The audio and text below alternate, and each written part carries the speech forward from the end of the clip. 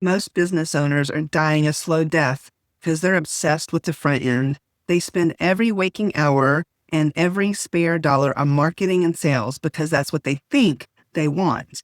But I'm here to tell you that that obsession is costing you a fortune. You work your tail off to get a client, you squeeze them into your funnel, and then the second that invoice is paid, you ghost them. You did not lose that client because they ghosted you. You lost them because you ghosted them first. Before we go any further, I want you to stop and request the Retention Made Simple Workbook. The link is below. You're going to need this in front of you to map out your 100-day plan, track your PLF touches, and calculate your true lifetime client value while we go through these trainings together. Retention is the quietest, most powerful growth lever in existence. If you spent just a tiny piece of your marketing budget to keep the people who've already said yes to you, you would not have to spend nearly as much on ads to find new ones. I built my business 100% by referrals. No ads, no cold calling, just systems fueled by gratitude. And because I've seen how much this transforms businesses' bottom lines, I fully systemized this process, and now I'm working with other businesses to help them do the exact same thing. We take the guesswork out of it so you can focus on your craft while your systems handle the connections. I've put together a compilation video of the absolute best Retention Made Simple trainings that I've shared over the last 3 years. You're getting the exact systems and trainings that we use for our paid clients who hire us for our done-for-you programs. Treat this information as if it were worth $100,000 or more, because it is. One client alone has paid me over $60,000 just because I didn't let them slip through the cracks. We are getting off the transactional hamster wheel. Here's what you can expect in this compilation video: the 100-day onboarding plan, how to own the loyalty window so your clients never want to leave, the PLF quarterly touch system for rotating personal, professional, and purposeful touches so you can stay top of mind without being a nuisance. Systemizing with heart, how to use Ninja CRM, Mailbox Power, and other tools like them to automate the handwork so you can show up for the hard work. Feedback mastery, why the bad and the ugly feedback is actually the key to your longest term relationships. And because I want you to win, I've included the full recording of my book, Retention Made Simple, at the end of this video as a master reference, so you have the entire foundation all in one place. If we haven't met yet, my name's Sam. Let's do this thing. I want to open this up and just share with you why I'm really excited about today's training, which is the Retention Advantage training.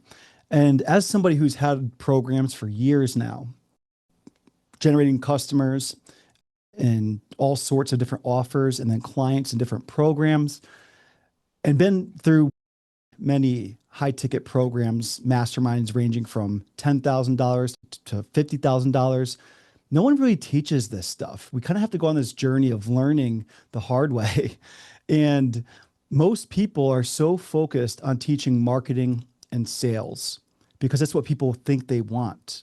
But what I've realized is it's costing them a lot of money, not knowing what we're going to be talking about today, which is not just getting customers, but turning those customers into relationships and connections that will stick with you for the long haul, send you testimonials, send you referrals, and it helps them get better results.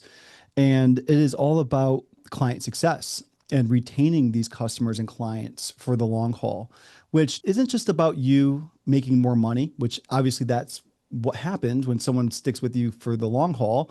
They'll continue to invest, they'll continue to renew, they'll upgrade to programs that you're creating based on what they're looking for.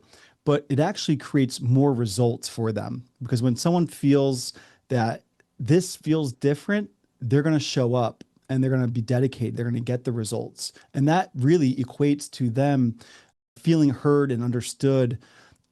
That allows them to stick with you. So anyway, I want to share with you guys before I introduce our guest expert today, one of the very many things that this person sends me. I got this in the mail and I thought this was so cool. And I'm getting gifts, not a ton of gifts, but every now and then I'm getting something in the mail, which is really exciting. And it's like just different. It's not just an email. It's not just something that I might miss. It's like I see it in my mailbox. I'm going to open it. And this was just a thank you note from Sam about joining the community and a workshop. And on the back, it just says, "We love referrals." and reminds people joining the community that you can actually earn from these referrals. So that's one of the biggest benefits I believe to client success is making them feel appreciated through gratitude. And a lot of people don't. A lot of people that you will invest in, that I know I've invested in over the years, just treat me like a number. And even if I don't show up, I don't hear from them ever again. So I think by doing these things, they feel appreciated and they're going to continue not only to show up and get results, but stick with you. So without further ado, today we're going to be talking a lot about this conversation of not just how to get customers, but turn them to loyal, raving fans that stick with you for the long haul. So introduce to you, Sam Morrison Wilson. Thank you so much for being a part of this and sharing your My hands expertise are so with sweaty, everybody. y'all. And Heinz, I see you here. I know you commented it's very late where you're at, so I'm glad you're here. Thanks for making it. And here's what I just want you to think about as we start. Think about who your ideal client is and what your offer is. And if you're selling a $1,000 offer or a $10 offer or a $20,000 offer, the value of the offer does not matter. But I want you to know how much that client's worth to you. So maybe, Doug, you're selling the academy for 10 grand, right? And then as someone progresses and then you have something more or they extend. I have a client that's been with me with my admin company since the very beginning. He was actually my first paying client. And when I think about him, we're actually really good friends now as well. And we were friends before, but he pays me $800 a month. I did the math last night. That's almost $60,000 he's paid me. I say, I don't do high ticket. Oh, but I do. It's just a different version, right? And so what I want you to consider is when you're spending all this time and energy on marketing and getting people into your program, that if you do not have a structured system that will allow you to show appropriate appreciation, you're not going to do it. You're just not. And it's not because you don't care. It's not because you don't want to. It's because you are so busy top of funnel. I actually did a funny video on Instagram this last week, and it was supposed to be funny. But then after it was funny, I actually sped it up by accident in the program. So it made me sound like a little chipmunks, which made it even funnier. But what it was like, you imagine top of funnel. Everybody in marketing knows top of funnel, middle of funnel, bottom of funnel. What happens when you have something come out of the bottom of the funnel? It's a client, and you're like, oh, I'm going to love him and squeeze him and hold him and make him my very own. And I show him all the love and appreciation. And I'm like, oh my gosh, I got a client. Great. And then client number 2 comes around and you're like showing them a little bit of attention, and client 1's over here. And then by the time you get client 5 or 6 or 7, client 1 hasn't heard from you in forever. And so people say, my clients ghosted me. No, they didn't. You ghosted them. You ghosted them. And I was talking to Samantha about my funnel on my website, and she asked me about my origin story. But I just want to tell y'all, there's certain things that you can learn to do, and I believe everybody here can learn to do what I'm teaching. And it's so easy to do once you figure out the process. But this is actually something that just comes very natural to me. It's, I was trying to think of, when did I learn it? I've just always understood that if I did a good job and I showed appreciation, that people would stay with me longer and they would actually spread the word. My grandmother in the 1970s in Arlington, Texas, worked for a company called Appreciation Inc., where she actually did appreciation for realtors to send out handwritten cards to the clients who bought and sold homes for the realtors. So this is just like in my DNA.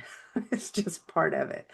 And I believe it's something that truly anybody can learn, but there has to be a system. There has to be a process so that as a busy business owner, you get a new client and XYZ is going to happen and you can set it and forget it almost. There's a few touch points that you would need to actually step in on. But I'm telling you, it does not have to take a ton of tech. You can literally use a calendar and a Google sheet or an Excel sheet if you want, or you can automate, but it doesn't have to take a ton of tech, time, or money. The onboarding process that I use for my admin clients when they first onboard, it's 90 days. There's 5 different touch points, and it cost me a total of $20 to do, maybe 22. And they're paying me $500 to $800 a month, sometimes for 6 years at a time. This is probably the most important thing. If you have an appropriate onboarding process that builds in the touch points that you know you're going to make, and it builds the expectations for your clients, that's critical, because if you don't help them set expectations, they are going to set their own and you're not going to know what they are. So setting the expectations and having an onboarding process is the most important thing. It's not hard. You just have to decide you're going to do it. And I always say things aren't hard. And then somebody will say, well, it's not hard because you do it all the time. And so if you could do one thing, and you don't do the cards or the gifts or anything, I would highly suggest, and this is scary. I shared it with somebody and they're like, oh my gosh, but then I have to be receptive to feedback. Yeah, you do. At my onboarding that I do at day 45, they get a form through my CRM at this point, but you can just use a Google form asking for feedback. How are we doing? What are we doing great? And what could we do better? Doing that one thing and being willing to make adjustments as needed, that will help them stay longer. Because if you can address the issue on the front end, you're able to fix it. I'd like to share, validate a lot of what Sam is saying and admit like where I've fallen short. My first experience with a mentor that really changed everything for me. I felt like the only time I heard from that person was when it was time to renew and re-up. And we became really close friends. I moved to San Diego to be in his world and be around his mastermind and his people. And it was tough because for me, the expectation wasn't set. And it almost felt early on like we were like really good friends. And we crossed that relationship where then it became almost nothing, no communication. And the only time would be, hey, let's jump on a call. Hey, let's go out for a meal. And every time I was trained to know that when that happens, he's going to ask for more money, even though I've gotten amazing results and would have loved to stay. Even to this day, he invites me Yeah. back, and I have this, my own stuff that I just can't go back. Yeah. So And I I, have a yeah, personal story that's very similar to that. And this is just a funny little thing, but my daughter's 33 now. And my grandfather, we called him Pop. And I would have my daughter send him, like, color him a little picture and send it to him in the mail. And he would call me and say, hey, I got Sarah's picture. Thank you. It's really nice. How much is this going to cost me? And when you start sending things to people and then you're asking for something in return, they will know that really quickly. And so it has to be genuine. It does not have to cost a lot, but it has to be genuine. And it has to do something to help make their life better, not yours. I didn't bring it with me to the office, but I have a pen that my client that's been with me the whole time, and most of our clients, if I can get them to 100 days with me successfully, and we've actually been able to do what we said we were going to do and show some appropriate appreciation, people don't leave us. I have people that have been with us with my admin company for 3, 4, 5, 6 years. But he actually gave me some pens for admin day a couple of years ago. And it doesn't say Coach Dale on it. It says your admin ninja. It has my name on it. And every time I use that pen, I think of him because I know he thought of me. And so when you're doing appreciation things, another tip would be do not put your name on it. It's not about you, it's about them. Especially if you're connecting with small business owners, mom and pop places or people like us that are coaches and online, we don't have necessarily the budget to be able to do our own swag. It's getting a little bit better now because you can have some one-off things done. But a lot of times we're so busy taking care of our clients, we don't even think about it unless it's for a marketing thing. And so to get a pen that's purple and glittery, which I love glitter and I love purple, with my business name on it, that's an amazing thing to give, right? And so I believe that we work so hard to get clients. We love what we do. We're passionate, right? And we show up in a way that gets them to come in. People are talking about marketing and how to grow your client list and how to get people in. But I tell you, you would be hard pressed to find anybody other than me talking about how to keep them longer and get more referrals. There is a gentleman, though, named Joey Coleman that wrote a book several years ago called How to Never Lose a Customer Again. It's a very good book. And when I read it, I was like, oh my gosh, I've been doing the Joey Coleman before Joey Coleman. Like he Oh, wrote not yet. out I've seen everything him in I a minute. did. And but very few people are teaching this. And I would love to know what some questions are on retention. But before we do that, I do want to ask, I forgot to do this when we first started because my hands were sweating. I was so nervous. I would really love for anybody that's here and you're watching, I would like for you just to put one thing you're thankful for in the chat because I believe that gratitude is the powerhouse of creating any life or business that you love at all. And when you can focus on the good in the world and in your life, even in the chaos, that's when you're powerful. And thank you, Sandra. I see it. Tracy, I see it. Alexander, your daughter, being friends. Aw. Thank you, Samantha. And your mom, parents. Yeah. And so not one of you have said your business. You've all said something about somebody in your life, a family member, a pet, a relationship. I want you to remember that when you work your hiney off all day, every day, and you're about to die because you work so hard and you haven't even taken time for yourself. I just want you to remember that. And when you operate from a place of humanity and you start treating your clients as if they're humans, because they are, it'll just land differently. Think about this. All these mamas that just had their kids go back to school or started school for the first time. Think about this. Everybody's posting the back to school pictures and one of your friends has this baby that's never been to kindergarten at all. And you send her a message and say, hey, I see you. I saw your picture. I saw that. How are you? That's a humanity thing. It's not about having to get something in the mail all the time. It's about human connection. And there's so many little things we can do. Doug, do you have any questions? Where do you want me to go with this? Yeah, Because I can go so many I different know. directions.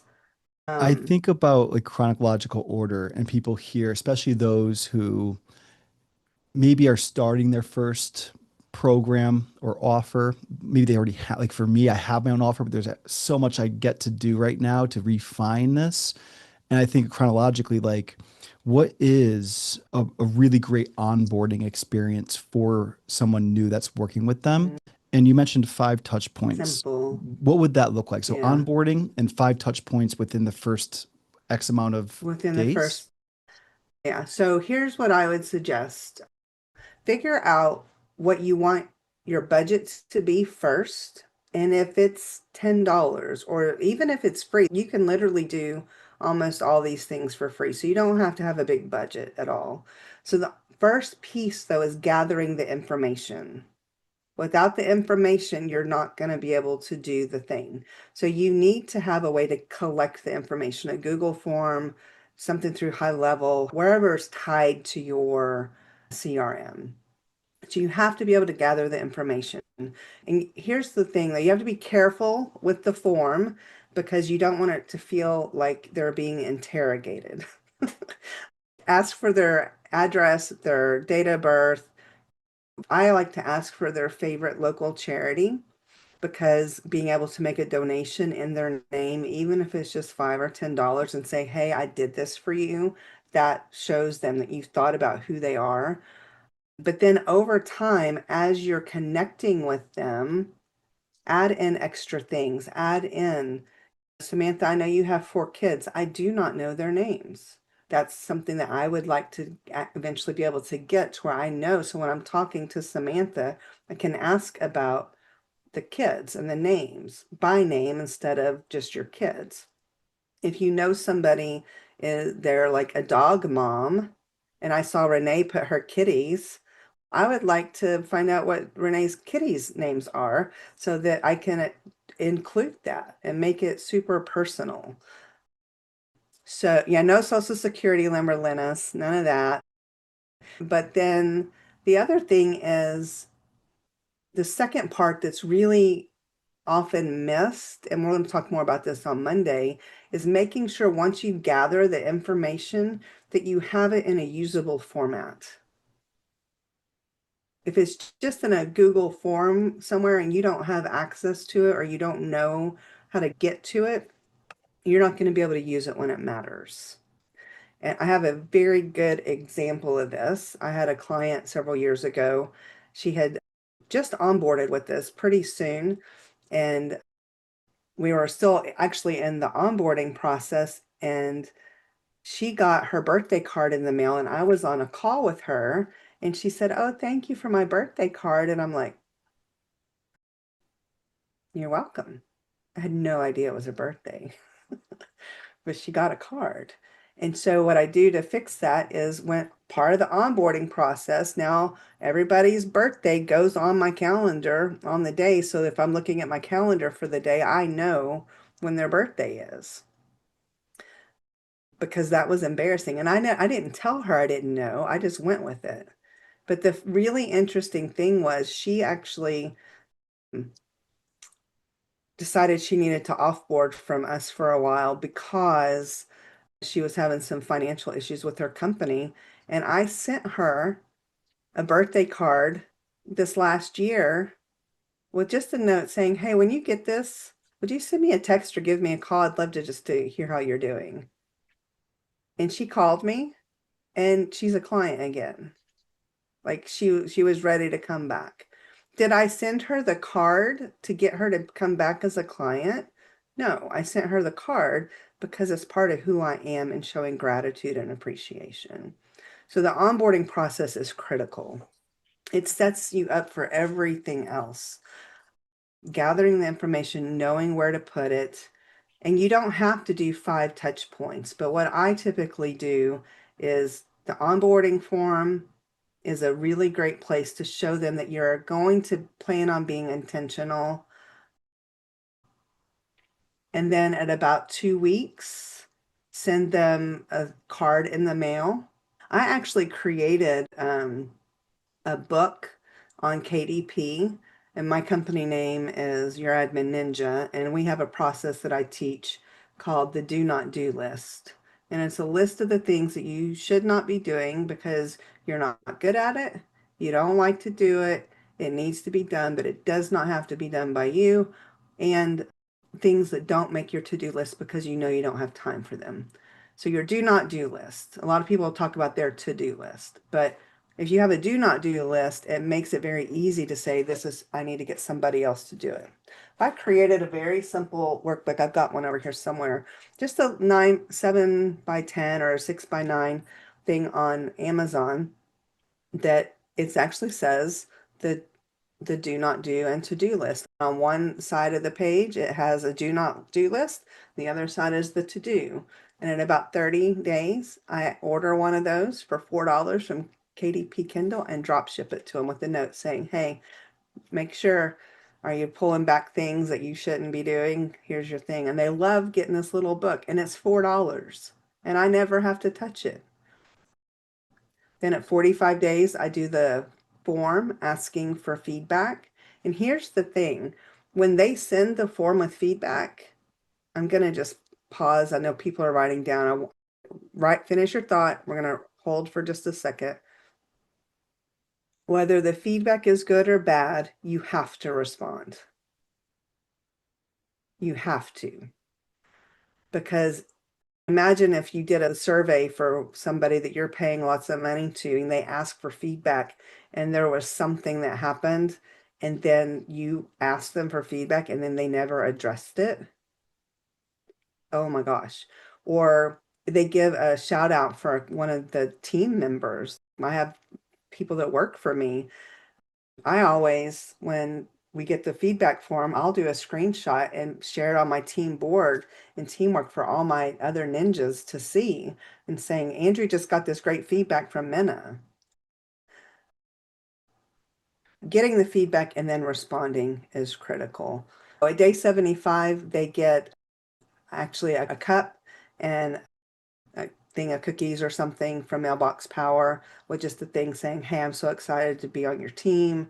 And at day 90, they get an email to schedule a call, a check-in call outside of the scope of the work, just for feedback, just a touch point, just saying, hey, I want to know how things are going. What can we do better? And it's outside of the scope of the work. And the reason I do that is because the way my admin company is set up now is I don't talk to all the clients. We have about 30 clients. There's only 4 I work with.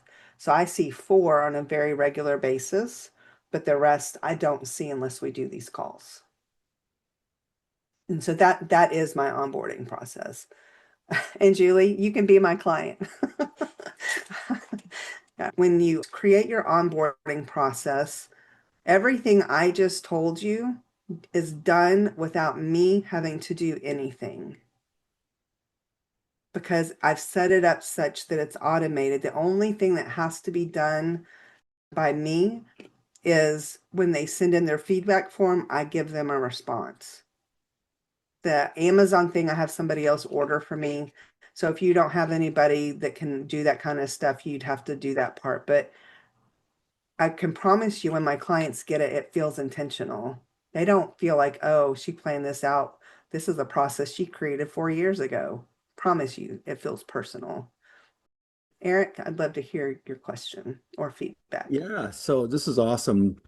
Are you doing this for people that just come into a community, or are you doing this for people that join a program at a certain level? I'm just curious when you're doing this for your people. So what I've been doing it, that's a great question. So what I've been doing it for mostly has been for my admin clients. Whenever they come in, that this is my own onboarding that I do for me personally for my admin clients. But we do it for our clients as well. We set up an onboarding process for our clients to use for their clients, which is very different than mine. I'll tell you, my husband has just started as a process server. Now, he'd been a process server for years back in the early 2000s, and he started his own business.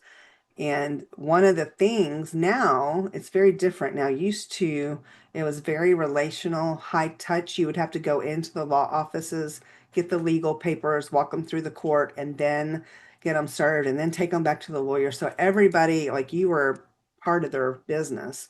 Now everything can be done digitally. Like literally, you could email me papers, I could print them off, get him to serve them, and send them back to you. And so there's not that human connection. So how are we going to get repeat business? I'll tell you how. When he gets a new client that sends him a job, we have an onboarding process where they get moved over. And in Mailbox Power, the program I use, you can do postcards. You just pay the postage. You don't have to pay for them. And I have them put on a thing to where they're going to get one over the course of a year, they're going to get 8 different postcards from him automatically. We never have to think about it. And with funny things and silly things, and not, hey, give me business, but just we've created some fun stuff. And already in the 8 months, we have almost as much recurring business for him as we do new business every month, which is really important because the recurring, think about it, if as a business owner if you have to start at 0 again every month, and that's basically what he has to do. And for a lot of service-based people, that's what they have to do. They start over at 0 every month. And what he used to do back in the day was there's a place in Lake Worth, Texas called Ginger Brown's, and a home cooking place, and they made the best cinnamon rolls. Oh my gosh. Yes, there'll be a replay. We'll make sure you get it. And so what he did was any law office that gave him $500 of business, that they would get a dozen ginger brown cinnamon rolls. And everybody was fighting for the cinnamon rolls. He's like, too bad we don't have a cinnamon roll place now. And I'm like, but we can do something like crumble cookies, or there's all kinds of things. And so finding out what motivates your people and treat them like a human. But the onboarding process is everything.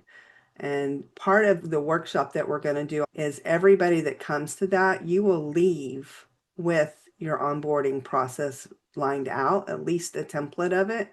And the next part of the process is something I call the quarterly touch program. So they start off on their onboarding. Once they're done with that, they move in to a quarterly touch program, and you decide what those things are going to be. And literally, y'all, I do this and it feel like my people feel like it's so on purpose just for them, but I plan it out the year in advance. Like literally. And you can still customize it and make it special for them, because you gather the data on the onboarding form. And so one of the things is you have the data. So if you're sending something to a group of people for the holidays and you find out somebody is Jewish, please don't send them a Christmas card. And so there's still, you customize it a little bit, or you go in and you find out Renee has kitty cats. If I'm sending her something in the mail and I have a bunch of random little stickers and stuff that I have, I would put like a little kitty cat one in or something. Just make it to where they know you thought of them. If you come to the workshop, you will leave with an onboarding process and a quarterly touch program to allow you to be able to do what I do. A lot of times people do a workshop and they're going to sell you do some pitch at the end. There is going to be a pitch, and I'll tell you what it is right now. Number one, I've given you everything you need to do this on your own. You do not need me. Go do it. Number two, you want to do it, but you do not have the bandwidth to do it. Then we can schedule a call and see if it's a good fit. It's go do it. Please do the thing. If you need help, let me know. I want people to understand most is that the onboarding is everything. If you spent a tiny percent of the budget you have on marketing towards retention, you would not have to spend as much on marketing. 100% of my business from my admin company has come from referrals. I started out with 2 people. The first client, Dale, Coach Dale, and another lady named Deborah, and 100% of businesses come from referrals, and all the people that work for me have come from referrals too. So this isn't just a pie in the sky kind of thing. This is literally, I'm showing y'all exactly what I do. Samantha. I just Hey, want yep, to Bob. I just want to validate what you're teaching because I had somebody teach me this back in 2018. And for 7 years in my finance business that I just left last year, I never lost a client except for 2 that were not the right fit. I never should have made clients in the first place because somebody taught me that the little things matter when I onboard them. Even from the first time I talked to them in messages before interviewing them or offering financial services, I'd go to their Facebook page and find something about them that I could bring up that no one else would bring up in that type of situation. And they would be like, wow, like, how did you know that? Like they told me, it's like saying somebody's name when their name badge is on and they don't even think about it. So I love that you're teaching this and also systemizing it. It's not something I've done, systemizing.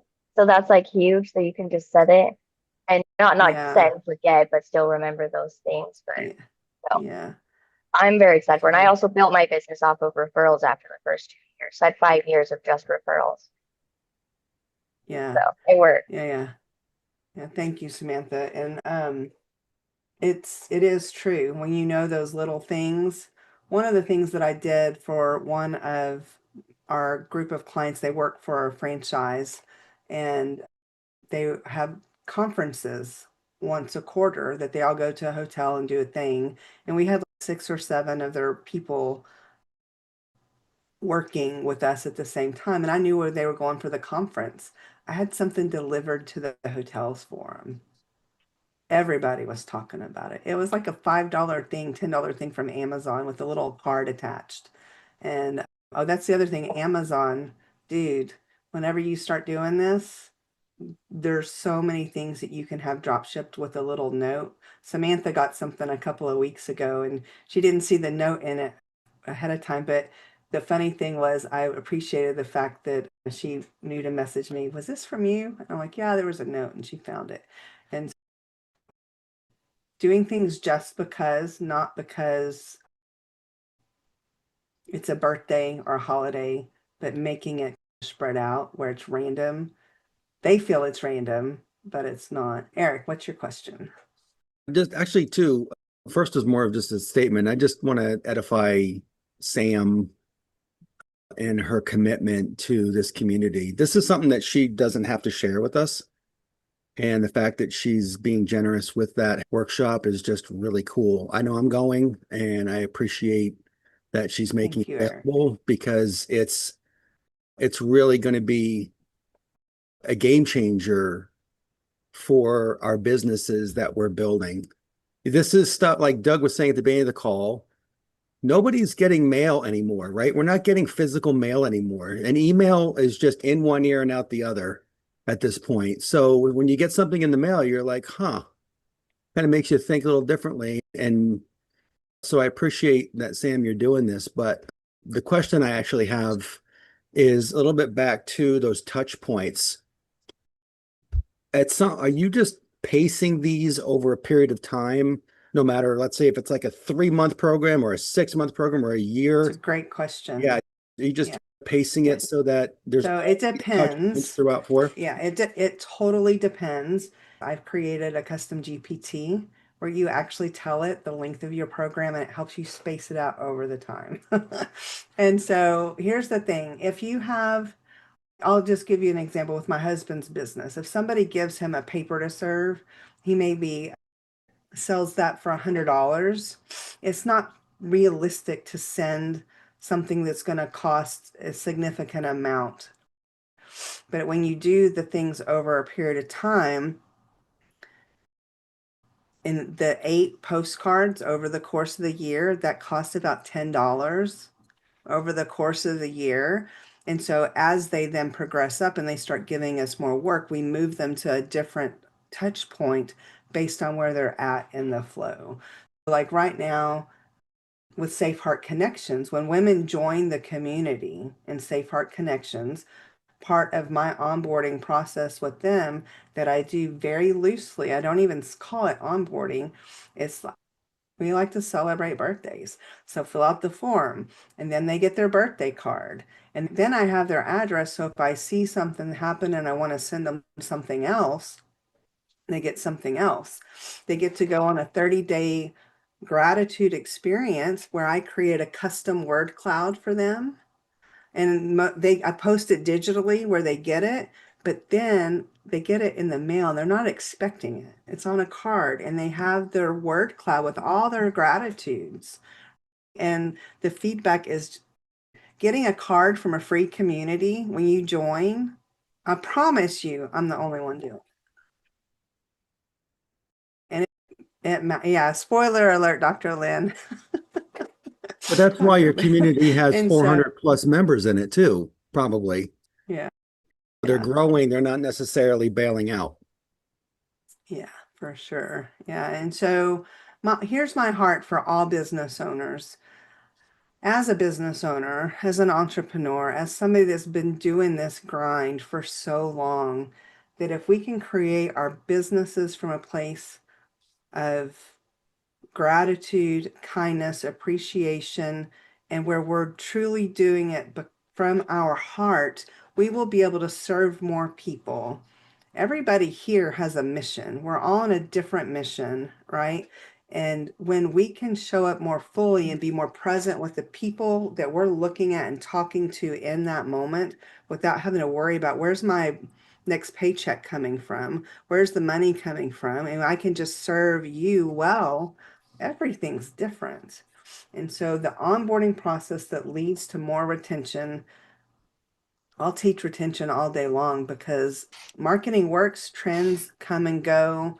But once you get somebody that says yes, if you can get them to continue to say yes, that's when your business is going to be able to be sustainable and to outlive you, where you'd actually have something to pass on.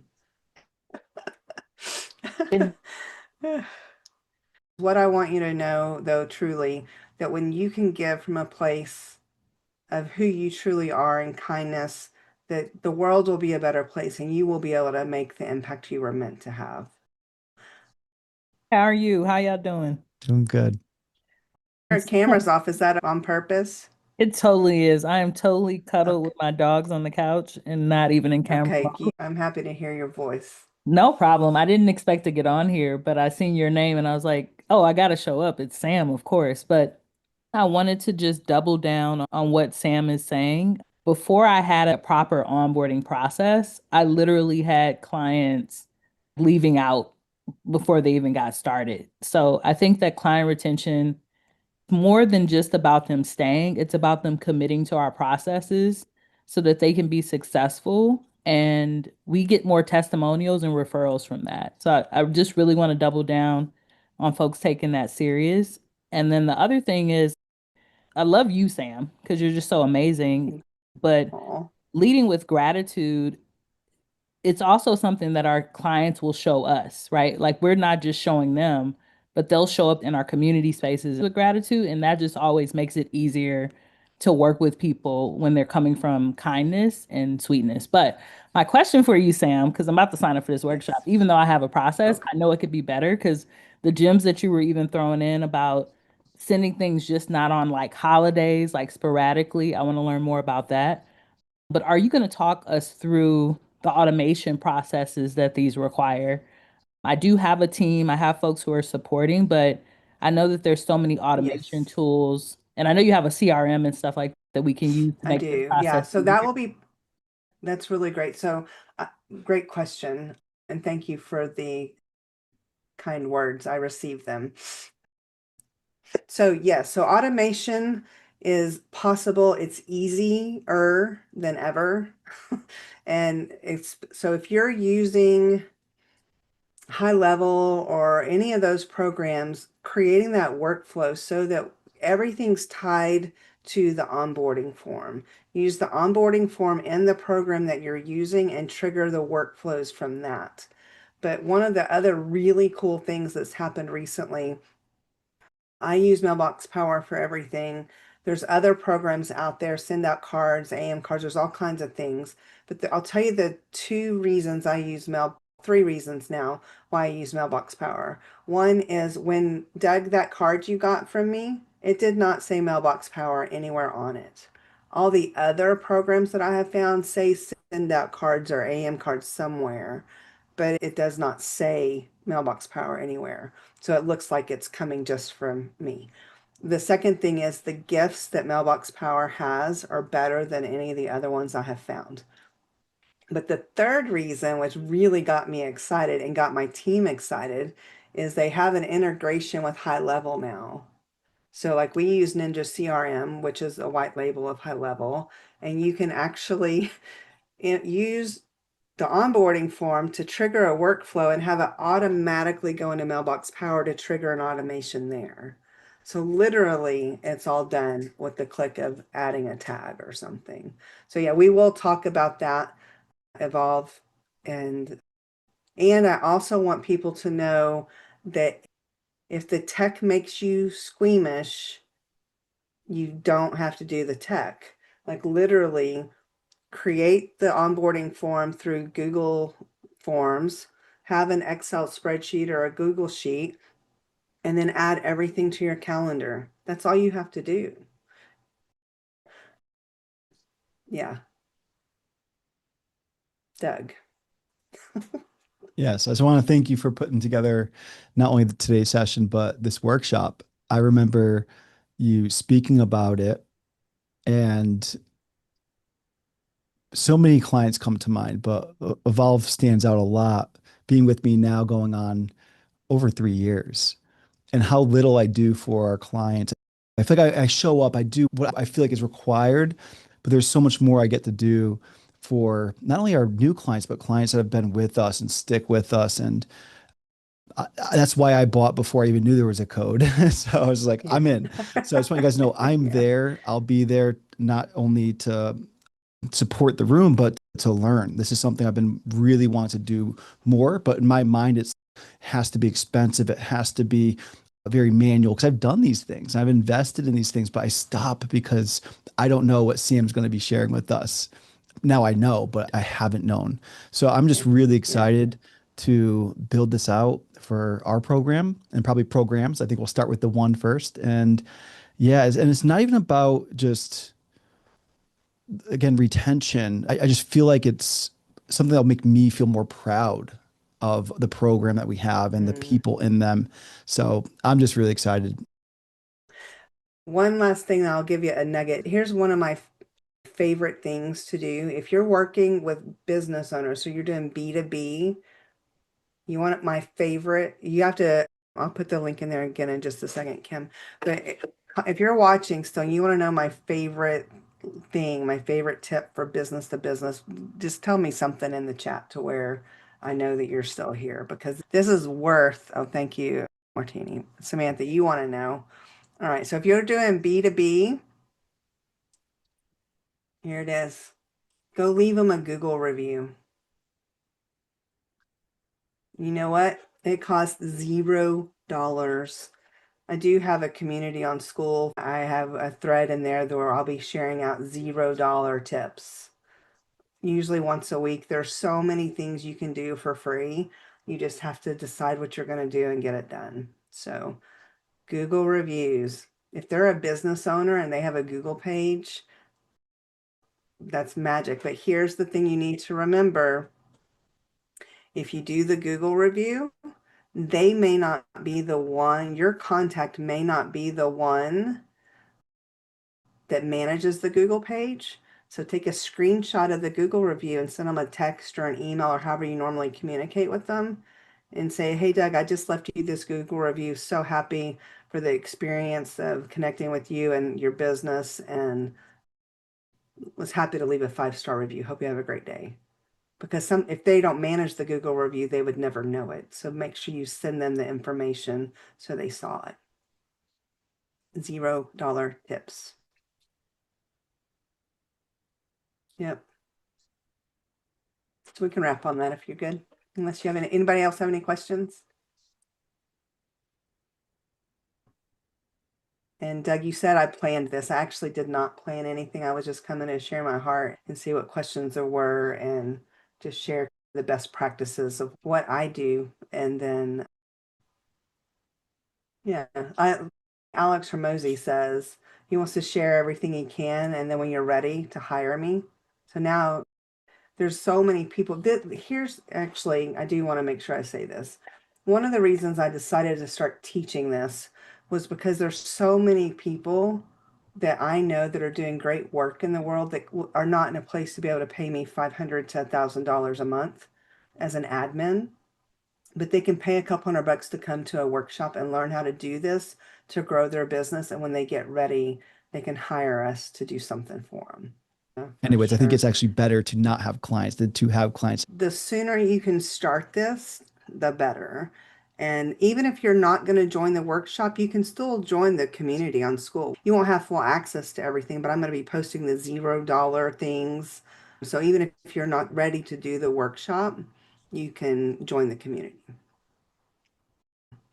And yeah, so people say, Sandra, because you're still on my screen, you hire me to help you with implementing your appreciation program because we do this part of what we do. And then I show you such great appreciation and you love what we do for you. And you know that I make you feel like a human and not just a dollar sign. guess what's going to happen? You're naturally, without me even asking, going to say, oh my gosh, you have to know about Sam. And so you can set that up for you as well. That's what I want, for y'all to set up programs and processes so that not only do they get the results that they were supposed to get, but they naturally want to refer you. So Doug, you have to know, you being willing to do this and to allow me to come in and speak to your people. I know I do try and participate as best I can, but the way you have built this community to be such a supportive place and a safe place to come ask questions and to be real. When we were talking about doing this, I was like, oh my gosh, Doug, the fact that you trust me to do this and to show up and to provide value and to do this, that means the world to me. So Thank you, and very welcome. And it's because you do show up and add so much value. And now we just get to do it in a more, I don't know the word, actual way. Like this is, so I'm really excited for this. And I'd love to ask, what can we do right now that might make implementation more fluid? Is there anything I can do to start brainstorming ideas? yeah, I would say just start thinking about what you want your clients to feel like when they work with you. Not just the result. Yes, you want them to have the transformation of whatever you're promising, right? Whatever you're selling or the service that you're providing, that you're wanting them to get what they're paying for. But what do you want them to feel when they think about you? Because it's a famous quote, they're not going to remember what you said, but they will remember how you made them feel. I feel like I was being spoken to. Okay. The whole the short story about if you feel like your clients have ghosted you, maybe it's that you're Oh, ghosting them. Like that hit. And I know that's not necessarily true. But I do know there's truth to it and there's improvement to be made. Like that was yeah. for me personally, I think that landed Okay. heavy. Okay. Good. Yeah, yeah. So I did a video yesterday about that as well. All right, Evolve, last one. Let's see you put your hand up. Yeah, Sam, I was just gonna say, I think what stood out for me was when you talked about the client that's been with you for 8 years, and that you spent $60,000. $60,000 and how you thought you didn't have a high ticket business, but you do. Mhm. I thought that was like it was a cool joke. It was humorous, but it also made me understand, oh, this is about client retention. And I think that you having that in the messaging Okay. probably would be Yeah. something that would bring more people in to understand what you're doing Thank as you. well. Y'all, I have to show you this. This was not on my agenda. And only a few of you have seen it. Team, you actually don't wait just yet because I don't think y'all know about this. I went to my dad's house yesterday. It's Monty's birthday, my husband. And I got there and my dad asked me and said, hey, did you know about Granny Iris's company, Client Relations? And I said, yeah, but I thought you told me it was called Appreciation 8. He found and gave me their actual book yesterday. He found it and it has all their information, literally the processes, Client Relations Inc., more than just advertising. It was a 3-year after the sale program for realtors to be able to show appreciation to their client through cards. And my grandmother literally would handwrite the cards, the envelopes, everything. This is data from 1975. The whole thing, the envelopes, the stamps, y'all, were 10 cents. And it says Mr. and Mrs. Happy Policyholder 123 Referral Drive in my grandmother's handwriting. But the thing that I cannot make up, that like I was in tears yesterday, she taught Thanksgiving cards. She taught Thanksgiving cards instead of Christmas cards, which is what I teach. I don't know. I don't know if you believe in God or not, but I'm just saying God had a word to share with me. And I needed it in such a big way. That's such a big way. And so that was not on the agenda for today. All right. Retention made simple. Loyalty that increases revenue. You'll notice I did not say client revenue because, or client loyalty. It's because this program can literally be used to improve your retention for your clients, your team, your referral partners. if you have affiliates, anybody that you want to show appreciation to keep them with you longer and get more business and some more relational type things from them. So if I've had people say, why didn't you say clients? It's not just for clients. I use this with my team as well. And so this is who I am, Sam Morrison Wilson. And I'm going to tell you a little bit more about me as we go. I already asked you, but for those of you that just got here, I would like to ask you to share in the chat one thing you're grateful for today. And I already shared mine, being my team, but I'm also very thankful for my husband. And today's his birthday. He's not here, he's at home, but today's his birthday. And because of the life we've been able to create one choice at a time, really know that I'm better. And so I'm really thankful for him. And so go ahead and put in the chat some things that you're grateful for. I'm going to see if I can pull it up to where I can see it. Yeah. That you're going to be announcing that you're doing a success person. That's cool.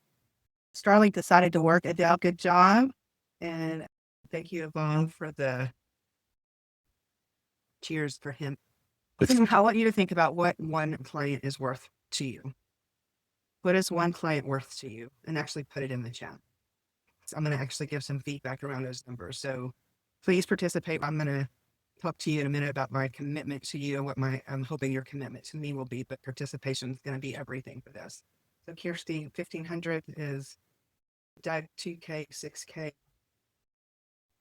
Even free clients are priceless. Yes, Dr. Lee, it's amazing.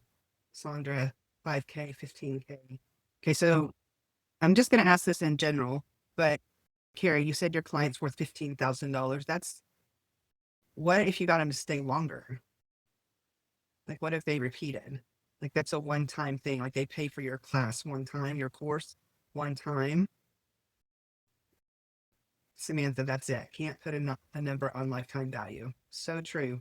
And so as we talk about this today, what I want you to think of is, yes, you have the offer that you're selling, the price that you're selling, but that is not what your client is worth to you. Whenever you think about the retention piece, getting them to come back, getting them to refer you, that is when you really start to think about what your client value is.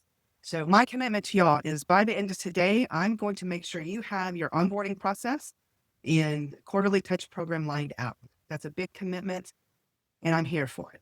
And so we're going to be going through the process. There's going to be some steps of participation where you're going to answer some questions. I want you to know that I am here to give you everything that you need to be able to do what I'm about to teach you. This is not going to be time where you just take notes and think, oh, this is cute, I might do it. You're going to have what you need to be able to do this process. I want you to get what you came for, which is to learn how to improve the retention, keep your clients longer, and get more referrals. So your commitment to me, I'd like you to make sure I put me in the chat if you're going to be committed to participating and doing the work.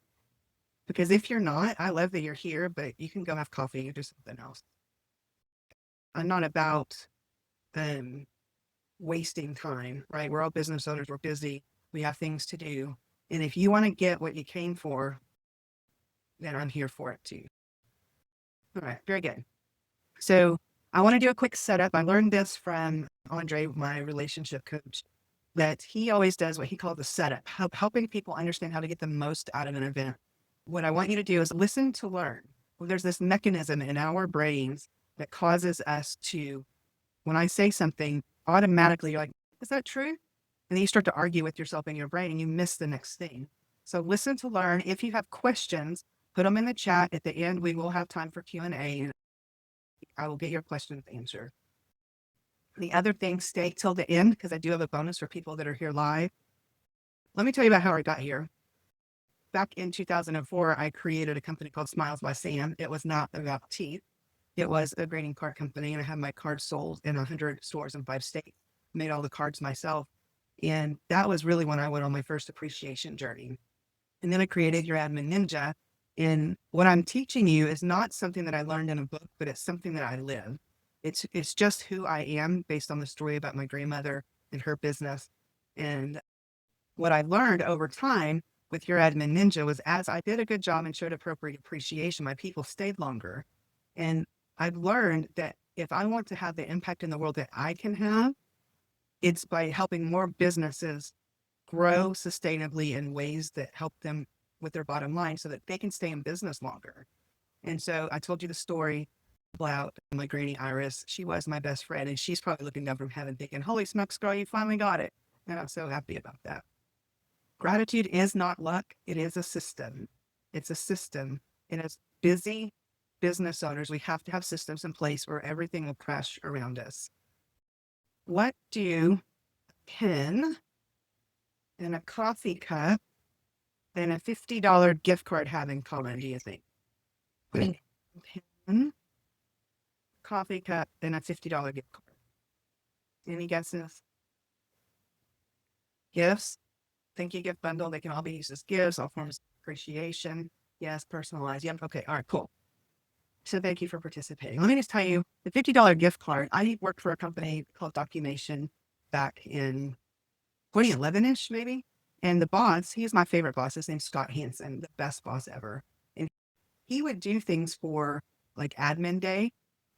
But he found out that if he gave us cash or a bonus on our check for more than $50, we had to pay taxes on it.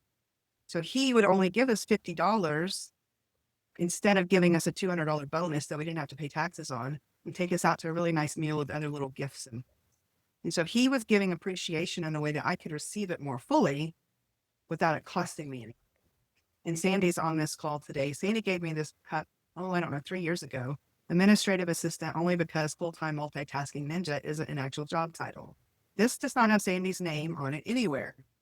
But every time I use it or see it, I think of her. This pen, it's a sparkly purple pen. My client Dale gave me a bunch of these a few years ago, and it has your admin ninja on the pen, not his. And every time I use it, I think of him. So what happens is the appreciation you're going to be showing, it's really important to remember it's about them, not you. It's about them, not you. And so I got another question for you. Why is it important that you're here today? Why is it important that you're here to learn how to do this thing, to show appreciation, keep your clients longer, get more referrals? Put it in the chat. Why is it important? Showcases that you care about your business and clients. Yes, Sandy. And I need clients for my business to survive. Yes, to learn how to keep your clients' financial freedom, to improve to get clients results. Yes, to grow and learn. Yeah. So here's what I want to propose to you. All those answers are correct, but I believe it's important that you're here for all those reasons, but for you to have the impact that you're meant to have, your business has to be strong and sustainable long-term. For those of you that watched the Alex Ramosi event, he said 82% businesses fail or stop, not because of any other reason, but because of cash flow. I want you to have the impact that you were meant to have. And when you are able to do what I'm going to show you, I believe your odds increase significantly. I will say that the results I'm going to be showing you are my results. It's what's worked for me. And as Alex also said, most people do nothing, and I can't guarantee results. I cannot guarantee results because most people do nothing. But what I'm showing you is real and it works. So we're about to get into it, but I want to address the sunflower in the room. And one of the things I'm highly aware of as business owners and entrepreneurs is that most of us deal with mental anxiety type things, depression. We feel alone because a lot of times we are, especially if we don't have community. And so for some mental awareness, I decided that part of why I do what I do is to help business owners succeed better, to make their businesses long-term sustainable, also to build a community around that, because we are stronger together. And one of my friends several years ago, she actually lost her battle with mental illness and committed suicide. And so I chose the sunflower as part of our brand as a reminder that every time I share this information, my goal is to help a business owner, an entrepreneur, somebody that could be dealing with truly a life-threatening thing, that just to be seen and to know that they're not alone, that it can make a difference in the world. When you see the sunflower, I've got one behind me here. I bought a big one at the metal art thing. So every time I'm on Zoom, I see the sunflower behind me because I want to remember why I'm doing what I'm doing. All right, I want you to look at this question. So here's the question that we're going to ask is, think of a time when you felt truly appreciated as a client. When you were on the receiving end, not you giving it to somebody, but on what made that special, what made it unforgettable. Think of a time when you felt truly appreciated as a client, not what you did for one of your clients, but somebody you paid money to, and it could be a doctor's office, it could be literally anything. It could be a business situation, it could be a family situation, whatever. I want you to think about when you felt truly appreciated and what made that unforgettable. I'm going to have 3 of you come up and share what your biggest takeaway was and what was unforgettable about it. And Doug, you'll go first, and then Bob, and then we'll have time for 3. Cool. I was with Carrie. And thank you for sharing, Carrie. It was very awesome. And one of the things she shared was going on a trip with her mom to Belfast and going to like a budget hotel or a lodge. And with that, like expectations not being like what a 5-star experience would be, but it felt like a 5-star experience, especially when the expectations weren't set as a high thing to do. But I wrote down a few words. And one of the things I wrote down was the woman who greeted them was warm, welcoming, interested, and very engaged. And like from the get-go, complimented, made them laugh, brought joy. So a very good, strong first impression. And then even with requests that they normally wouldn't have done outside of scope, there was a request and the person more than over-delivered to make them feel special and appreciated. So those were some of the big highlights. And yeah, I think Cool. what comes to mind for business is even in a lower ticket experience, if we can make it feel like a premium experience in a different way, not just make it feel like, hey, yeah, like we do all these things, but is it personalized? Is it special to them? Yeah. Yeah, very good. Hey, Carrie, did Doug communicate what you said effectively? Yeah, perfect. Yeah. Any one quick thing about what he said? Don't go into all, just like was there one word or one thought for you? He was unexpectedly appreciated for his ability to, here's my interpretation, to take some of his training and turn it and personalize it and then deliver it in his way. And that was appreciated and it produced results. So it boosted him. Yeah, But it was, yeah. Thank you, Carrie. All right, Yvonne. I was in the space with Dr. Lynn Joe, aka Dr. King, because we realized we got King in common. Okay.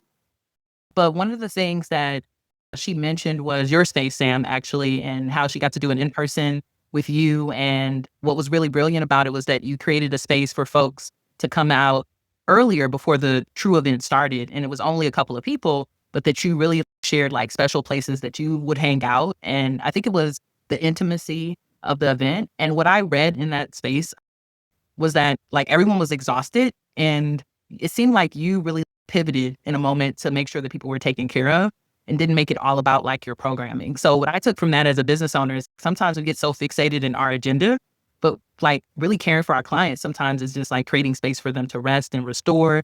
She even mentioned the time where y'all spent in the jacuzzi, which I thought was beautiful, but it was like simple things. And the funny thing about it was like she kept saying, I can't really think of the words, it's more of a feeling.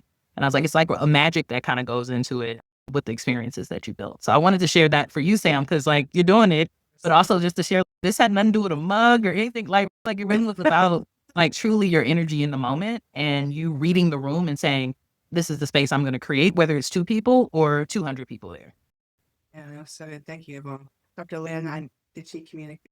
Did the King there? Did Absolutely. Yeah. Absolutely. All right, very good. Yeah, thank you. So the thing is about that in particular, yes, there was only 2 people and I did have a whole agenda lined out. We were going to do some goal setting and they were both exhausted. So I took them to the spa at the Omni Hotel instead. And we hung out there and it was amazing. And then we did the goal setting when we got back to the Airbnb. It's still about that. But thank you. Thank you, Dr. Lynn. All right, Alexa, before you share, I want to just say that really quick. I actually gave away 3 scholarships to people to come. And a lot of times people say, when you give a scholarship, people don't show up, they don't participate. Alexa is one of the people that got a scholarship. Adele got a scholarship and Lizzie got a scholarship and all 3 of them are here participating. So I want to say thank you for participating and showing up, because you remind me why I do the scholarship. So Alexa, I would like for you to share. I don't know who your partner was, but share what you learned in the room. Interestingly, my partner was Adele.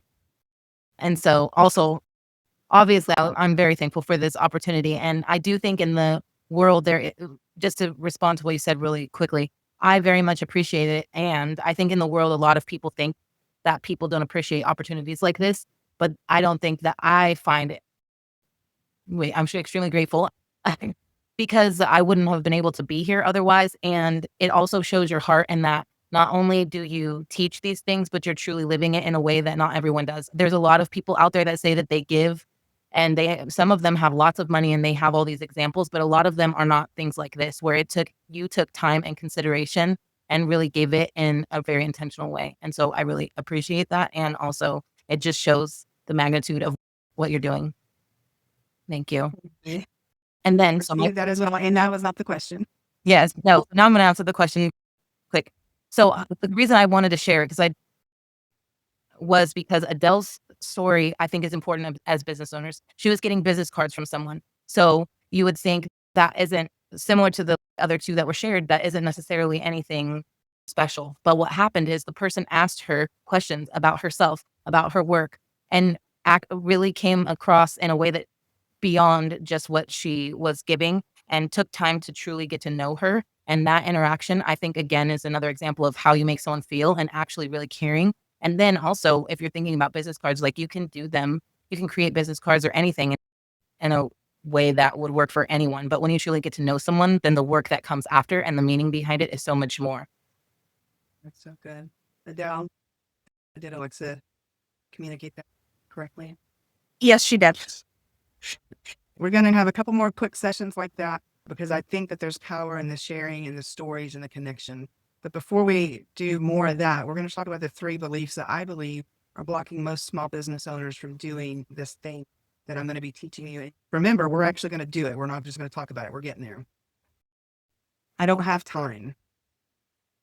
I'm not techie enough, and it'll cost too much. By the end of today, I'm going to show you for sure that the truth is that it can only take moments, and you can do simple low-tech tools that work as well. And the impact does not equal expense. But there's some very easy to do things that literally can cost you $0. In the school community, there's going to be a tab where once a week or so, I'm going to share some $0 option. So if you think it's a money issue, it's not. I believe that the limiting belief around the money issue is really the idea that you just think that you have to do something big, and you don't. It can literally be a simple text message. One of my clients, his name is Dale, and he's about to go on a trip for 10 or 12 days with his wife. He does working trips a lot, but they don't take time together where he's going to disconnect and have an oh and actually mean it. And so I sent him something, and I actually sent it to his wife, who I'm friends with as well. I didn't send it to him. I sent it to her because I know her as well. And that's the reason I want to point this out. When you start to have clients and you know who they are and you know their family, when you do something that's going to impact them as a family, that is an elevated even more kind of thing. And I sent them some beef jerky and healthy protein bars for road trip snacks while they're driving and flying and stuff. And it was like $40 from Amazon delivered with a quick note. And I got the biggest thank you from her. And so remember, as we're starting to go through this and thinking about it, it's not just the person, and it's not the amount that you spend. It's the intentionality of the real connection and making them feel seen. And so there are so many ways that people can show appreciation without it costing any money. You felt valued without spending any money. How did that happen? When someone made you feel valued without spending any money. And there's lots of different ways. I'm not going to share examples with you. I want you to be creative. Think about the way you received it. And if you can't think of one that you received, I would want you to think about how you would want to receive. What would it look like for you? I want you thinking about receiving, not giving right now. Receiving. If you haven't already shared, raise your hand, share something that your partner shared of something that they received, appreciation that didn't cost any money. Oh gosh. All right. Very good. Professor, you want to go first? Yeah. Mustino's good. Okay. So Dr. Linjo shared, I think, a pretty powerful experience. I think we can all relate to this. Like a lot of times it isn't really about the gift, but it's about the attention and the consideration.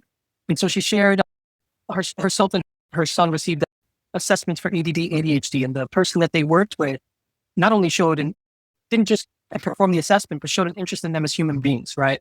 And ask questions and engage with them to know about their personal lives, all of the things that fall outside of just a clinical diagnostic. And then from there, built a relationship, right? She built a relationship with them where, like, in a moment of crisis, provided a free session and meeting where the assessment is a very expensive thing. To get a comprehensive testing and assessment is very expensive. And the providing of that extra attention, that extra time, and that extra consideration, and caring about her and her son as a human being, right, made it worth everything in the world. Because you weren't just another client, you weren't just another test, you were a full embodied human being. And the clinician showed that they cared. They really cared about her. And I think that, it's the humanity. The humanity. Treat your people and the people around you like they're human. Right. It's such a big deal. Dr. Lynn, did Justino get it correct? Yep. Very good. Very good. Sandy, I'm glad you raised your hand. Sandy, feel free to share. And I got to tell y'all, Sandy has been a dear friend of mine for several years. The company I owned before your admin ninja, we met because we were peers. We both owned publications. And she messaged me a year or so after I had closed the publication and started my admin company because she needed more Thanksgiving cards. Because she was one of the ones I was making Thanksgiving cards for. And I still make them for her. Yeah, she's got one of them right there. And she has been a prime example of giving generously just to build the connections and relationships and from her heart without expectation. And so it really means a lot to me that she's here. She's running a nonprofit now, and this can totally be used for your donors. So, Sandy, what did you learn from your partner?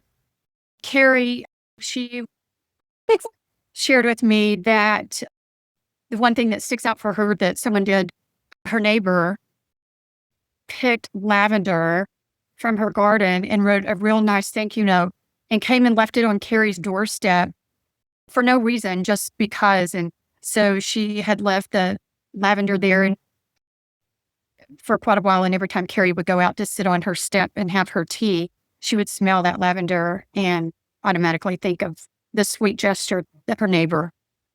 Yeah, that's so good. Carrie, And it didn't did you cost get that right? Yes, she did. That's amazing. It was lovely. Wow. That's a really great gift. It So was when I really was lovely. trying A to- lovely night. But one of the things we're going to talk about when we start working with the GPT in just a little bit is how do you want your clients to feel when they think about you?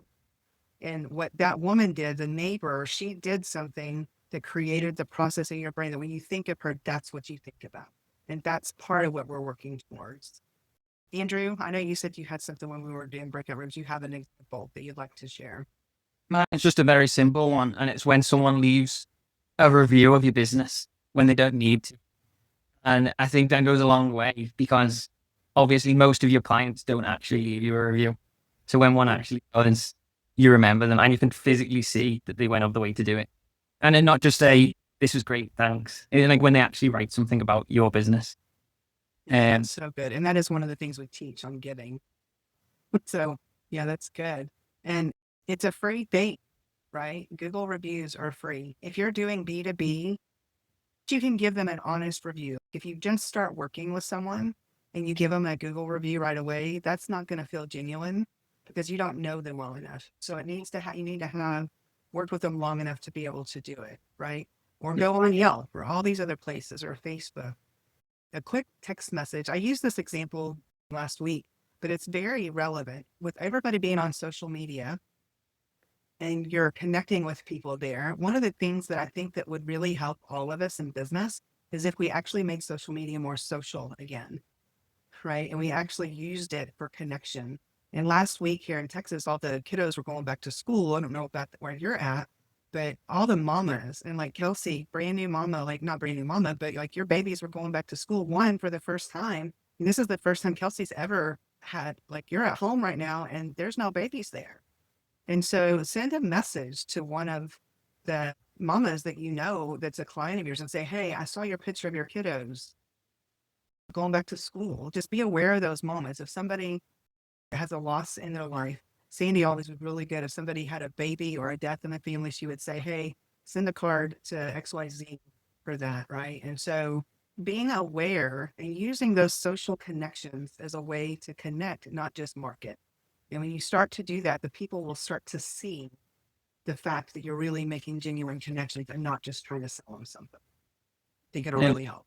Before you move on, just to add to that as well, another thing that really sticks with me is when people actually take time to ask about you and learn about you and remember you. So I'm currently selling a house, and the people I'm selling it with, they ask about my son, they remember about my son, and like just having that bit of extra connection on the client calls actually does go a long way. It does go a long way. Correct. Yeah, it's so true. And his son's name is Santiago. He used to just call him a little kid. I'm like, I need another name. All right. So the client that's paid me $60,000, not counting referrals, I got to tell you, for me as a business owner, most of you, when I asked you at the beginning what the client value was, you said 1,500 or 6,000 or whatever. But what if you could get your client value, lifetime value, to be $100,000? Because Dale and I are not done doing work, or he's still a client. He's not the only one. I have other clients that have been with me. I was thinking about while I was driving over to the office today, that when COVID happened, I onboarded a client during that time, and they have been with us ever since. And they pay me $375 a month to help with social media. And what's that been? 5 years? So 400. So like they paid me 30 or 40,000. So once you start showing appropriate appreciation along with doing a good job, you will be able to see your lifetime value going up. You would never ever ghost your own client, would you? And you have the top of funnel, you get them to come in, and at the bottom of the funnel, they pop out and you've got this new client you love on and take such good care of them. And then you have another one come out and then you start to love on that one. And by the time you get 6, 7, 8 clients in, you haven't talked to the first one in forever. I know I asked on the form when you join the school community, how many clients you have. There's a couple of you that have over 1,000. Do you talk to them on a regular basis? Do you reach out to them? If so, is it easy? Is it hard? I believe that ghosting our own clients is probably the biggest lever on our business that we can recreate, we can improve on by just showing up in appropriate ways while doing a good job. Having a system does not mean it cannot be personal. So one of the things that I do that we build in when you do your onboarding in your quarterly touch, you can actually make it so that you have everything in place. For some clients, they don't like a certain thing, so you're not going to send them that. So you would personalize it. Or maybe you don't want to do the same thing for all your clients. So you have your top 20% that pay you the most money, that have been with you longer. You can have tiers of like level A, level B, level C type clients to where you're able to customize it and make it better. Retention Made Simple will work for B2B, B2C, one-time, ongoing referral, partners, team, nonprofit donors. If you have a relationship with someone that you want to keep longer and build on the ability to get more referrals and keep them longer, it will work for that. I want you to read this sentence that's on the screen. And I really want you to take it to heart, because we are taught to spend money on marketing because that's how you get business. But I truly believe that if we just spent a small percent of the marketing budget on retention, you wouldn't need to spend so much money on marketing. And when you start to build based on this, it's a really interesting thing, because I'll tell you, your Admin Ninja has grown 100% on referrals. I've never spent money on ads. We don't even really have a social media presence, because first, this is going to be weird as I start onboarding clients this way. Like I might need to vet them a little bit, but as we start doing work for them, because everybody else has come from referrals. The most important thing that you can have, that you can do to improve your retention is onboarding properly. We're about to get to the ChatGPT, so make sure you have your GPT open, because this is where we're going to actually do the work. The onboarding form is critical. It's where you gather all the information. You're going to have a way to collect the information. A welcome video customized just to them using their name, a small gift that you mail, and the survey for feedback. A lot of people are nervous to do a survey for feedback because they don't want the feedback.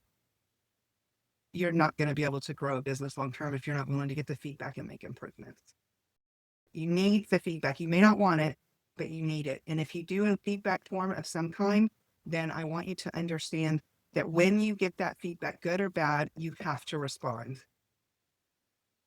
You have to respond. You have to let them know that you saw it. And that's a really big thing. The feedback, the surveys is a really beautiful way to build in longevity and retention because they know you care. What I want you to do is think about one of your own clients as you have it right now with your onboarding process and your touch program that you do. Somebody gives you money in exchange for XYZ, or they onboard with it onboard with you as a client. How does that feel to them? Everybody coming back? Yes. Yay. All right. So based on the program you have now, how do your clients feel about working with you? Sandra, I know you said you didn't have anything, right? Here's what I'm saying. Oh, geez, was it? I'm like looking for her, Alyssa? No, Kirsty, sorry. Kirsty and I were talking, and we are here because we need to be here because we don't have what we need. Yeah. So that was really that was the point of the question. Oh, there you go. Thanks. And that was the point of the question. However, whether you have 0 clients or 1,000 clients, figuring out what you want that to be is really important. And so it's part of the process to get your brain thinking. I will say to you, great thing that I took away to use on my client, and she gets the daily email for the first 30 days. And I'm like, that is so simple to do. I could do that for the whole 90 days, even just a little tidbit of what they're doing for that week, each day of some encouragement. So I like her. I like what she was doing, even for the first 30 days. So thanks for sharing. Yeah, that's so good. Kirsty, did she get that right? Yeah. Thank you. Eric? Yeah. One of the things that, and I appreciate you asking that question, Sam, because whenever I have a new client that works with me, I always start off with a strategy session up front. And in that, and I usually do a 2-hour minimum. Why? Because even though I've asked some questions to understand where they're at, to have the conversation, to bring them on as a client, for them to have gone through, that's a whole sales process, right? And yes, you're asking questions and you're wanting to get to know them, but when they're actually working with you, I feel like very high touch, not only for clarity from your perspective, but also for theirs, to come in and ask them thoughtful, open-ended questions about what's going on in their life right now, where are they stuck, what are their goals, where would they like to be in 30, 60, 90 days. And then I take all that and I formulate a roadmap for the time that we'll be working together, if it's 30, 60, and 90 days. And then after that, I check in once a week via text. Hey, how's this thing going? When we last talked, you were working on this piece. Are you stuck? Do you need help? It's that high touch, but low energy, doesn't take much time to just keep those touch points alive. And it keeps that connection going. And look, a lot of times we might feel one way today, but tomorrow maybe something hits us from the side and we're knocked down a couple of notches. And just to get that note from my coach, hey, how's it going today? Sometimes that's happened, but other times it's been like perfect because I know that I can share where I'm at. And so anyway, it's good for you and by the way, it complements the onboarding form you were talking about, because they've started to give you some of the information, but as coaches, as mentors for your people, whether it's in a group setting or one-on-one, these strategy sessions really help solidify that, yeah, this is the person that I'm glad I chose to work with. I feel like I've never had a bad, and my coaches all did that. It's positive reinforcement of the decision that they make. 100%. Right? Yeah. Yeah. Very good, Eric. All right, Justino. Yeah, I was actually professor. No, I appreciate you. I was just going to say, we're speaking with Sandy, and so Sandy has a nonprofit that raises money to provide school supplies for school children. And one of the things I was thinking about is that people donate money for all different reasons. And this is a question for you, Sam, right? Like that there is a similar process to what Eric was talking about, donor onboarding, right? Like how would you frame it, or how would we frame it to be able to figure out like how donors would best feel appreciated, right? Like how do you ask them? right? That's what I was thinking, right? That's that you're doing an onboarding process, right? Is that like kind of what you would do because each one is idiosyncratic. We give for different reasons, right? Yeah, so that's a really great question. And so that my answer would be is frame it to where it doesn't even be a form, but just an email, thank you, and saying, hey, we like to show appreciation to our donors. Here are some of the things we typically would do. Which one of these things would be your favorite? Or send us something else. Just for this is a natural thing. It doesn't have to feel like an official thing, but just an email. And then document that process to where when you actually show appreciation, you're able to use what they said. Yeah, very good. Sandy, did he get that right? Very good. All right, so let's look about the quarterly touch program just really quick, and then we're going to go into the GPT. So you start off with the onboarding program, the form and stuff. After they're done with that, over 90 to 100 days, then you go into the quarterly touch programs. And the suggestions that I have are a social media shout out. If you have their permission, understand that if somebody's hired you, they may not want other people knowing, depending on the situation. Some type of small gift for their child or pet. I know that we've done this with some of our clients where we gave dog treats. This was something we did with Sandy and a couple of the other people with the franchise for their pets. People that are dog people or cat people, they're dog moms, right? They're a family. And so doing something again, like I said, where I sent the gift to Dale's wife, not to Dale, that includes the whole family, and that makes them they're seen in a whole different way. A simple text message, and then my favorite, the Thanksgiving card. And so you would pick one thing for each quarter to do. And if you're doing B2B, these are my two favorite things to do. A Google review, because if you can honestly give them a good review, that's going to help them, and it takes $0. The business anniversary book on the onboarding form, find out when they started their business, and then send them a business book or your favorite book or something through Amazon, where they get the book in the mail, the little gift note from you saying, hey, happy business anniversary. I love this book. Hope you do too. These have been two of the most popular things that we've done, and it works really well. All right. Are you ready? Are you ready for the GPT? You got a comment ready. I think some of you only came for the GPT. Sandra. Oh, and the onboarding. Yeah. So we're going to talk about that evolve. So for the onboarding, it'll depend on what you decide to do for your touches and your quarterly touch program. Normally I have people start by creating the onboarding form first. We're not going to create their onboarding form until after we determine what their touches are going to be. So we're only gathering information we need. So when you go through the GPT, at the end, it should ask you, knowing all these things, would you like me to help you create the information to create your onboarding form? I'm going to share two with you, and we're going to run through them really quick so that way, if you've never, I saw Lizzie said you never used ChatGPT. So when you go in, you're going to click on the link that Andrew's going to give you in a minute. Andrew, don't give it to him yet, because if you do, they will not be paying attention to me. And so here is the thing you're going to click, and it's going to give you some information. Would you like to start your onboarding? Yes. And so now it says, hi, this is Sam. We're going to complete this program. The more information you can give me, the better. If it gives you a suggestion and you don't like it, say, I don't like that. I was thinking of something like this instead.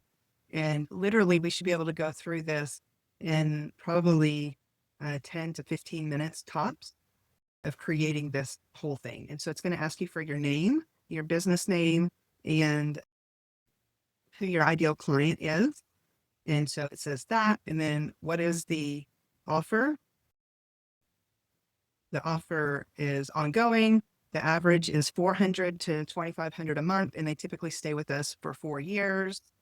And so then it actually calculates the lifetime value. And so you can actually see, it's going to ask you which budget and tier would you like to work with? And I said the low client value and 3%. And so based on that, it's $144 a year. How do you want them to feel? High touch, casual, fun.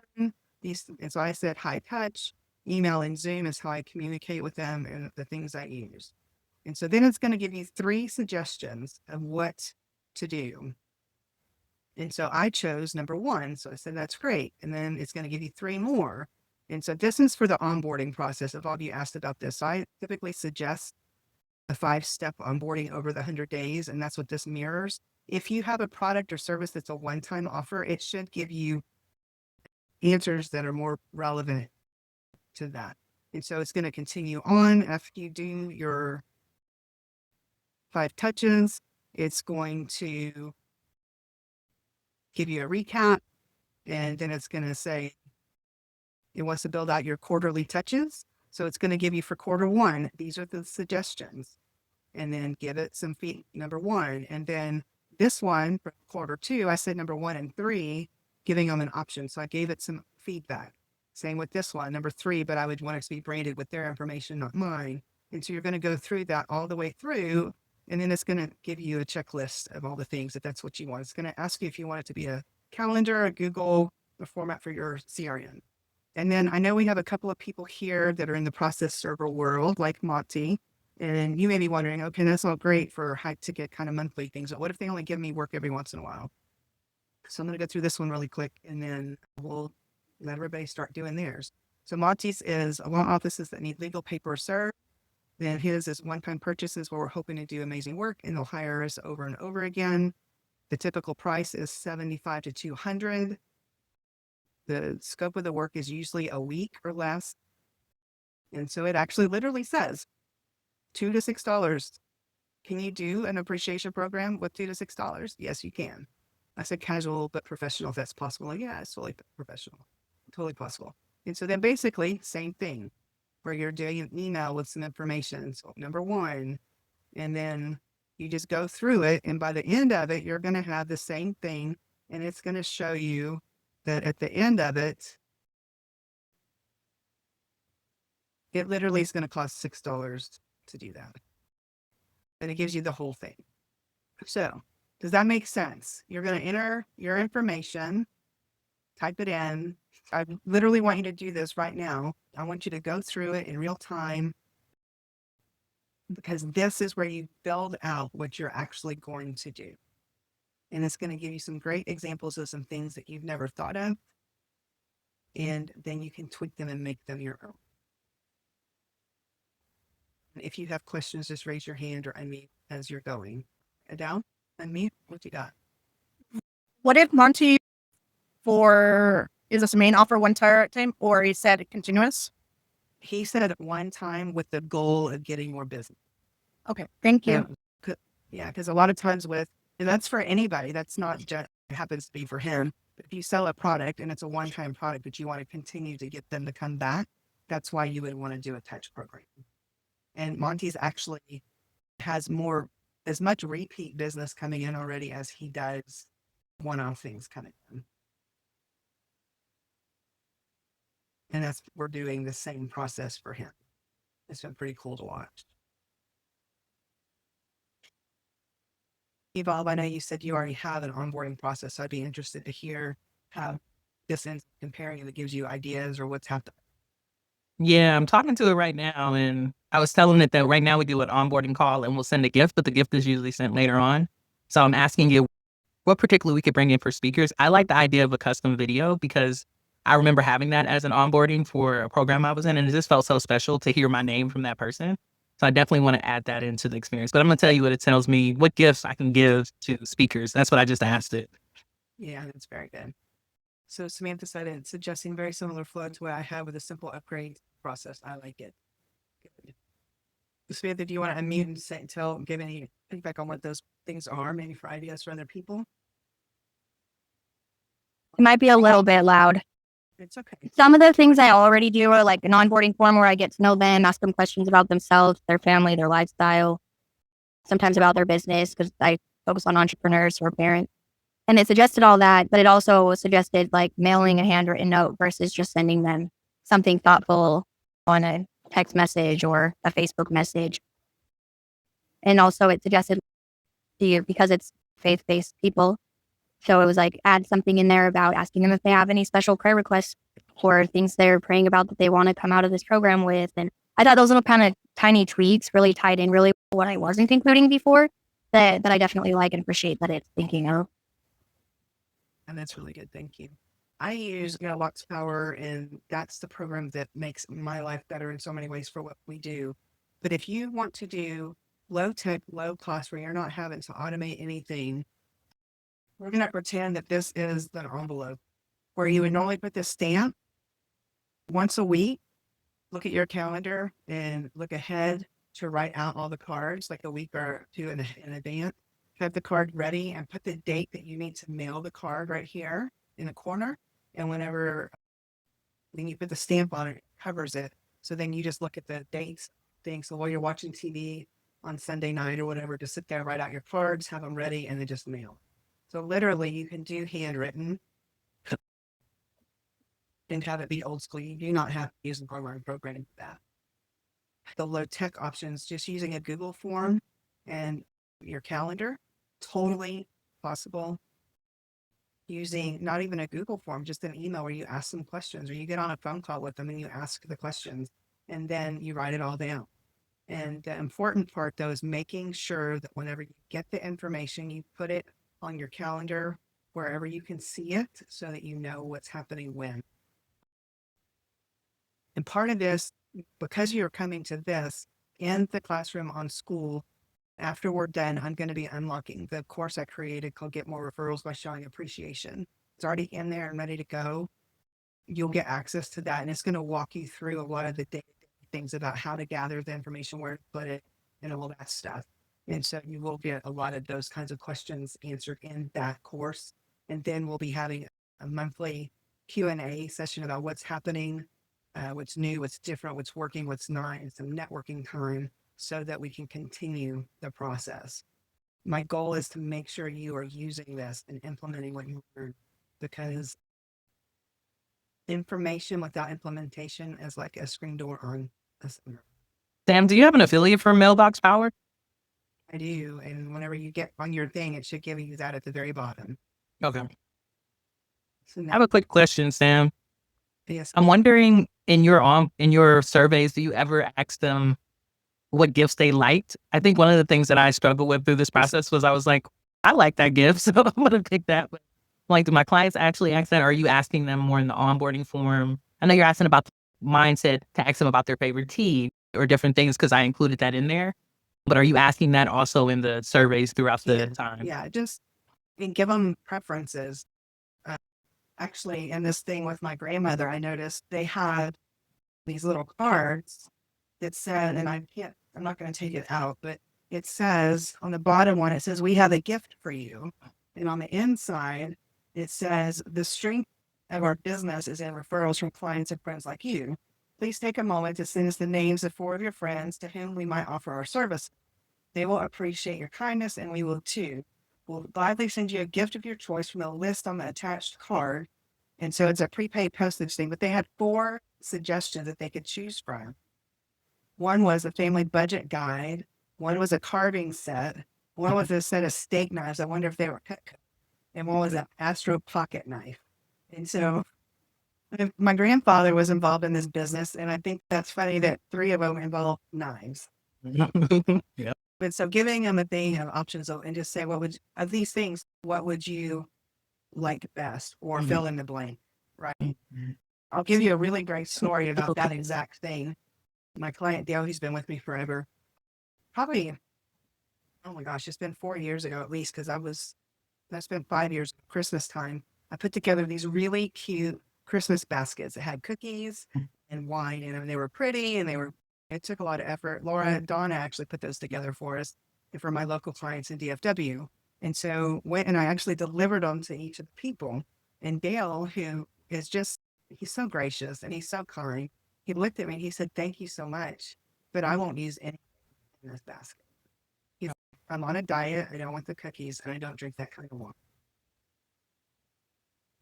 And it was a very important moment for me to remember that the gift is about them, not me. And so finding out ways to get that information. So now I have it written down. I know what kind of wine he drinks. I know his wife hates popcorn. For our 3rd year, for my business anniversary, I send gifts to my clients. And so April 1st is our anniversary. And one year, and Sandy, you were around, I sent the little 3 bags of popcorn that year. Do you remember the little bags, the 3 bags of popcorn? I sent them to everybody. And Dale's wife, Kayla, she calls popcorn the devil's candy. She hates it. She literally, she's like, I cannot stand the smell. Nothing. So I know that if I'm going to send popcorn, I'm not sending it to Dale. And so one of the things, and this is really interesting to me, I've had the discussion with several people about why people don't want long-term recurring clients, why they want them instant hit, the one-off. And one of the main reasons I think is because they don't want to be in relationship with the people. For me to have the kind of relationship that I had with Sandy, even though she and I aren't working together like we were before, it's because I truly care about her as a human. And when you build in these retention things, like I have a wind chime in my yard. It's a purple wind chime that Sandy gave me for my birthday a couple of years ago. She has a ninja cutting board with a little knife, a sword. And so it's about developing the relationship. So I think the fact that you just asked that question tells me everything I need to know about you as a business owner, because you care. It is everything to send something that they will truly appreciate, not just to send them something. Very good question. I love that your GPT keeps the budget. That's one of my favorite parts of it.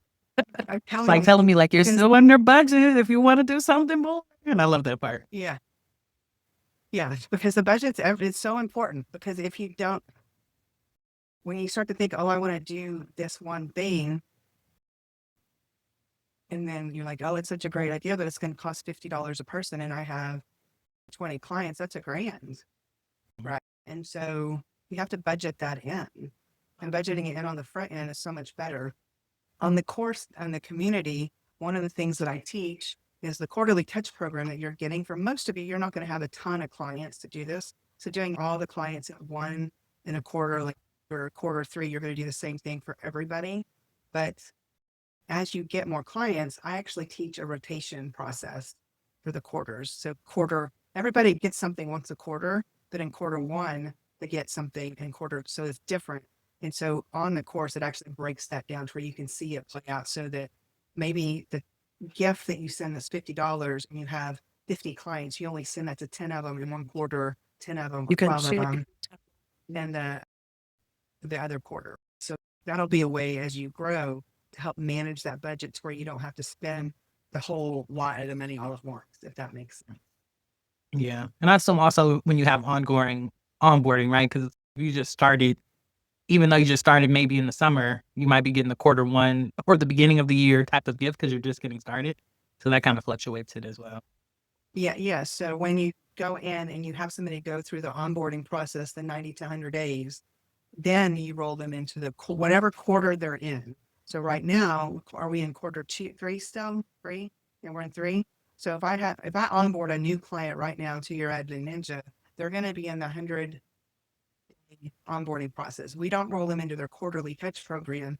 It wouldn't probably be Q2, except for everybody gets a Thanksgiving card. Yeah. Yeah. Welcome back, Doug. So we're actually doing the GPT. Andrew, you want to put the link in the chat again?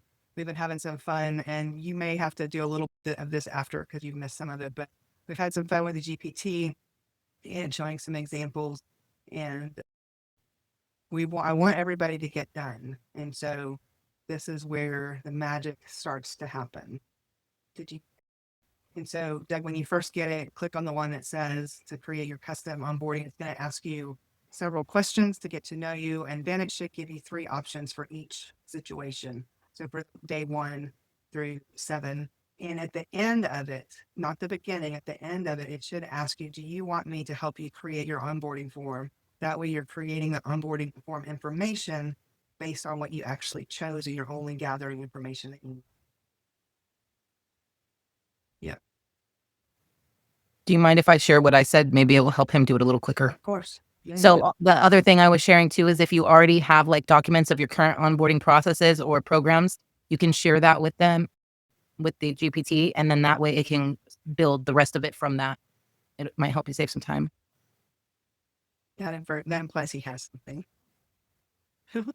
Oh, and that's not just Doug. That's not just Doug. That's the point of this, is that most people don't.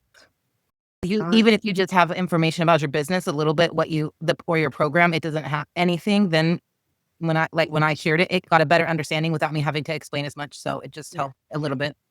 Yeah. The more information you can give it, the better the output will be. That is 100% sure. Yeah. Very good. Sam, the other thing I just put in to get support with is I do an annual live event. So I asked the GPT about that, and it gave me some great ideas on how to add the gratitude blueprint to that as well, and to still stick within the allotted budget that I had. So that was really cool. Isn't that amazing? Mhm. Yeah, it's so good. Yeah. So did it give you anything worth sharing, like anything that somebody else, because I know there's a couple people that made you want it, and it's here. Anything good? The one thing was like sending a customized video 45 days before the event to folks to just tell them I'm thankful and excited they'll be there. Sending out information about the agenda, but like an actual physical thing in the mail that can go to folks, and a thank you / referral ask for after the event as well. So those are some cool things that That's popped. so good. Yeah, it's a little swag box beforehand to build excitement. Usually you get to the event and you get that. And I think it's something about sending it before, because it gives that initiative to actually show you what up to. Because it's, instead of waiting and then you get to the beginning of the event and you get all this stuff, you got your registration, everything in your hand. Yeah. Cool to already have the shirt or the thing you're going to wear before you even get there. Yeah, it's a great idea. So that April in-person retreat I did, this was the second one. And the first one, when they first got there, everybody got their swag bag. There was a bag, it had all the stuff. And this last time I spread it out over the course of the 2.5, 3 days. And so they got something at the beginning, and then each session I had something else. And it just, every time they came, they were excited about what they were going to get. It made it a lot more fun. And I see Dr. Lynn nodding. It was fun. Oh, yes, I'm going to talk on that one because I did not get enough toys or gifts as a child. So I am still waiting to reach my quota of childhood Christmas presents and birthday presents. My birthday is January 7th. So I used to, if I got a gift, I got one thing somewhere around the end of the year. It was like, take that and shut up kind of gift. So every time I got a little something, it didn't matter what it was. I was like a kid in a candy store. I totally love that retreat, and I'm going to the very next one I could make, I promise. So my question for you is around the retention side of it. I feel like I'm still working on having that conversation around renewals, alumni. Do you want to stick around? How are you using the gratitude blueprint in that sake? I could ask ChatGPT as well, but I think you're just really great at it. Any techniques that maybe you want to share? Yeah. So the way my admin company is built, it's very interesting. A lot of businesses that do similar to what we do, they have long-term agreements that you have to sign a year or whatever. For the admin company, it's literally month to month. You just have to give me 30-day notice. If you decide you don't want to play with me anymore, we don't want to play with you either. It's okay. It's fine. We just cut ties, no harm, no foul, right? And yet, if we get somebody to the 100-day mark, they are going to stay with us unless something changes in their business. There's been processes and times where we have onboarded the wrong people. Like we made a decision and we took on a client that was not a good fit. And so it doesn't always work. So when it comes to something like this, for like Safe Heart Connections or for a business that's a coaching business, I would just say setting the expectations on the front end of this is what the scope of the work, the thing you're getting is. And at the end of that, when we get closer to time, we're going to talk about the options to continue. No harm, no foul. If you want to, you can. If you don't want to, no big deal. We're in for it. We're here for it no matter what. And don't have that be like, I'm going to slide in and you have a 6-month program at 5 months and 3 weeks. Oh, now it's time to talk about a renewal. Just sprinkle it in about what the options are moving forward throughout the whole thing. Does that answer your question? Yeah, that's super helpful because I know based off of what I built with the GPT, there's this different I have a client success coach, so some different touch points. And I'm thinking that could be a part of their conversation, right? Like you've been in the program this long, you're really successful, these things are going on or these challenges are going on. And then also, because sometimes people forget how long they've been in a program. That's the other thing that comes up. So I think that's important, but having also that conversation of when we get around to your anniversary, you'll be an alum and these are some of the things to look forward to. Yeah, very good. Carrie T, you have your hand up. Yeah.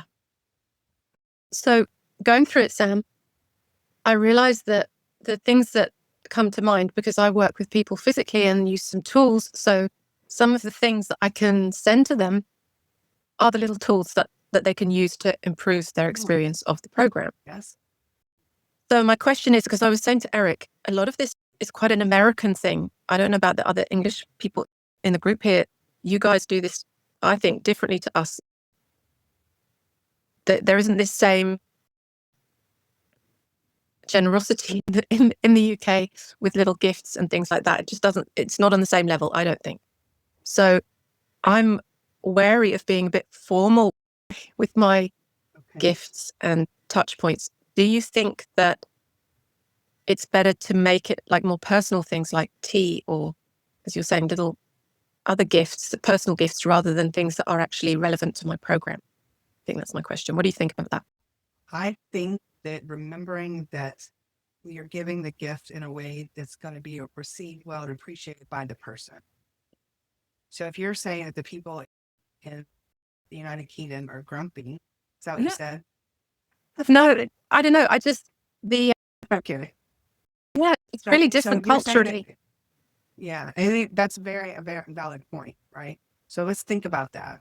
If you want to give a gift that shows appreciation and it needs to be about them, not you, I would just answer that question. Do you think giving them a ball to use on the small and back? I think it would depend on the person. If you know that they really talked about this one thing and they don't have it yet, or if you have to know the person. Just like the thing with Theo, not sending certain things to him. And I know that if I'm going to send something to Sandy, I want the presentation of the gift to be on point as much as the gift, because she loves opening things and experiencing it. And so that's where the personalization comes in. That's why this is not like a set it and forget it. You can customize it and have it automated, but there's still going to be some things that you have to do to make them more personal. Yeah. I'm not trying to not answer the question. I'm just trying to say, no, that's, you answered it. The person. Yeah, that's really helpful. Thank you. Very good. Sandra. Being new in the program that I'm developing and not really knowing, okay, hey, Doug's here and you've gone through the program, and we are getting to a certain point where we're going to be talking about that ascension level for our programs. So I have no idea when that even takes place. So I was getting to the part of my GPT where it was like, I said it was a 90-day program and it was getting to the whole final piece. And I'm like, I'm like having a conversation. I really don't know what's coming, that I know I'm going to be telling them about a next level. And it was giving me ideas to tease them to do this. So I had a harder time. And I think maybe somebody brought it up a little bit, but maybe you can help me out with that. Yeah. So what I would suggest is a couple of things. Think about what you want the experience to be, how you want them to feel about you. And then what I would say is, because you're going to have access to this once you're done with the 90-day accelerator with that, go back through it again. Use the GPT again. After you've done it, when you have your offer, you know what it's going to be. I'm glad you're here, because I think it shows your mindset wanting to give and make sure you're setting your business up successfully for retention built in. So kudos to you for that. Really, thank you. And it may just be that you use the information that you get the best that you can right now. When you're done, go through it again. Yeah, it's really helpful just to even have had that conversation. I'm starting fresh, so I can develop an onboarding now. Yeah. But I have no idea. I've got 3 clients, which is good, but at least I've been doing something with them, with Marco Polo, and keeping in contact, because Theo's been helping me one-on-one to kind of make them feel really special that they're getting extra. Yeah. But I've got no form, no nothing. I don't even have school yet. You have a relationship builder in your brain and in your heart, and that's really what it It'll be fun. It'll be good. I like the ideas, and it's opening my mind up to a lot more ideas. So thank you, and kudos to you for even bringing it to people that could be in the 90-day or wherever they were, that Doug put that out there. Thanks for Doug for putting it out there too. Yeah, my goal is to make it to where whether you already have a business in place or you've been in business for 20 years, you can use the information that I'm giving. If you're not there, do this as best you can, and then from there. Yeah. Doug, I'm curious to see what You just unmuted. I'm curious to hear Yeah. what you're going to say and what your GPT is telling you, if you want to share any of that. Yeah, I love it. So far, it got to the point we're very quickly in, and it says, "Do you want me to present your plan in checklist format, calendar timeline? It's ready to build my plan." But I said, "Wait, hold up. Before we do that, I want you to think about the onboard. Maybe already knows this, but I want them to think about this on 100 onboarding days from the experience of their perspective. Let's identify how they feel in that customer experience as they go through it. Like, how do they feel, good and bad? What questions do they have at every moment? What struggles are they running into or obstacles they have? Then let's build an experience that meets the clients in the mind, exactly where they're at, what they're thinking, and how they're feeling. So it's like I'm a mind reader as this onboarding plan is executed, and they feel very seen, heard, understood." Yeah, basically. And I think we've talked about this, you and I, since we've already trained on this, but I think if I could think about they're on board, they're excited, but the first roadblock, let's say the academy, for example, and they know where to start, but now they're building their first event. I think there's got to be a moment where they're like, all right, this is done. I'm excited to promote, but that'd be a perfect place to insert a check-in or a deliverable or something to encourage them. So I think that's just like how my mind's working now is now I'm going to say build the plan, and now it will actually know where these obstacles are. So I've given it the obstacles I think people are going to face that I think are perfect for those inserts. Yeah.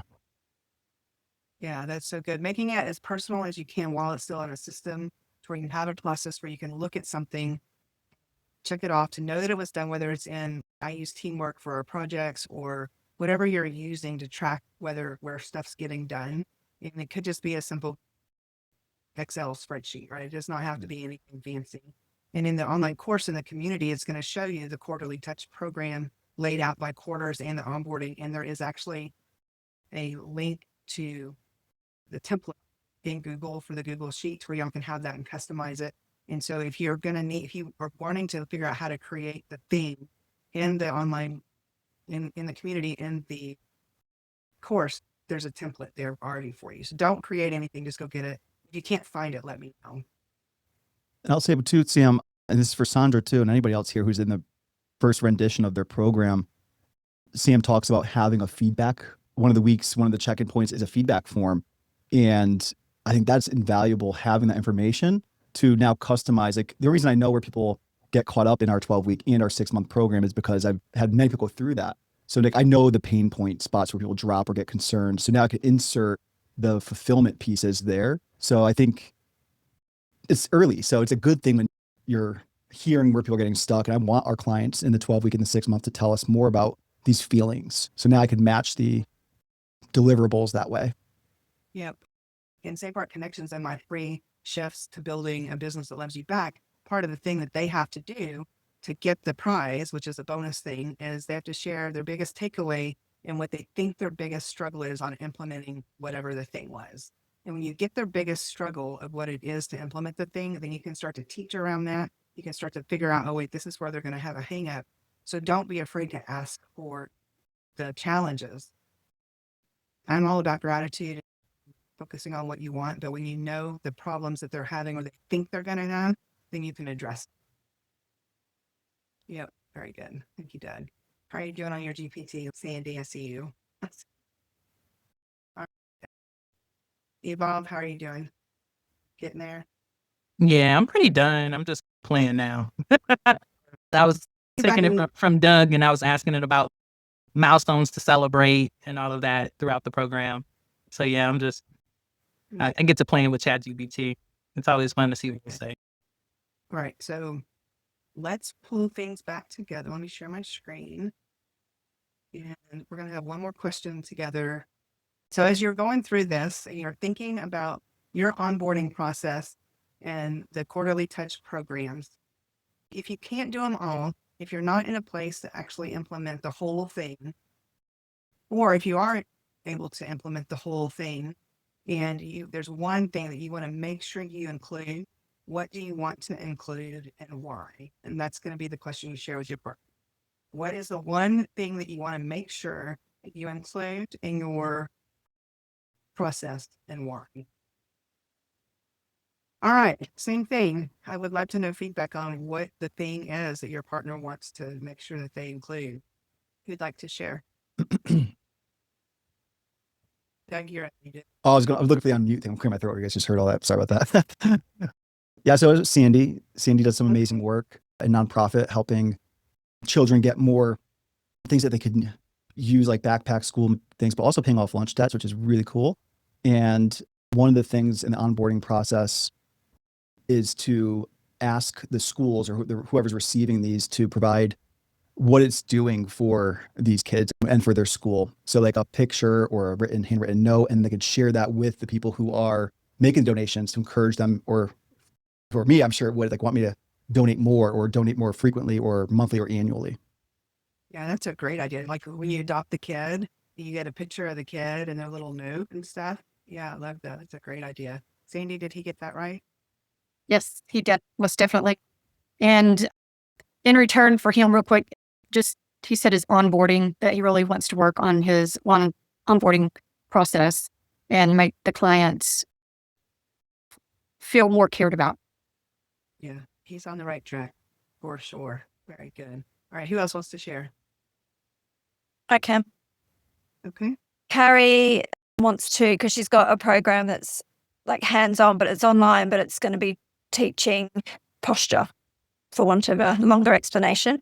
And so she wants to make sure that she sends out little props that are going to not only be helpful in the work, but also like act as a gift along the way.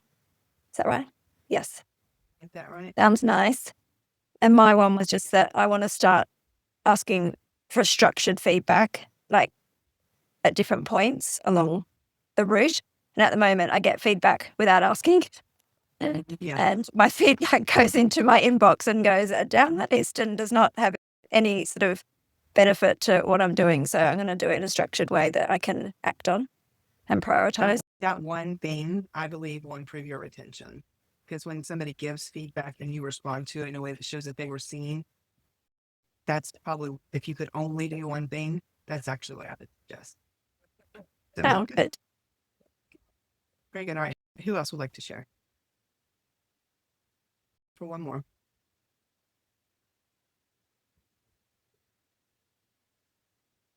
Yvonne? Yes. We had a, I don't know, we had such a good conversation just about the whole process. And one of the things we were wrapping up at the end was, how do you take this beyond the people you're working with and not forget about the folks that you have worked with? So I was sharing that, like, recently I started thinking about my clients because I was watching the news and seeing like the economy shifts. And I was like, how are my clients doing now? Like that I'm not working with anymore. I was texting folks and reaching out to them, but it would be great to have a system outside of that reminds you can to do send the that. same thing for past clients. Yeah, that's what I want to set up now. Do stuff for past clients. Yeah. And that's how we still get referrals from past clients. Yeah. That's how a client came back, because I sent a card that said, hey, I'd love to check in. Don't remember when it happened, but there was a big tornado out in Lubbock several months ago. And one of our past clients and one of our current clients are in Lubbock, Texas. And so I sent both of them a text message. Even the past client, I care about them. Are they okay? And so the same kind of thing about the economy. And it wasn't about trying to get them back. It was just the humanity of it, and showing true concern. And yes, this can be used for past clients as well. One of the things that we started doing with our clients is when they have a client that leaves them for one reason or another, we send them something saying, hey, thank you for the opportunity to serve you. And if you ever need anything, let me know. And even in Safe Heart Connections, this is completely a different thing. But when I see somebody leaves the community without telling me, I send them a note and I say, hey, I saw you left. If I could have done anything to make it better, let me know. You're welcome back anytime. And multiple times people have said, I just got too much on my plate. One lady was like, I didn't even know I left. And so just the notice, just the being seen really does matter. Yeah. I love that school has that function too, Sam, right? Like the function where they have the video now when people are trying to leave or outboarding. I think that we could be intentional about making sure that video isn't just don't leave. Like that is really about gratitude and letting them know if they need additional support around that. These are the ways to reach out. Yeah. Yeah. Sam, Thank you. Sam, you said something, one word, you said serve. If we will change our mindset to serve our clients, it will totally change the mindset of your business. It'll change the motion of your business. People don't care how much you know until they know how much you care. Yeah, it's not just a quote. It's not just the cute, feel good kind of thing. And Sandy is one of the people that I have learned from and continue to learn from on all this stuff of the gratitude. And I've been doing it a long time, but her heart of service is just evident, at least for me. And so I'm so thankful. It means a lot to me that she's here. So thank you, Sandy. All right, very good. I told you we had one last question, but we have one more question, but we're not going to do breakout rooms because I want everybody to answer this question. And we're just going to go around the room, and it can just be one word, one short sentence. It does not have to be long, no big explanation. But of everything we've covered today, what's the thing you're most excited to put into action and why? Here's the thing. If nothing changes, just coming and learning some information is not going to change your business. You have to put it in action. And so think about it for just a minute. And I am just going to randomly call on people based on where you're at on my screen. But and thank you, Andrea, what part are you most excited to put into action and why? Lizzie, you're going to go first. I'll give you just a second to think, and then it'll be Dr. Lynn and then Adele. I'm ready if that's fine. Okay, go ahead. Basically, all the forms that I'm learning about from the chat GPT and to help build the business, specifically the welcome packets for the attorneys. So they can automatically put in all their information or not have to go back and email, hey, what was this or what was that? Really good. It'll streamline things, make it better for you and them. Yeah. Well done. Thank you. Good job. All right, Thank Dr. you. Lynn, Adele, and then Sandra. I'm most excited about making personalized videos to either welcome a new person or for the people who've been around a while. I just want to make a personalized video for everybody. Just say, I see you. I'm happy you're here. I want them to feel as special as you make me feel. Thank you, Dr. Lynn. I did not pay her to say that. All right. Touchy them. Adele, Sandra, and Evolve. So I'm excited, I guess, to go ahead and I always say thank yous afterwards. And then I check back around 5-6 months. But doing it, I think more like 7-10 days or within the 15, we'll go ahead and keep in mind and also see if they need anything more. You're going to reach out more frequently. Frequently, yeah. Especially like within that first month so that it's fresh on what I already did for them so they can have a reminder of that. Yeah. And one of the things that we do for Monty is after they pay their invoice, the next thing that they get is an email saying, hey, if you would give us a 5-star review on our Google page, that would be super helpful. If you would not give us a 5-star review, would you please respond to the email with why so we can address it because your experience is our number one priority. And so that way they leave the Google review right after they pay. It gives them the opportunity if they did not get what they expected or whatever they get to use the waste track. Good feedback. Yep. All right. Sandra, Evolve, and Kirsty. I have a question because I am excited about the onboarding form and getting information from them because I do have 3 people already signed up and I haven't done anything like that. Do you suggest an onboarding phone call? I know we talked about this a little bit. Get to know them, all their goals, all of that, and then follow up with the onboarding form. If you do the phone call, just ask the questions and document it. Okay. Makes sense. Then what's going to really happen is that whenever you give them a gift or treat them in some way, they're going to think, oh my gosh, she remembered that from our phone call. Okay. If you can do it on a phone call or a Zoom thing and you're able to gather it without them even knowing, because instead of saying, hey, can you give me your mailing address, like right before you mail something, and then they get something in the mail, it's no longer really a surprise. So, yeah. Oh, we gotta love AI who does our Zoom chat. I know. Takes all of our information. I was gonna say one of the things that Doug has done that I was like, ooh, I didn't think about this. And I would love to get the testimonial part. And Doug, I'm sure that somewhere in there in our 90 days, there's a place for that. Okay. Yes. Yeah, okay, good. That's the part that I was like, oh, I don't have Google. Maybe I would have Google. I don't know what we got. Yeah. And speaking of that is that before we're done, I'm going to ask you in the chat to write your biggest takeaway from today and actually put it in the chat here. And when we get the chat notes, I'm going to be able to screenshot it and use that as testimonials. But then when you get your feedback form tomorrow from me, when I ask you to actually give me real feedback, I'm going to ask you to do a video, just so you know it's coming. You don't have to do a video. You can do text, whatever. But that is a big part of having social proof, is not being afraid to ask for the testimonial. And making it easy for them to do is really important. So even if you don't want to leave me a video, but you've put something in the chat here today while you're here in real time, I can still use that. So making it easy for them to do is really. One thing I wanted to share with you, Sandra, I always send out testimonials as soon as clients win. Like, I think when they're in the winning energy, that's the best time. A lot of times people send it out at the end of the program and you might be just in a different momentum. So we send a video ask, and I like video ask because it's a video of me saying, hey, you just accomplished this really big win. Would love to celebrate you. What would you want to share with future people who might be going through the same process? And then they can either send a video or text or write. So it makes it really accessible for them and they can decide how they send it over. And it's called video ask. That's been really effective for us.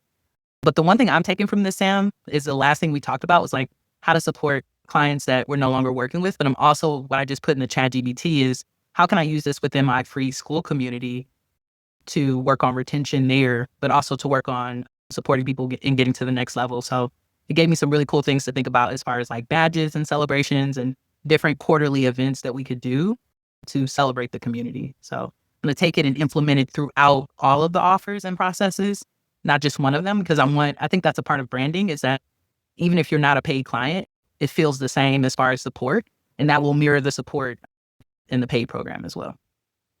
Yeah, that's really good. So in Safe Heart Connections, we do birthdays and celebrate birthdays, and they actually get a card in the mail as long as they've sent their address, even though Carrie T got hers like 3 weeks late because I didn't account for the fact that not everybody's in the United States, and I need to have a different group for the people outside of the United States, so it sends it earlier. But at least she got it though, so it's okay. All right, Kirsty, and then Alexa, then Doug. Yeah. So I think really just, gosh, there's a million things that I need to do now. I've added, my to-do list has grown ridiculously, but I think probably the feedback, I think that's good. And then a couple of the girls that were just talking, sorry, I didn't see who was talking, so I was looking at that Senja thing. But yeah, basically integrating what Doug's taught us, what you just said, Evolve, was it you, I think? And being better at asking for feedback, and then obviously if they're positive, getting testimonials and just collecting all of that stuff on an ongoing basis. Because that's what people want to see before they buy. So why wouldn't you collect as much as possible? And if they give you a positive testimonial, they're more highly likely to stay with you longer, right? Like when you go to ask them to do something else or to extend, they've had a good experience. So as long as it's a thing that's going to support them, why wouldn't they say yes? Yeah. Say it. Thank you. Thank you, Kirsty. Alexa, Doug, and then Sandy. I think I am very thankful that I have an interesting membership where I have participating practitioners and members, and some people are unpaid, similar to in a school group. And so I was able to give it that information and then get different output and then create a plan for that. And then I also, speaking of I'm pretty good at getting feedback. My problem is remembering to use it. But now I built it into the plan. So I had it built in, getting the feedback at stages that I'm already giving the gratitude. Yeah, that's so good. Yeah, that's really good. Thank you, Alexa. All right, Doug, Sandy, and Carrie T. What's one thing you're going to implement you're most excited about? Yeah, the thing I'm most excited about is identifying the parts inside of the customer journey that are the most important to have the support and the gratitude. So it's just mapping out what those can be. And it's going to be different for everybody. So I think it's probably the onboarding, finding out through them sharing. For example, like we used to do a lot of things we'd mail out and it was all the same thing for everybody. But when I could hear in their onboarding about what is your representation of having a business that you consider full-time freedom, what are you doing? And when I know that, now I can not only know the goal, reward and give gratitude along that process and give them cool things that represent their version of freedom. Yeah, that's good. Very good. Thank you for sharing. Sandy, Carrie, and then Carrie. Sandy, Carrie T, and then Carrie. Just to show gratitude to these donors. This has just reminded me everything you've taught me through the years, Sam, to show gratitude. And even though, like, we're working with foundations and multi-million-dollar banks getting donations, our gratitude may not be as personalized as my previous business, but to show them what their donation has done this year, I think that's very important. And you've shown me that through the questions I answered on ChatGPT. Very good. Thank you so much. All right, Carrie T and then Carrie G to wrap us up. So my biggest takeaway is, I think, getting excited about the onboarding process. And I'm pretty reserved as a personality.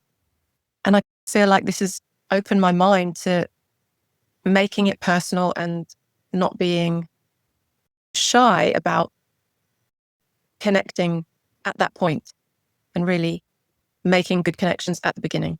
So that's really quite mind-blowing for me, actually. Thank you. That's good for me too, I think. All right, Carrie G. I think my biggest takeaway is that the personalized thing that I do, the cards and things that I do, that I could actually step it up a notch and keep a better CRM, within my CRM, better notes on what preferences and things are so that it is a lot more personal. Yes. Yeah. The data is really important whenever you gather the information. Putting it somewhere that you know you can find is really important. Yeah. Yeah, that's so good. All right. Very good. Let's just finish up. So we just talked about this. And one of the authors I love, his name is John Acuff, and he wrote a book called All It Takes Is a Goal. One of my favorite books. If you haven't read it, his name is John, Jonacuff, All It Takes Is a Goal. And he talks about something called becoming a witness to a process. And when you first joined the workshop today, you might have been a believer, maybe, about how gratitude and appreciation could improve your business and your retention. But I'm hoping that by now, you're actually a believer and possibly a witness. And the difference is, once you actually experience something, you're no longer just a believer, you're actually a witness. And so I'm a witness to the fact that you can increase your retention and get more referrals when you show appropriate appreciation and do a good job. And so I'm hoping that by now you're a believer, and once you start to do this, that you actually become a witness as well. Most people will leave a workshop like this inspired but unchanged. My hope and my prayer is that because you went through the process, you had the conversations, we shared, you did the GPT, that now, and then you'll also have access in the community to go through the online course that goes into some more of the nitty gritty of how and where to put some things to help you with that you are going to have everything you need to roll out your onboarding and your quarterly touch program. And so I'm curious, did I keep my commitment to you? Can you put it in the chat? If I did, yes. Did I keep my commitment to you that I was going to give you everything that you needed? Yes. All right. Very good. I believe that you all kept your commitment to me as well. You participated, you kept your cameras on for the most part when you were able to. If you needed to leave, you did, and then you came back. And I feel like everybody that was here came to play, and I'm really cheering you and your businesses on. So at the beginning, I asked you the question, and the question was, what is your client worth to you? And some of you said 2,000 or 6,000 or 1,500. I want to know what the answer is now. Is it the same, or do you see it in a different point of view to where maybe you have a client that's going to pay you $1,500 and now you have the understanding that could happen over and over again, plus the referrals, lifetime clients. Who said that? Hang on, I'm seeing the chat. Sandra, lifetime clients. Yes, that's the goal. I put in one of Doug's communities last night that I'm working on going through some of the stuff now for Retention Made Simple, rather, and the statement of what I stand against. And it was a little harsh what I put, but it's true that I'm going to stand against the idea that we're going to continue to close business and pretend like we're doing all great with all of our clients leaving. and not even ever retaining or referring. I want you to understand that your clients are worth more than just a one-time ticket sale or even month to month. It's not $400 or $500 a month. When you keep them long term, that can turn into a lot and a lot of relationships. It's and a lot of impact, right? So if you haven't already, write down in the chat like your biggest takeaway, something that you know that if you were going to tell somebody, should they consider joining this, that would be helpful. But really, what is your takeaway from today, and what did you get the most value from? I do have a question though. As being someone who's worked with me for quite a while, and you knowing more than probably most people, how do I ask this? And your experience in building out like a called 100-day onboarding plan, or what do you think would be the most important? Because there are a lot of things we can do, right? What do you think for me would be one of the most important things I can add into our customer journey experience for Academy members? And I guess when I think of that, Academy or the 90? Academy. Yeah, I'm gonna start with Academy and focus there, and then we'll go backwards. Yeah. So for the Academy people, I guess the question I should lead with is what you say is like the feeling. Like if it's been, whether they stay with us or not, years have gone by, they remember this feeling. Like, what's the one thing that would make that something they have a very positive kind of experience? like what I was answering for somebody else about, Carrie T, about it needs to be for them, not for you. Yeah. And so if you're thinking of people that have been in the Academy for a while, but they haven't been coming around and you want to get them to come back, I would actually just do a quick video on my phone and say, hey, Sam, I haven't seen you around in the Academy in a while. I know things have gotten busy, your business, I hope it's going great. I would love to schedule a call just to see if we can reconnect and see how I can serve. Just pull them back in to say, hey, not about any of the offers, not about any of the things, but I've missed you.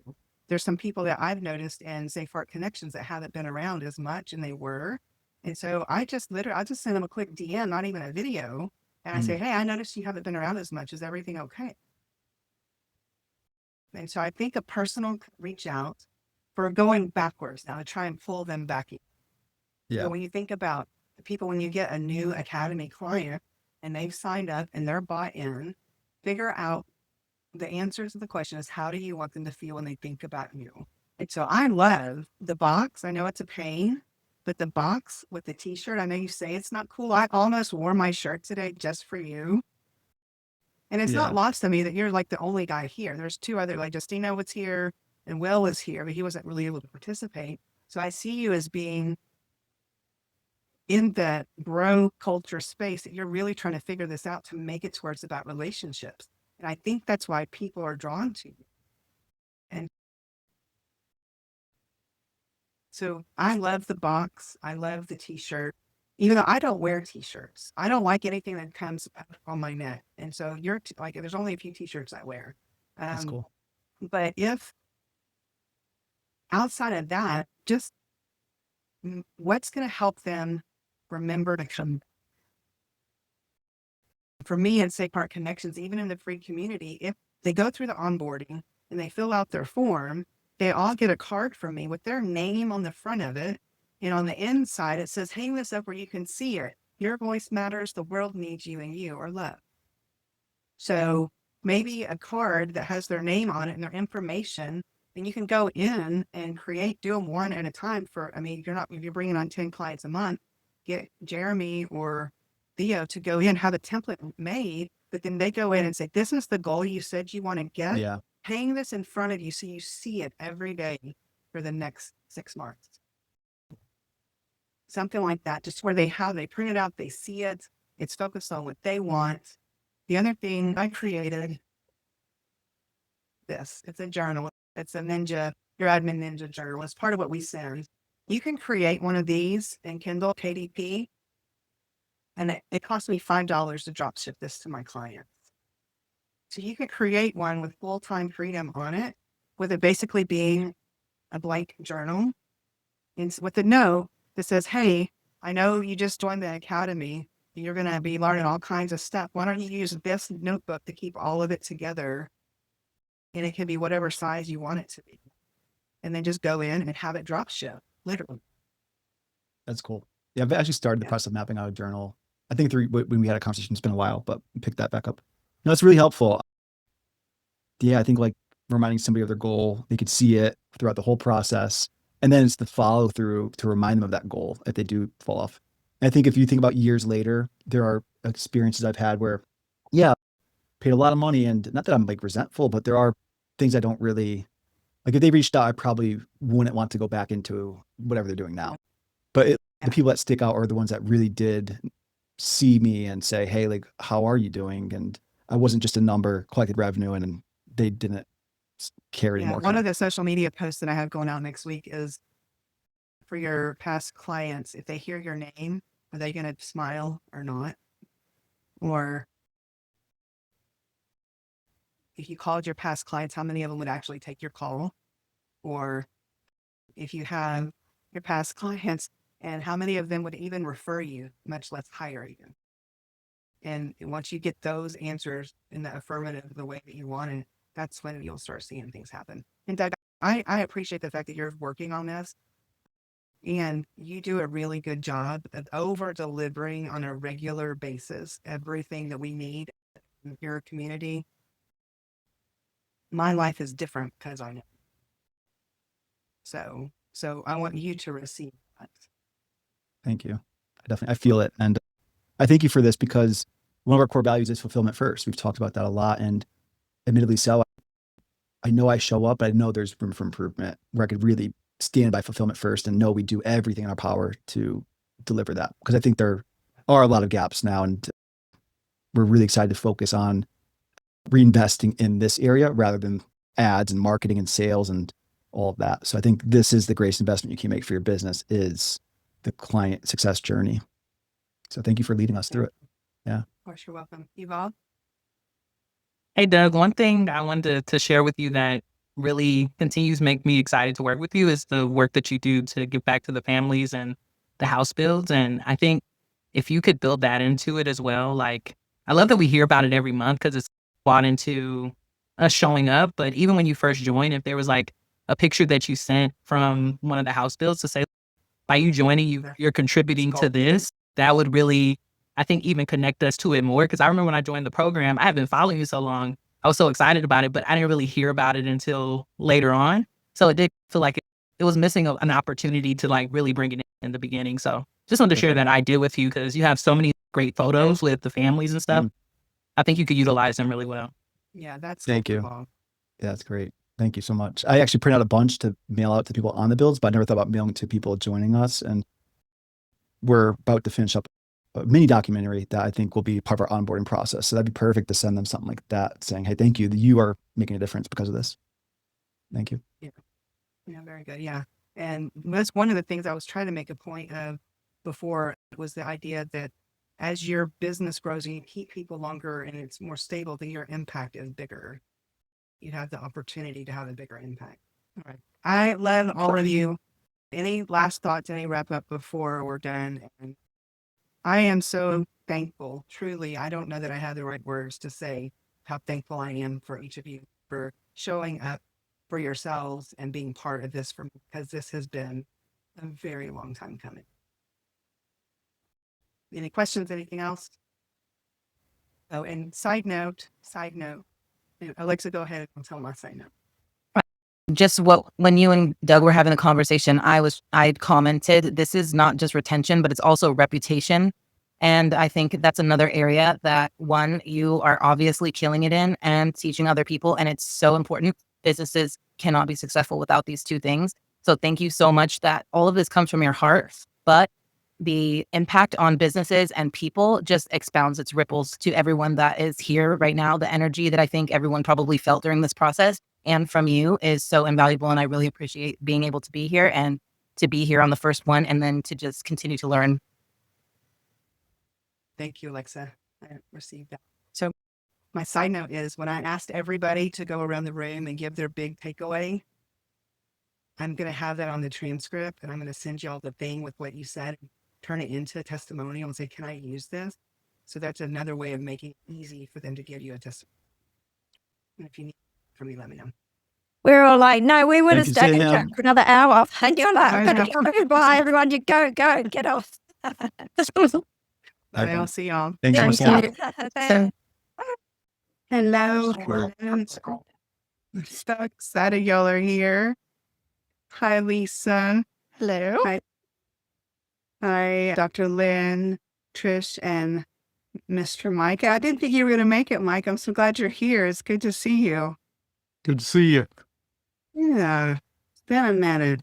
I'm not going to let note takers in, just so y'all know. You will get a recording of this, but anybody that has a note taker, I'm just going to kick it out just to where we don't have any problems with that.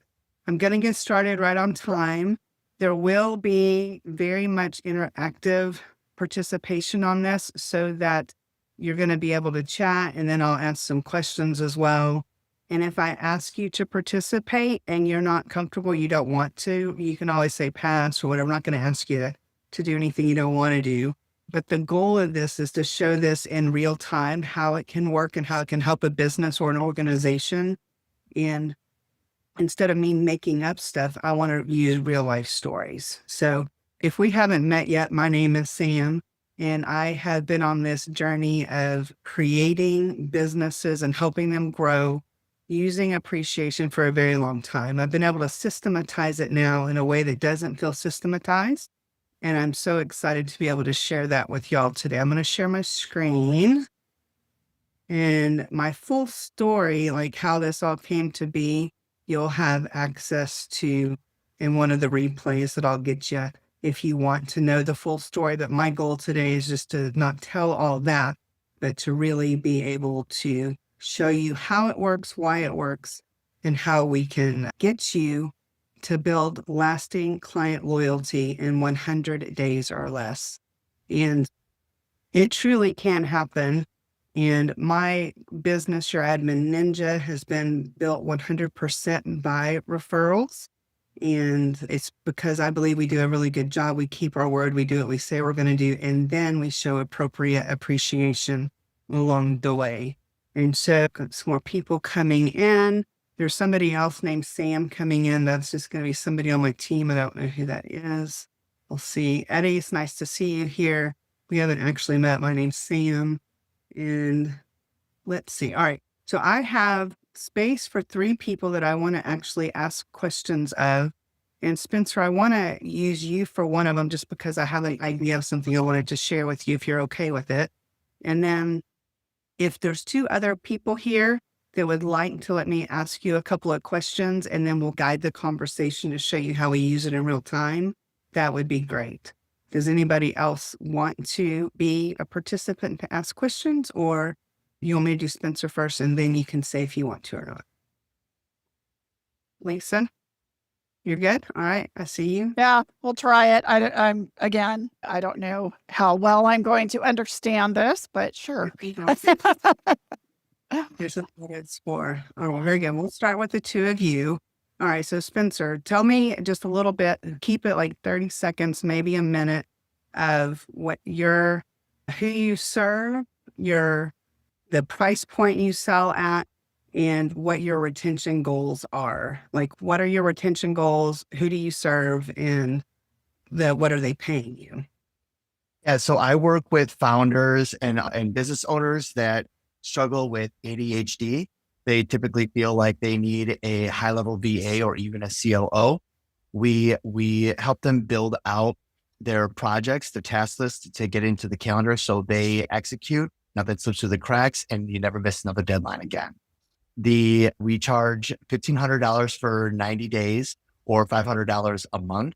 And the retention goal is really, we want to identify what people's vision is over the next 2 years and build a relationship to consistently serve them to do the kind of the monotonous things, the chop wood, carry water over the course of 2 years. So we could be a part of them turning that kind of big vision that they have for the next 2 years. And we could play a role in helping them consistently do the things that matter to get there. All right, very good. And so what I hear you saying, you can tell me if I'm missing anything, but for you, it's about really creating the relationships that matter to where you have the impact long-term, to where they can make the impact long-term. So what does that do for you though, if you have better retention? my personal mission on earth is to amplify those who are doing big things in the world. And that's a way that I can scale impact of people really doing things that make the world, raise the vibration of people's lives and the world at whole. And retention is really important because success is really just continuous execution. And that's really hard. And so for us to like really keep people engaged, I feel like our systems to help people execute are really good, but I really want to feel more personal touch and community, and doing that at scale is challenging. Yeah, you're in the right place. All right, very good. Thank you. And I did not prep Spencer for any of that stuff. I just knew I wanted to call on him. So thank you for playing along. All right, Lisa, same for you. Who do you serve? What do they pay you? And what's your retention goal? So I, excuse me, I serve leaders in healthcare and HR who are stressed, chronically stressed, burned out, have a complete imbalance in their life, and often are going through a job transition. All right. What are they paying? It depends. My 8-week course, positive intelligence course, is $3,000. And some of them want to work with me for 6 months, and that's $7,500. And then a few just up front want to work with me for a year, and that's $15,000. So a year, $15,000. Year's 15, and then 6 months is $7,500. All right, very good. And then, so what is your client retention goal? My client retention goal is that for those who dip their toe into the positive intelligence 8-week course, that they continue, preferably for a total of 6 months or more, just so that I can help them either through that job, transition, or to really dive deep and apply the principles that they learned in the 8 weeks to solving whatever problem or challenge that they have. Okay, so longer term commitment allows for more success and to implement what they really learned. So what does the retention do for you, though, as a business owner? The retention gives more credibility from the standpoint, excuse me, that I can really dive deeper with that individual and make more transformational changes. So, very good. That's all really good. And if I spell words wrong, this is real time. And that's just what it is. All right. So Spence, let's talk a little bit about what you've been doing for retention. What have you been trying that either has worked a little bit, or I really like you to focus on what hasn't worked. And then we're going to shift into some things I think that could help. Yeah, well, one of the things that has worked is just like is personal touch, is like really maintaining the relationships on an individual basis. I'm in a lot of one-on-one conversations with my members, and also things like little gifts, everything from the battery pack to the black sticky notes and the silver Sharpies, and also access to like softwares or templates and stuff. What doesn't work is it's very bespoke right now. Like it is my follow-up, it's all very just manual. It's all based on just how I'm feeling the relationship. Another thing is like I hold virtual and local events. I do a power lunch for entrepreneurs. That's a digital Zoom event where we basically just hang out and have lunch and jam. And then I also do some local events at my house. I actually have a bunch of people here right now where I open my house as a co-work space. It just doesn't feel systemized, really. It's just very personal, relationship based. And do you find the humor in that you teach systems and this is not systematized? Yeah, for sure. It's like the systems for them, it's like the shoemaker whose kid has no shoes, right? Like the systems that I have implemented for people's calendars and task lists, it's tight. And then the stuff that I'm doing is I'm really just like leading with my heart. And that as we get more clients, like just double scale. Yeah, heard. All right, very good. All right, Lisa, what about you? What have you done and what have you tried and maybe hasn't worked the way you thought it would, or same type of question? I am really working on asking for referrals and testimonials after a breakthrough with a client instead of waiting until the end of our time together and then asking for the referral.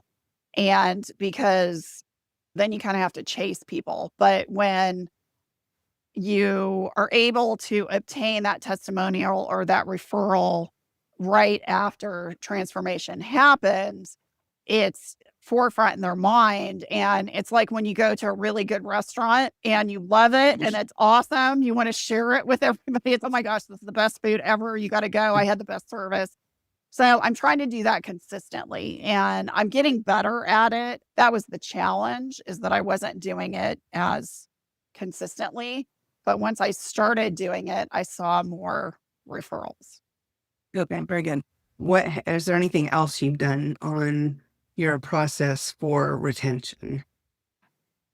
No, not No, but that's okay. Not That's really, honestly, no. What I've also started doing is, in the past, occasionally, if I did get a referral, when I first started out, I would give like free coaching sessions to the person who gave me the referral. And then I would give gift cards. And then I had individuals, actually other coaches, tell me that just seems so transactional. And I started giving, as a thank you, a personal handwritten note with a copy of my book, an autographed copy of my book. And yes, it is obviously a much lower ticket, but I had such great response from that because it was a lot more personal. So There you go. All right. Thank you both. All right. So I'm hoping everybody that's watching, you're getting some ideas of what they've tried, what hasn't worked, and that kind of thing. And what I'm going to show you now, the way I teach retention, and Mike, I know that you are with a nonprofit, follower of one. And so this is, it can be applied for you as well. We have Sandy Prophet we've done work with, and she has a nonprofit for kiddos. And what they're going to be doing is this process in a slightly different version where the people that are the donors would be the client. So as I'm talking, think of it in that way. And so I think that there's a 3-part system that allows you to keep your clients longer and get more referrals. And the first step is onboarding. And so it was very interesting that based on what Lisa and Spencer both said, and if I say so, I'm not picking on you, I'm just saying what I saw, that if you have an onboarding process that is allowing you to gather the proper information to help you build out the system to where then you have a process to go through, a lot of that can be automated, but the way I teach it's actually, it can be low tech. It doesn't have to take a lot of tech, time, or money. But the onboarding form that you use or the way you onboard somebody is critical. It is the most important part of this process because if you don't gather the right information, you will not be able to implement anything. And Lisa, to your point about it being transactional, not personal, if you ask a couple of personal questions on the onboarding form, who's your favorite local nonprofit charity? And I actually have that on some forms I do with my clients. And Mike, I don't know, but whenever somebody asks me that, I use follower of one. And I know one of my clients makes a donation to you guys once a year. And that's because I taught him this process. And when you find out, even if it's just $25, and then you send a note to them saying, hey, I made a donation in your name because of XYZ, that is worth so much, even compared to when you think about just a card, which is fine. I love cards, and it's a big part of what we do. But when you can make it personalized and they know you thought of them, that's a game changer. And if you want to have an even bigger impact, is when you're thinking about how to do the onboarding, and we'll talk about some appreciation stuff in just a minute. When you can include their family, you know that they just got married or they're having a baby or they're having their 40th wedding anniversary, and you see something like that and you tie the appreciation around their family, it's just, you're treating them more like a human and not having that transactional situation. And so the first part of the system really is making sure that you onboard them properly. It can be a simple form So you can use a Google form completely free. Or if you don't want to do any of that and you do your onboarding on a live call with somebody, just ask them the questions and you're letting the AI transcribe in the background and you put it in a thing and you have all the information. The second most important thing once you do that onboarding process is making sure you have that information where you know you can find it.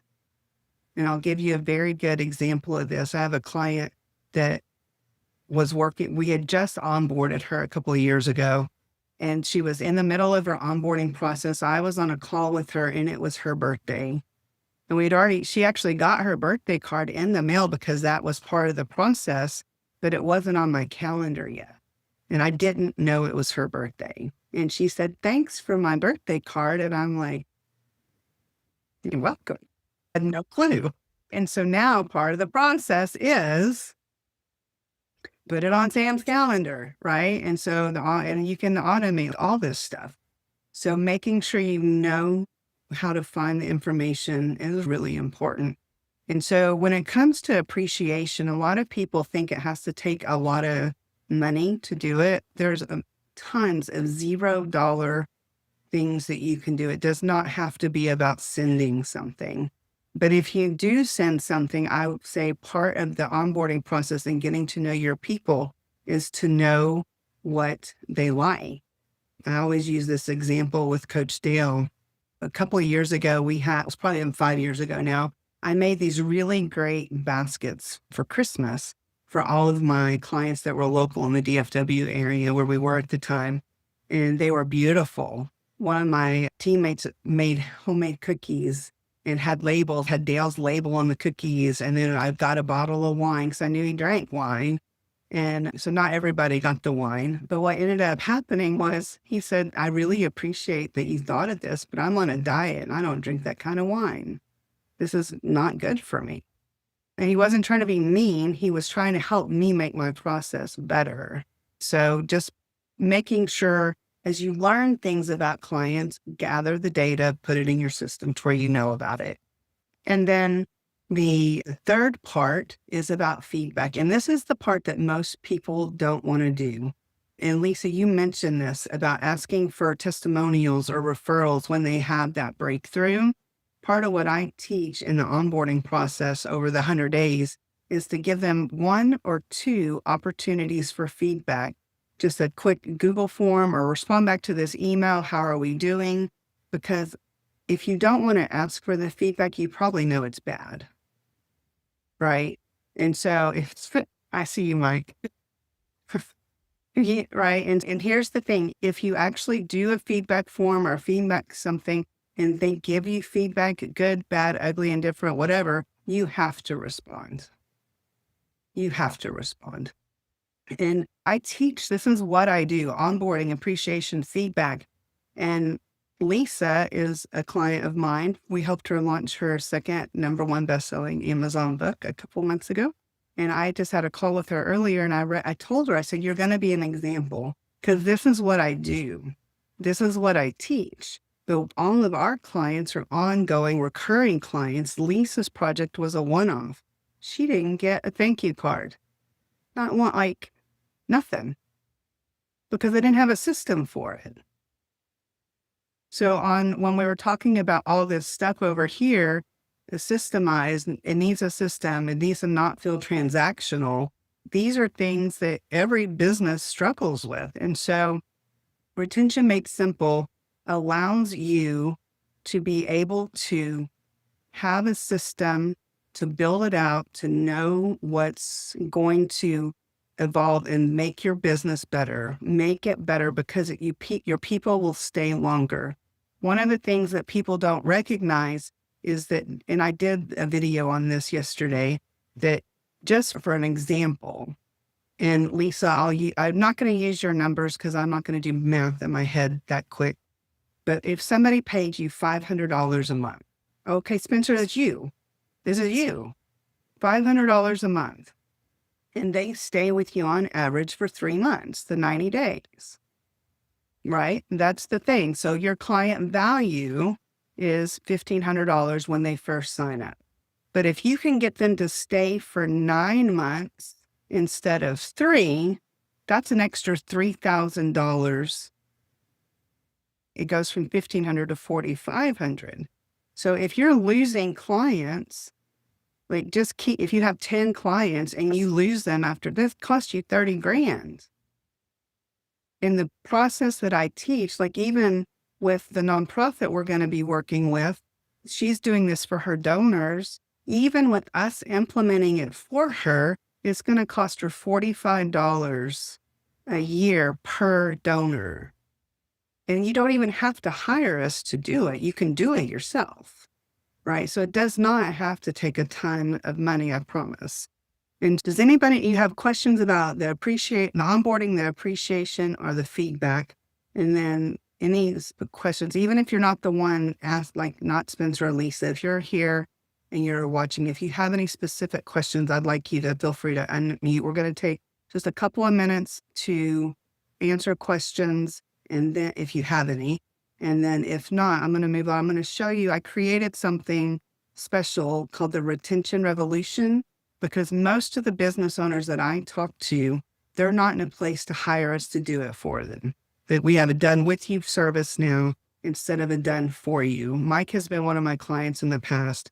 We did it for you, right? And we did other stuff. It wasn't this. It was podcasts and stuff. And this is actually specific for the retention so that you can go through the exact process that I teach and build it out for yourself, but you get some support. So does anybody have any questions before I show you that?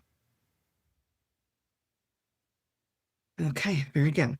All right. So I'm super, super excited about this. And I just literally realized right before I went live that I didn't have the link for anybody to sign up on here. So I'm like, oh, I got to grab that just in case. All right. So it's called the Retention Revolution. And what you get is once a month, it'll be a group cohort, and we will have an implementation workshop. It's not going to be me teaching more information. It's going to be you asking questions where you're at in the process, real time where we're building it out. Right now it's October. If we're on our call, we're going to look at November and December. Do you have everything you need? Do you have all the information? Is everything scheduled so that you're actually able to implement? Because you won't need more information. You're going to need to make sure everything's in place to get it done. And you'll be able to finally have that system in place knowing, oh my gosh, yes, this is going to get done. But once a month, that's once a month. Once a week, I'm going to do hot seats. If you have a question, you do not have to wait for the monthly thing. And if you have a question about something, somebody else probably does too. And so you don't have to do this on your own. Sometimes I'll host those calls. Sometimes it'll be somebody on my team. Though once a week, you'll have access to get some really solid advice on what to do next. I'm building out a retention playbook library. These are going to be, as y'all ask questions and as you need things, I'm going to create it. It'll be in the library so everybody will be benefiting from all the stuff that I create over time. Because the goal of this is for it to not take you a ton of time, tech, or money. And so I want to give you everything you need to be able to implement what you're learning. We do have a community where everything will be hosted, and there's going to be a lot of networking that happens in there, because what I have found by doing this type of thing is the people that want to show appreciation and want to build their businesses stronger, there's going to be collaborative opportunities that come because of that. This is my favorite part of it though. For the regular program, once a quarter, you'll get on a call, probably 15, 20 minutes with me or one of my team, and we're going to do a quick audit of what's working, where the hiccups could be, and we'll be able to give you some very proactive, tactical things to get you unstuck in those situations, or celebrate what's working and help you double down on those situations. And so that's the bulk of what you're going to get. But what you might be wondering is, oh my goodness, like I don't have my retention system built out yet. What are we going to do? So I got some bonuses for you right now. And the first one is an action pack that's going to help you have some worksheets, some planners, some GPT tools that are going to help you save time and get things going.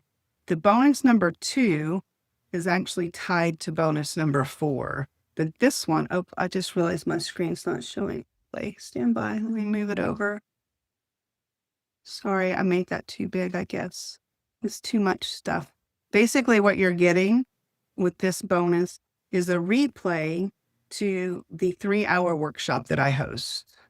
And so instead of having to watch the 3-hour workshop, I've edited it down to about an hour and 50 minutes. And you get the custom GPT that I created where you'll actually go through the GPT and you will build out your retention system to where you have it all ready to go. This is really important because with just this piece, you will not have to hire us to do anything else. You can literally do it on your own. There's also another online course in the community, Already Get More Referrals by Showing Appreciation. This will give you some more examples and ideas of how to implement this for yourself. And this fast action bonus, I'm not going to be doing long term. But if somebody decides to sign up for Retention Revolution between now and Sunday at noon, you will get an implementation call with me, an hour call where we will go through. The only thing you got to do first is go through this first so you have what you're going to be working with. And I will spend an hour with you making sure you have everything you need to implement what you've learned. And so I want to just show you, before I show you the price, I want to show you some testimonials from people who have done this already with us. And just so you see it, let me make this the right size. I'm not going to read them all. You should be able to see them on your screen once I get them here. Carrie basically said that she's already been doing some stuff, but she can do some more. Samantha was really great. She's actually a Christian coach, and the GPT actually told me to ask people how I can pray for them. She goes like, why didn't I ever think of that?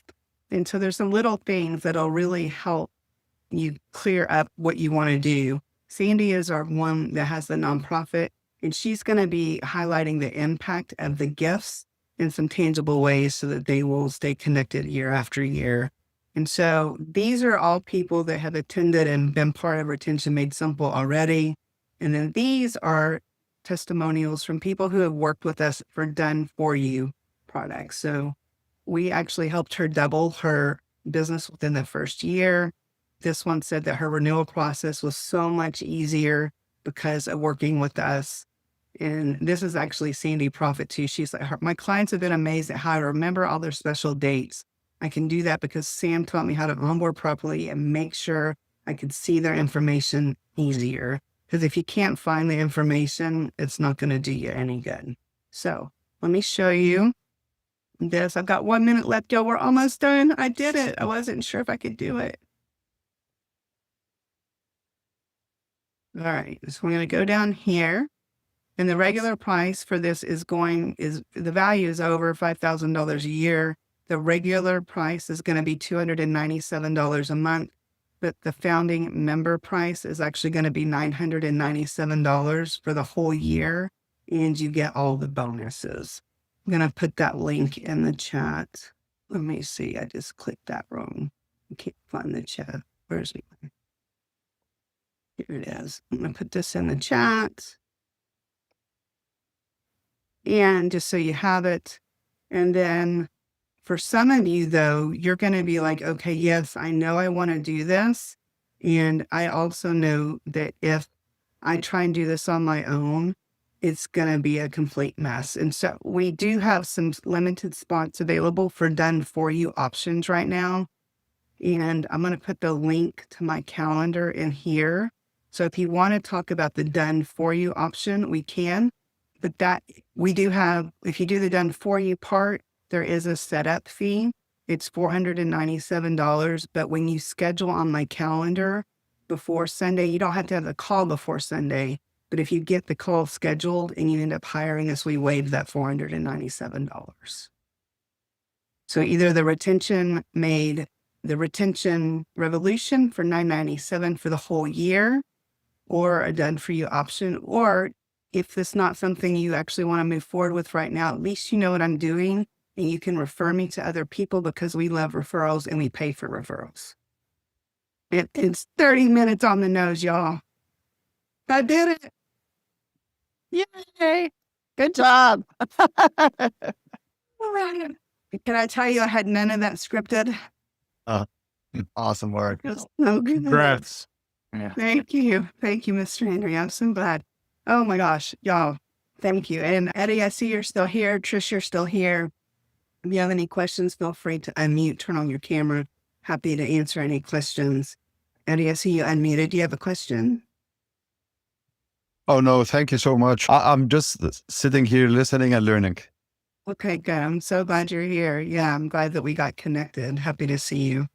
Anybody have any questions? Thank you, Trish. I see it was great. I'll follow up with you later. Anybody have any questions I didn't cover? Dr. Lynn, what you got? It's not a question. I just have to tell you that this was an excellent idea, this 30-minute demo, because I've done the workshop twice, but somehow this just reminded me of everything and the why behind it. I'm really feeling fired up now. So I just thought this was an excellent idea. And for anybody who's not sure if they want to commit to the 3 hours, by the time you're done with this, you want to commit. I'm going over my notes when we're done here. Thank you. Yeah. Thank you, Dr. Lynn. Yeah. All right. Very good. I won't keep you. I just wanted to, I will say thank you. I appreciate each of you. If you have any questions, make sure I will send an email follow-up with the links to everything. So if you didn't capture them here, you'll get them. And if I can ever serve you or help you in any way, I'm happy to. Awesome. And I'll shoot you a direct message. I'd love to talk about putting a system together. I've had this thing in my head for a while, everything that you're talking about. And I am like, it's the missing piece to my program. And so we'll connect, but this was great. Great. Thank you. I'll see you later. Awesome. Thanks. Much love. Bye. There, my name is Sam. I'm glad you're here today. If we haven't met in person yet, it's nice to meet you. I am the head ninja at your Admin Ninja, and we do admin work for small, medium-sized businesses across the country, lots of franchises and such. We've been doing this for our clients for a while. I've been doing it personally for many years because I truly believe that when you show appreciation appropriately, along with doing really good work, you'll naturally get more referrals. And so you can do this for your clients, your team, vendor partners, referral partners, anybody that you want to be able to get more referrals from, more connection with, a better relationship. Then this is what you can do, this program, and it'll help you do those things. So I just wanted to say, welcome. I'm glad you're here. I'm excited to hear the different things that you implement. There's going to be some things that you're going to hear and you're going to go, yes, I want to do all of that. And there'll be some other things you'll be like, that doesn't fit our business model. No big deal. Just take the parts that make sense and use those and tweak them as you see fit. One of the other things I want to say is, as I'm going through this, I will talk about the onboarding form, and you'll get access to the one that we use, and then you'll be able to mirror that one. But I'll call it the onboarding form.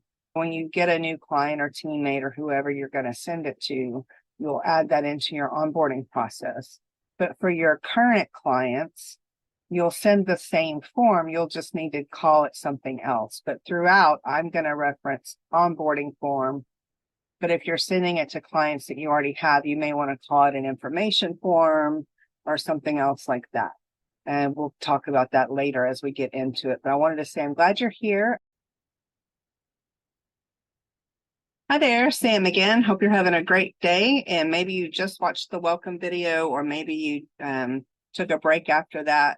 I'm glad you're here. We are going to go over how to create the onboarding form today. On the portal in the lesson, there are steps on how to do this using a program called Scribe.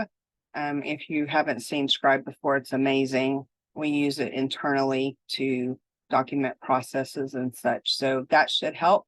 But I also wanted to do a video just to show you through a little bit of the two different ways I would suggest creating your onboarding form, and talk a little bit about why the onboarding form is important. Because without the data about your clients or your team or whoever you're sending these to, you won't be able to implement the appreciation program. So you need the information, and the easiest way to get that is an onboarding form. Whether you send it to them or you're on a call with them, you just kind of ask the questions and fill it in on your own. Some people prefer to do that to where that they're not actually sending the form and asking the clients to fill it out, but they just have a Zoom call or go meet them for coffee or whatever, and you're gathering the data by just asking some of the questions. That's another way to get it done too. But the appreciation program, when done appropriately, really can help you grow your business. And on the welcome video, I mentioned that we've been doing this for our clients, and I've been doing it for a long time. Well, I started Your Admin Ninja in April of 2019 with 2 clients. One was a client that I had from a previous company that I owned, and one was a business coach that I had gone through his training with, and he hired me as his admin. And we're still, he's still my coach and I'm still his admin. And it started with those 2 people. And since then, 100% of our business has come from referrals. So I can tell you this works because Your Admin Ninja is a case study of that. So if you'll just take the time, learn the process, whether it ends up being you to do it or you hire somebody else to do it, or you have somebody on your team internally, pick one person that manages this process. It doesn't have to take a ton of time a week to get it done. Probably if you depending on the size of your team, just implementing this shouldn't take more than a couple of hours a week to get it done. So you probably already have somebody internally that you can hand that off to, or maybe you'll find somebody like Your Admin Ninja or somebody else to actually do the work for you. Because another thing that I have found, one of my favorite books is called Who Not How. There are a lot of things that have to be done, but they do not have to be done by you. So if, as you're going through this and you recognize, yes, this is a great program for our company to implement, recognize that you may not be the one that needs to be doing this because your focus needs to be somewhere else. So look up the book Who Not How, learn about StrengthsFinder. Coach Dale's my coach, and coachdale.com, and going through his process really changed my life. So all right, so I'm in my Google email. This is actually my work email. And if you're going to create a Google form, you just go to the 9 dots, click form. It's pretty easy. I actually did this on the Scribe yesterday. I clicked blank and then I opened it. And then basically you just create, it's not really drag and drop, it's click and drop, right? And so you can choose the different things if you want to add just some text. So it's pretty easy. The thing you want to know is when you start to gather responses, you will want to create a sheet, which I've done already. You'll see that on the Scribe, so that as somebody answers it, all the answers pop in here. So when you want to set, there's different settings based on, you'll want to decide that internally.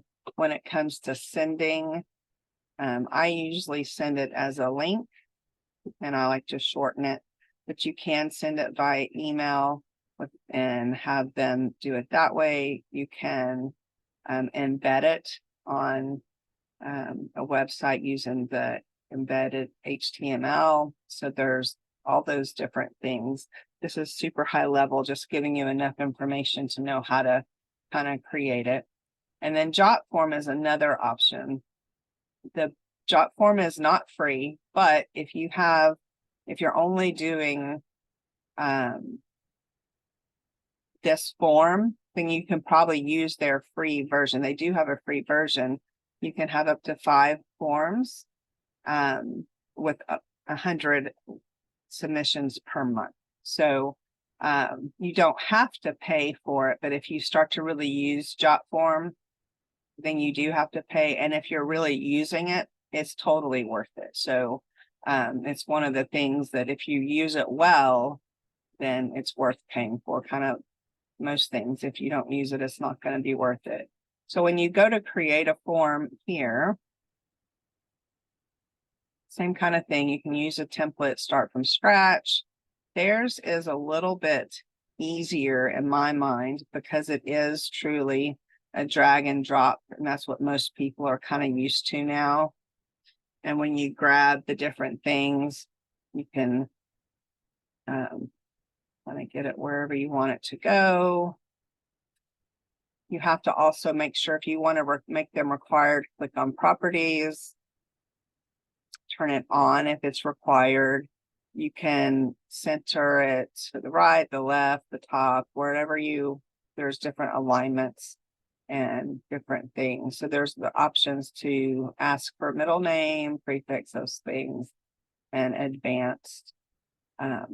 So Jotform is really pretty easy to use. One of the reasons I would suggest using it over Google Forms is when you send a Google form out, sometimes their notifications work and I know somebody has completed the form, and sometimes it doesn't. Well, with Jotform, you always get notified. Whoever you have set up here to get the notification gets it. And so that's really good.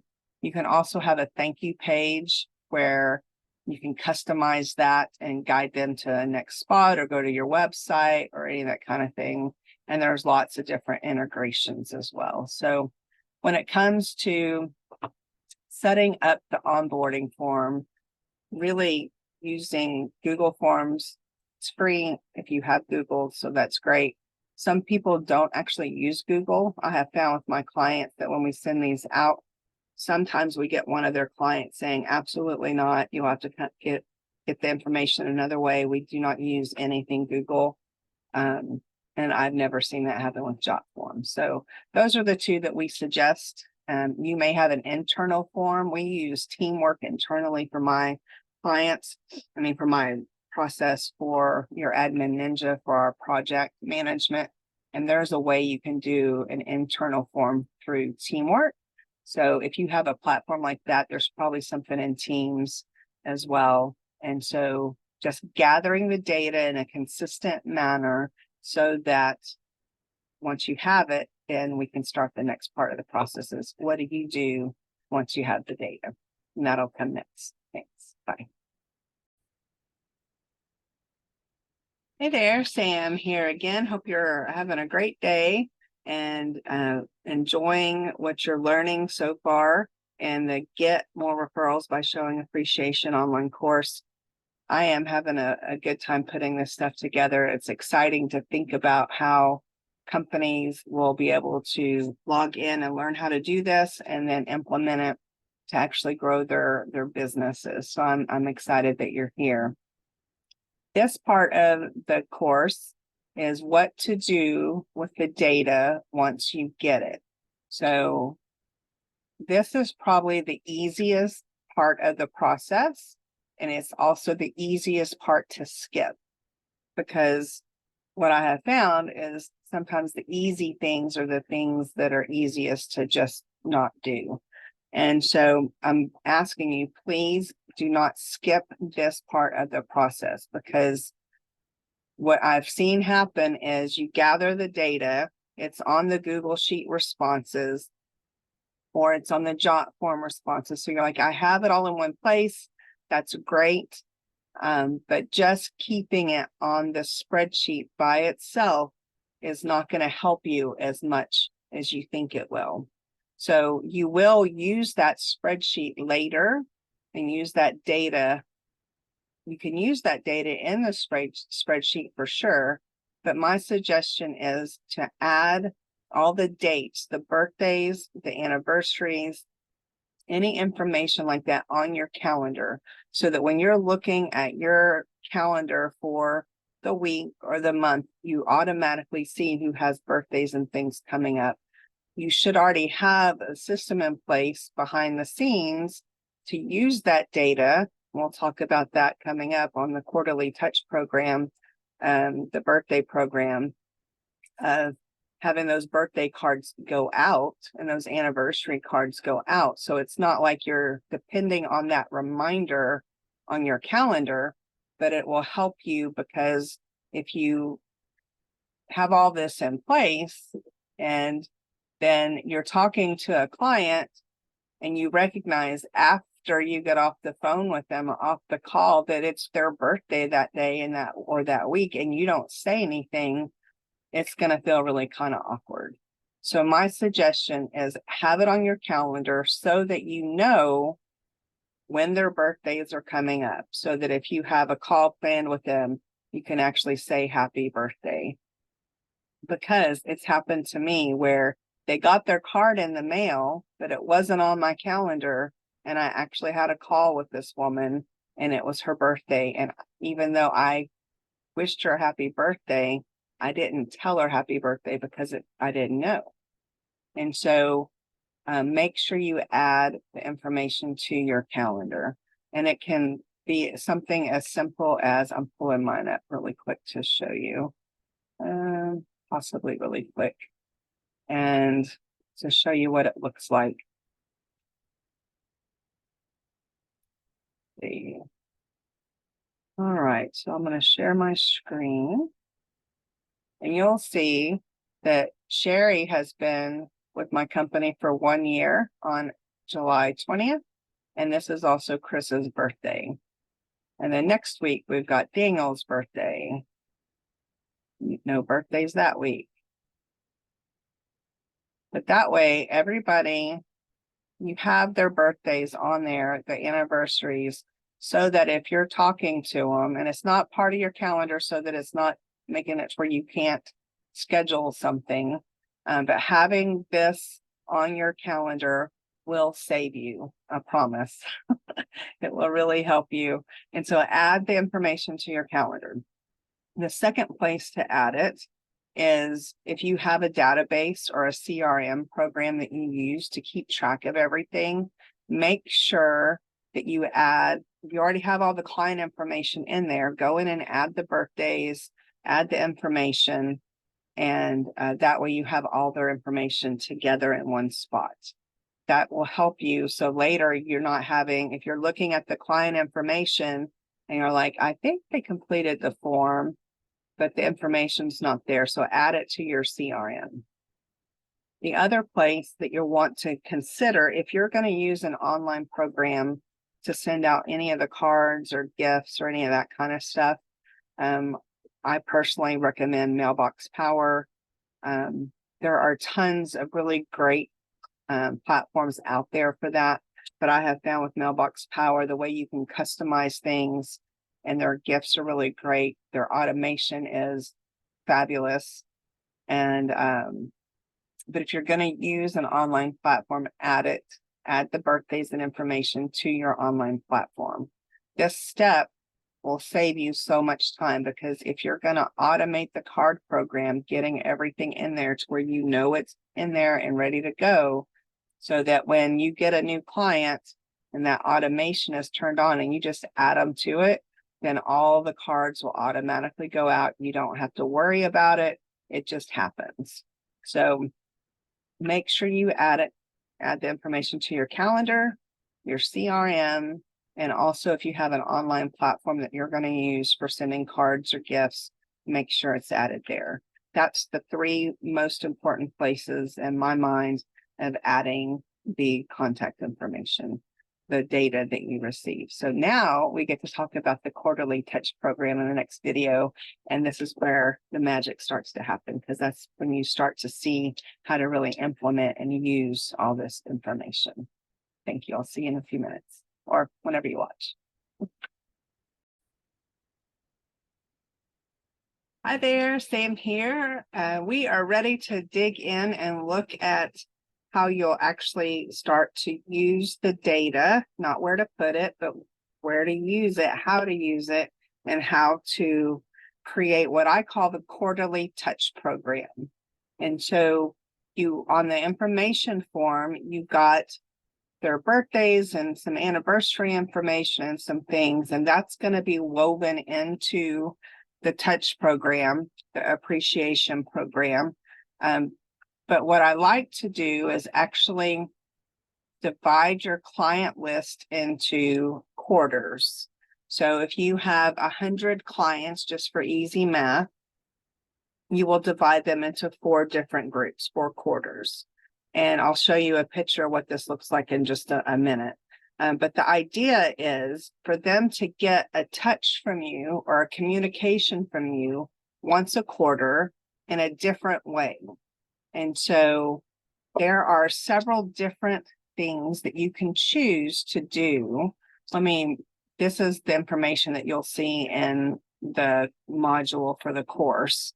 And so some of the things you could do is something like just a video message, your phone, do a quick video directly to them, saying their name so that they know it was just for them, and send them a text just checking in. Then another one would be an email, maybe to a link or something that you think that they might find value in, something that they might learn from, or just a thing saying, hey, I was thinking about you.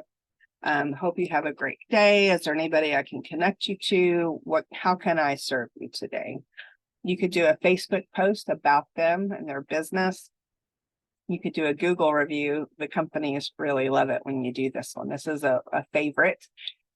Just a note in the mail, doesn't have to be a formal greeting card or anything, but just a note for no reason, just saying, hey, just hope you're doing well. It's just a point of connection to let them know that you care, you're concerned, that they're not just a number. A lot of times businesses spend so much time, energy, and effort to get a client or to hire somebody, and then they don't do anything to keep them engaged and keep them to where that they know that they matter to them. So this is a big part of why clients will stay longer and refer you more, is because they feel like you're going to take care of their people the way that you take care of them.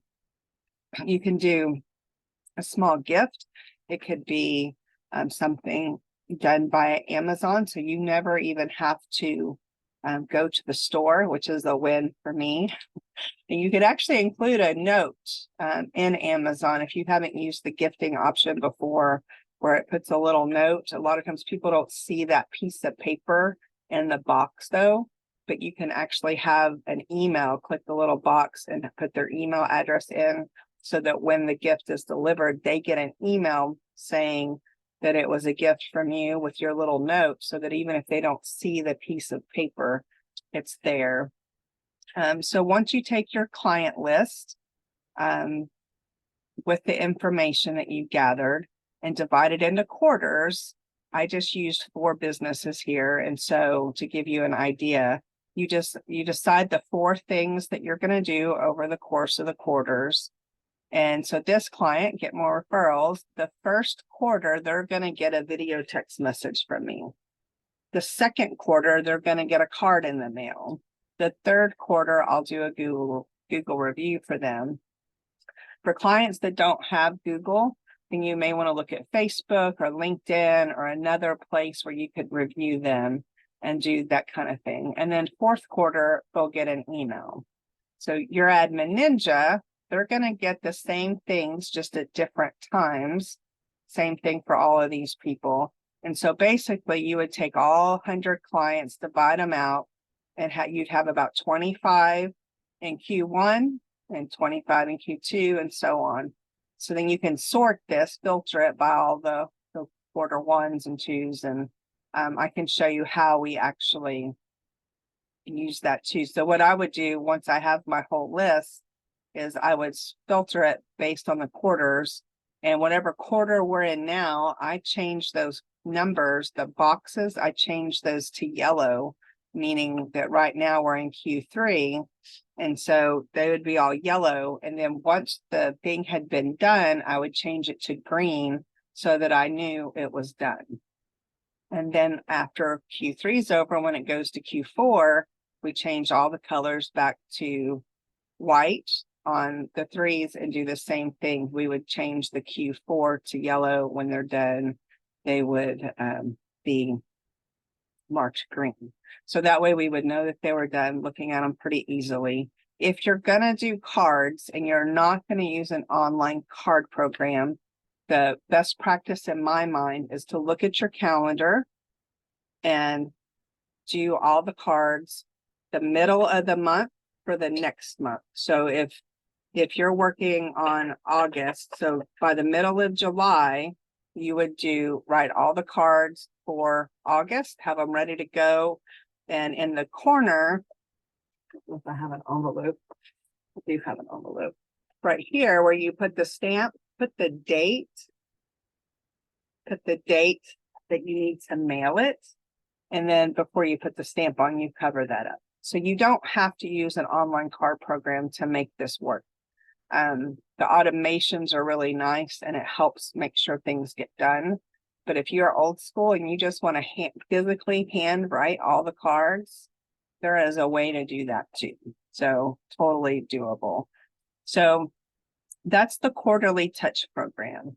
You also have their birthdays and some other things that you can do throughout the year. I send half birthday cards and I get more feedback on the half birthdays than I do on just about anything.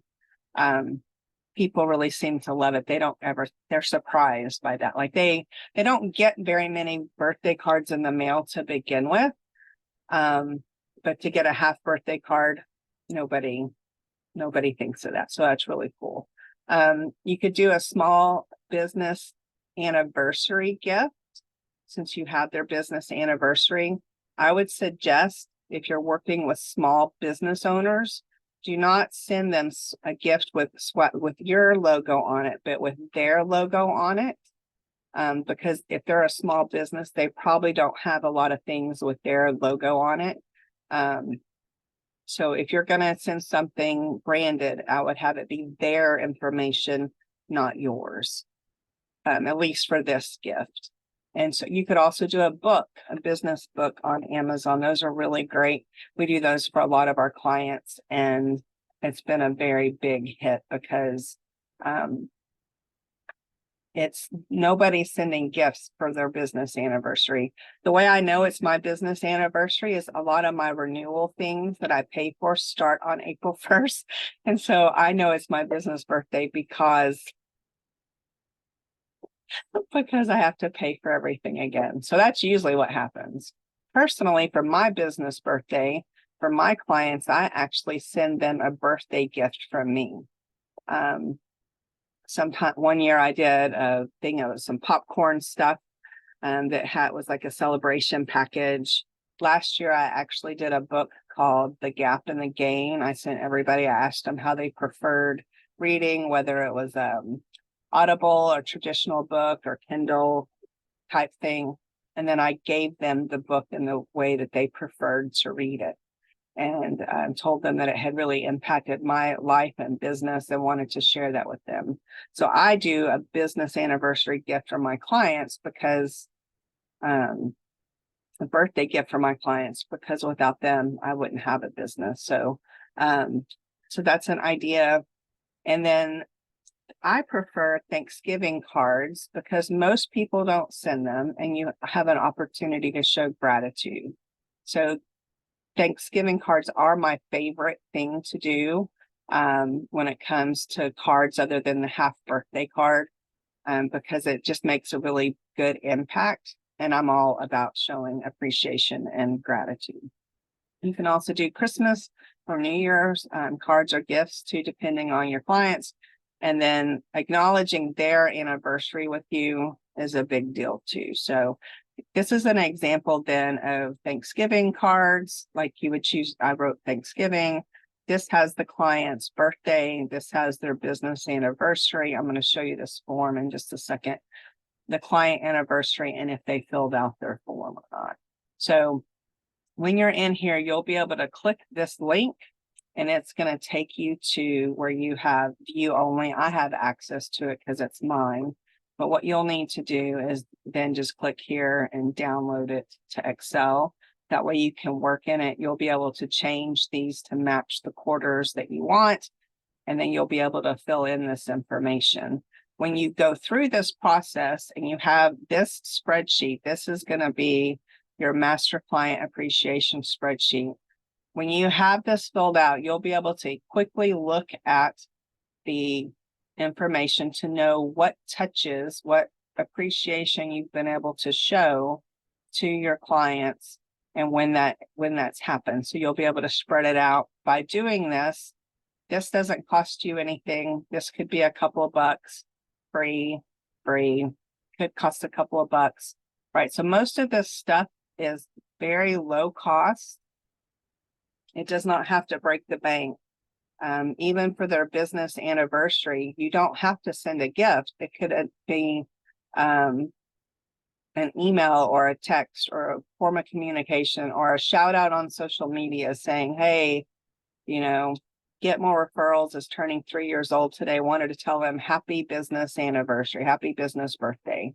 So you can come up with some creative ways to do this to where you're able to show appreciation and gratitude without having to break the bank. The other thing is on the Google form or the Jot form that you fill out, some of the things that we suggest asking are for like their favorite local charity or their favorite restaurant. So if you're not sure what to do, you could actually make a donation in their name and then send them a copy of that. Or you could send them a gift card to their favorite restaurant.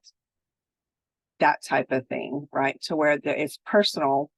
I like to use the example that everybody will take a $10 Starbucks gift card, right? They'll take it, but it doesn't require much thought or creativity. So sending them a $10 gift card to a local place, a mom and pop place that maybe they support, or something that shows them that you actually thought about them, you used your relationship, your friendship, your connection to send them something that mattered to them. I used to go to a place in the DFW area called America's Best Coffee, ABC. And if somebody, like we went there all the time, my daughter worked there. If somebody that knew me sent me a Starbucks card instead of an ABC card, I'd have been like, And so just think about the person you're sending the gift to. They don't all have to be the exact same. Sometimes you'll customize things based on the client, how much they spend with you compared to another one. So it's not cookie cutter. It is planned and it is systematized, but it's still personal. One of my clients, Coach Dale, I mentioned earlier on one of the videos, he's helped me really see the value in customizing the gifts that I give. One year I gave everybody this little Christmas basket with some cookies and treats, kind of Christmas stuff, and a bottle of wine for the wine drinkers. And he messaged me and he's like, and he can do this because he knows me really well and I value the feedback. He said he really appreciated the gift and he was thankful that I thought of him, but he was on a diet and did not want the cookies, and that's not the kind of wine he would have chosen. So as you're talking to your clients and as you're gathering information, if it's something that's not on the form, like maybe not everybody in your community drinks, or you don't want to put that on your onboarding form, do you have a preferred alcoholic beverage? But maybe you do. It's okay. Add that to the form.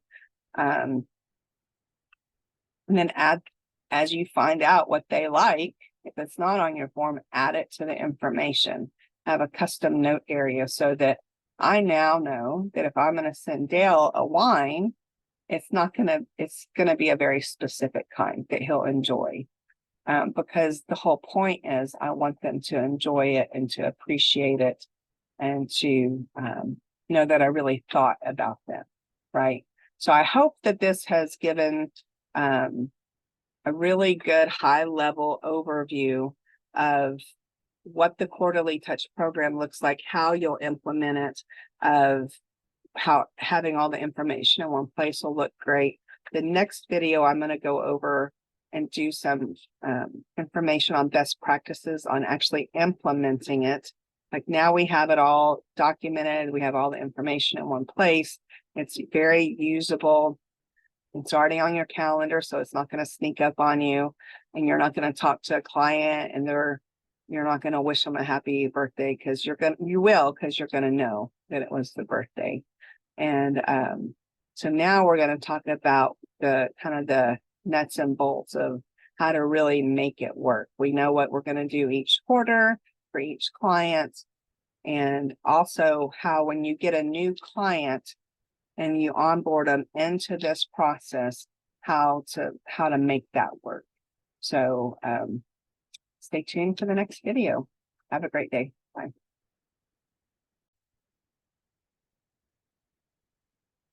Hi there, Sam here. Hope you're having a great day. I wanted to do a quick clarification on a part that I just did on the video about implementing the touch program. And I talked about the onboarding process for onboarding new clients, and then you roll them into the quarterly touch.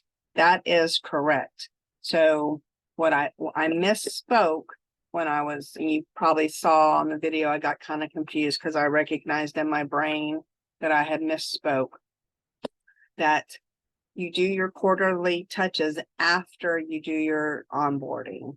So we're in Q3 right now, but you look to see when the client will be out of their 90 days or 100 days. So if right now you onboard a new client, then we're in July. So that would be August, September, October. So I would probably count that as being Q4 for when they're going to start their quarterly touch program.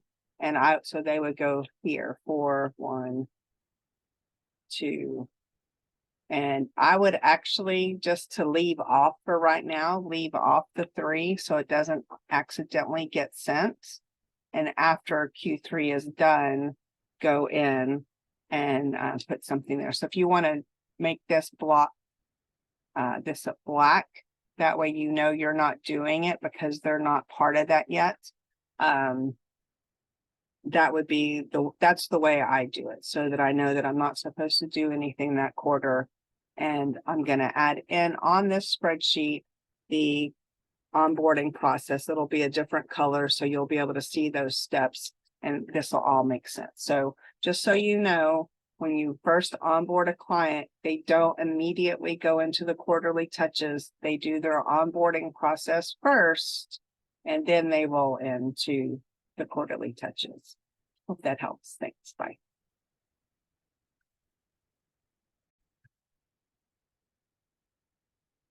Hi there, Sam here again. Hope you are having a great day wherever you're at in the world, learning how to get more referrals by showing appreciation.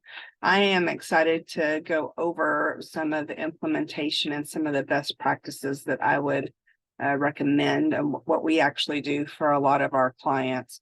I'm going to show you, I removed a lot of the information. This is an actual thing for one of our clients, and removed the client information, and she does some different touches that I removed all that to keep that private. But I wanted to show you, once you have it divided out into quarters, then you can sort or filter based on the quarter that you're in. And so for this quarter, there's 1, 2, 3, 10, 11, 12, 13. So about 13, 14 that would get a text message from her, and then probably about the same for the emails and the other things. So my best suggestion on this is, you have the whole quarter to do it, but that doesn't mean you have to take the whole quarter. You can actually add it to your calendar. We add these to our clients' calendars. And so we have this one has 2 clients to email today and 2 clients to text today. And so when you open that up, it'll have all the information on it. Pick the day of the week that you want to do these on. It doesn't have to be at a specific time, but just so that it shows up on your calendar, and then you remember to actually do it. And then whoever's helping you track this, if it's not you, would then go in on the spreadsheet and say, okay, I did my text to that one, and we're going to turn that green.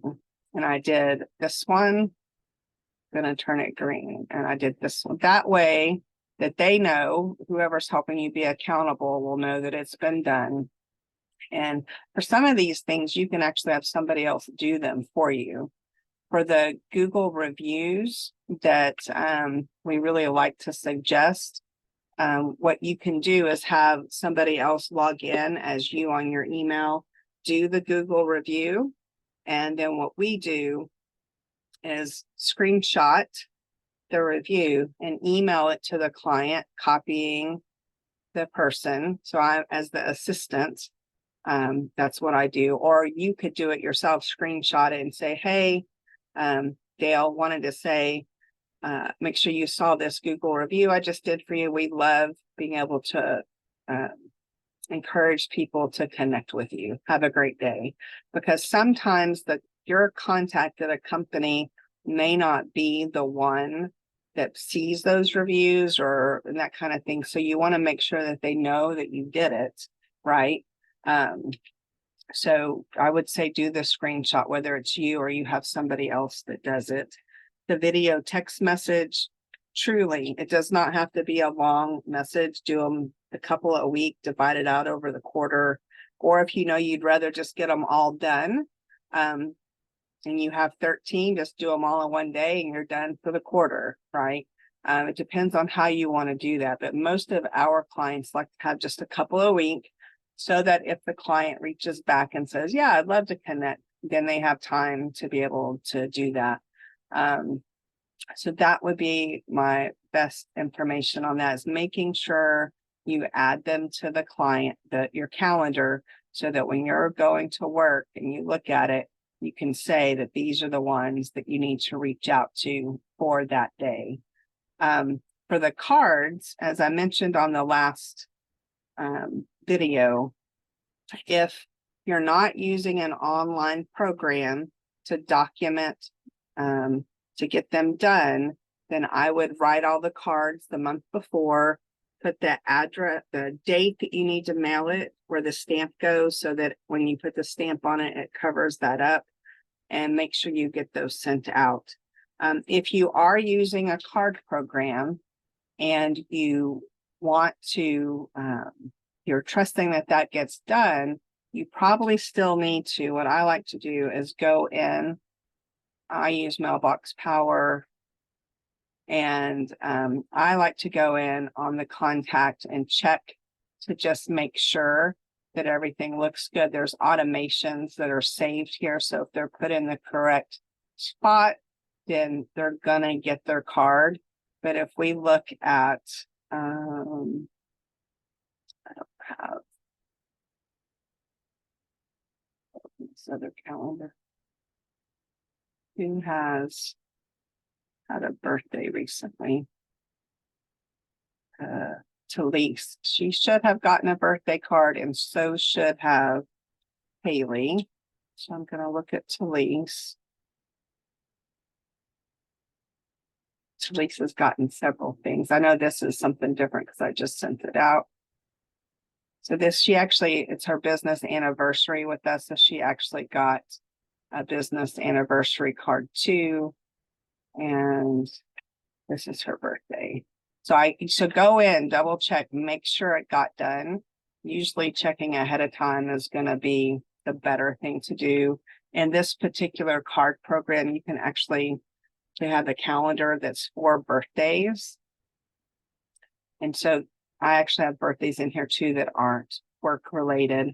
And so you can go and look ahead to know that these are the birthdays that you have coming up that are going to go out. And so that you can say, yes, they're good. So you can look at your quarterly touch thing here for the card and the mail. You could confirm that these are all the ones that you want to have go out, and know that they're going to go. So I would highly recommend making sure you have a way to check to make sure these things are done. Use the color coding system so that it's really at a glance, you know that this was done this quarter, and that'll be a really big help. The same type of thing on here for Thanksgiving or Christmas. And some of these people, you may do a Thanksgiving card for one and a Christmas card for another. It doesn't have to be the same. You can put the information, and once it's been sent, I would change it to green. Once you confirm that their birthday card has been sent, change it to green, all this kind of stuff, so that when you're looking at this, you'll know that it's been done. So the date is there. The business anniversary for us is 04/01/2019. So you know that you have that for your Admin Ninja, but was it done? When somebody actually color codes it to be green or whatever color you want it to be, then you'll know that it's been done, and you will have this as a good representation of how many touches your clients have received throughout the year. And then also, I like to track over here their Facebook handle, their LinkedIn, and their Instagram, just so it's really easy to access if I need to go do something on social media. If you're wanting to document, one of the things that you can do on this spreadsheet is add another sheet down here and maybe call it Google Use. I'm going to delete this in a minute because this is the master, so people can change it to whatever they want. But Google reviews, so the people that are over here, and for Q3, there would be, she does Facebook for hers. So all of these clients, we would grab their client name and the others there. And like hers, we have over here, I removed the client name so y'all wouldn't see them. But basically write what the review is going to be and then the date that it's posted, so that you have what was actually done all in one spot. So you're not having to go to 5 different places to document it or whatever. So if you're going to do a Google review or Facebook review or whatever, have them right here so that when you go in to do it, it's all together. So that's some of the best practices I have for implementing this type of process. And as I think of others, I may do another video later, but this is been really one of the best tools that we have used as a company to help show appreciation, to help get more referrals. We haven't even asked for referrals. It just happens. So just imagine if part of the process that you do, you actually go in and once a quarter or once every 6 months, you send a little note to all your clients saying, hey, we're on the grow again, looking to add a few more amazing clients like you. Who do you know that might benefit from XYZ? Then you'll see those reviews continue just to come in. So I'm excited that you've learned all of this information. There's one more piece that I want to make sure I don't forget, is that when you're starting from where you're at, you have all your current clients on here, and then you're adding this into your workflow for your new clients. As you add in the new clients and you get the information, what I'd like you to do is pick which one of these things you think is going to be the most impactful, that will matter to them. Also on here, I didn't add in this, but I usually send a thank you card for when they sign up, when they become a client or whatever, when they sign their agreement. So you can add in a thank you for onboarding card here. And actually, I'll probably add that to this before I send it out to everybody, because the thank you for onboarding is important, right? But I just lost my train of thought. That sucks. I don't want to redo this whole thing. Are y'all going to make me redo the whole thing? It was about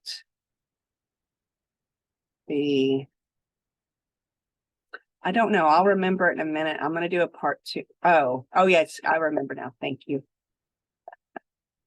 I'm so sorry. This is, all of these have been done in one take. So that's just the way I prefer it. Real life, sometimes you mess up and that's okay. We just kind of move on. That once you onboard a new client and you add them here, then choose which one of these things is going to be the most impactful and put that as the quarter that you're in now. So doing an email the first quarter may not be that good. A Google review would be amazing, but you may not know enough about them yet to do an honest review. So in this situation, I would probably do the video text first. And so we're in Q3 right now. So then I would do this. So I keep them in order. So then they go to in Q3, they get the video text. Then the next quarter, they get the card and then the Google review and then the email. So in November, if you onboard a new client, then it would be Q4, they get this, and then we do this. So that is the way I would suggest doing that. And I am going to do a second video in just a little bit to go over a little bit more of the best practices on onboarding appropriately. Because when you do this, when I just recognized that I didn't have the client's thank you card on here, I do some onboarding stuff in the first 90 to 100 days that I really recommend that you do that. And then you add in the quarterly touches. So you're not doing the quarterly touches first. You're doing your onboarding first, and then they roll into the quarterly touches. The reason I like to focus on this part first, though, is for most of you, you're not starting your business brand new. You already have a lot of clients and you want to start to show them appreciation immediately. So that's why I start with this, so that you can get your current clients in process. And now we'll talk about the onboarding of the new clients and how that works. You add them in here, but there's some other things that you can do as well. And so stay tuned for the next step in this process of getting more referrals by showing appreciation. Have a great day. Bye.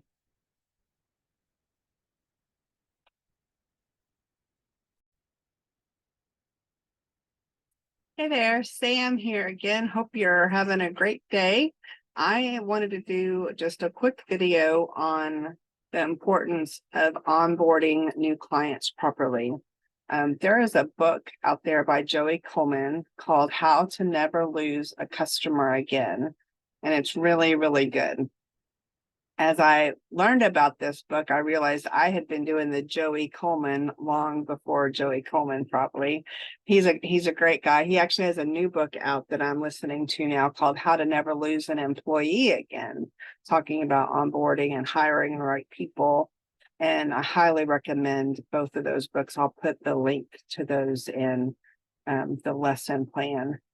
But for a lot of businesses, we spend so much time to get the right person on our team or to have a client hire us.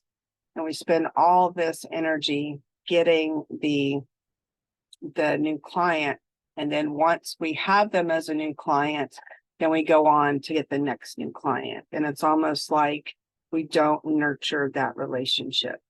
And so when I was designing this course, I was really struggling. Do I talk about onboarding new clients first, or do I talk about how to really implement the program to your current clients? And knowing that for most of the people that do this, whether or not you get a lot of new clients on a regular basis or not, you have current clients. That's why you're probably doing this.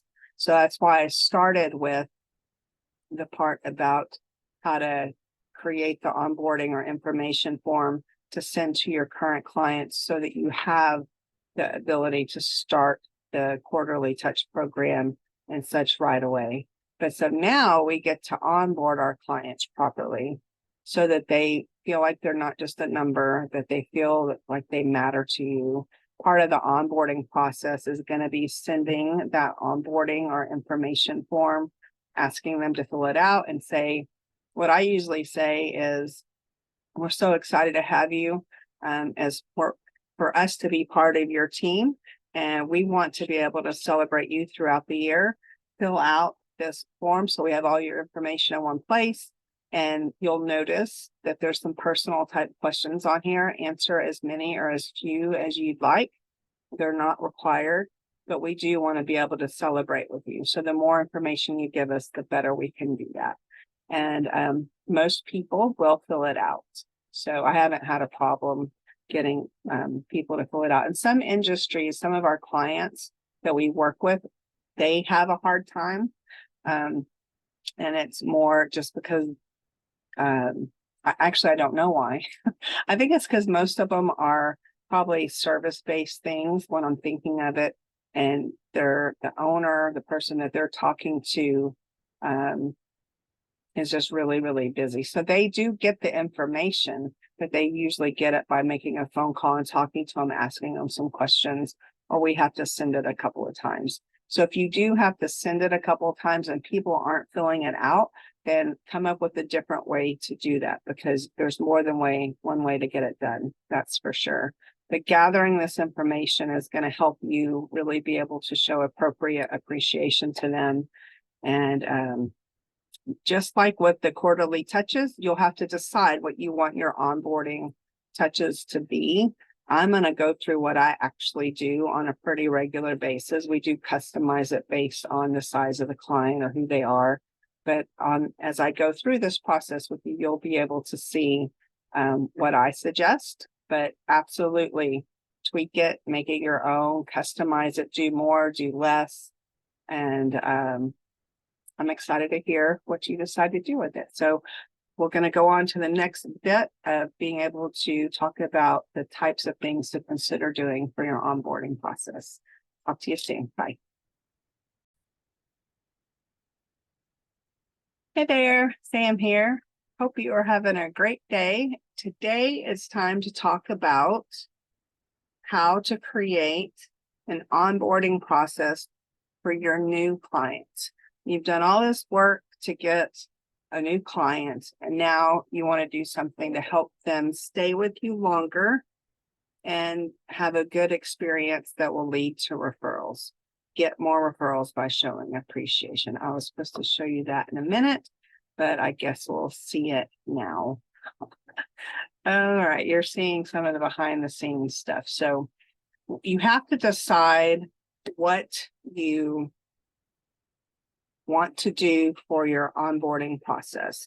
You do not have to do a lot. I've included a lot of different things, different ideas that will hopefully stir your imagination so that you will create something that makes sense for your company. Every industry is different. Everything I do is virtual. There are clients I've had for years that I've never met in person. And so I have to do things that are very digital. But if you are in an industry where you're able to go in person and see the client and drop something off, there's so many different things that you can do.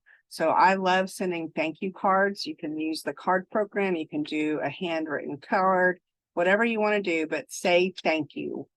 Say thank you. It matters.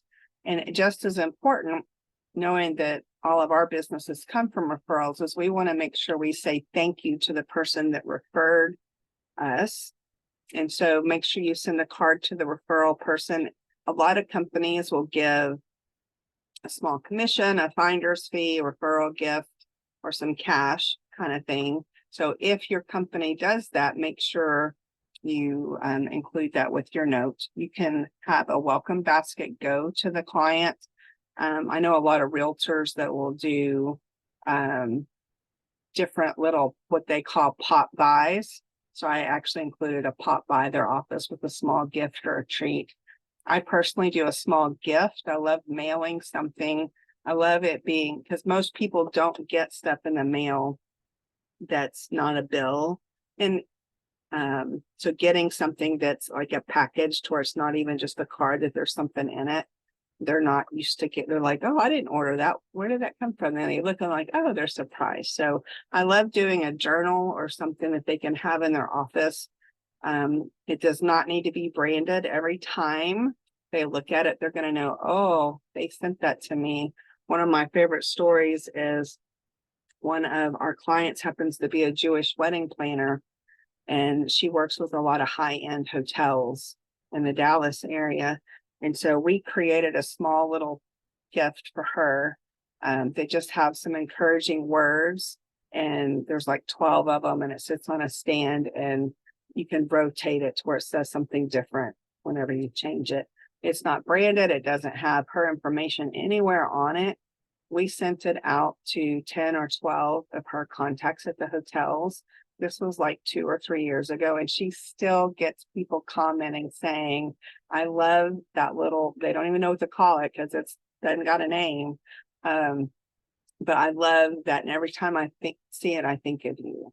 So if you can be creative with something, they will remember. So something like that, a small gift that you can mail at the 45-day mark, rather, I like to send just an email with a how are we doing survey, just to be on the front of any problems that could be happening, any confusion, making sure they're getting everything they need, and make sure that the process is going well, especially if you're not the only one involved in the project. This becomes really, really important.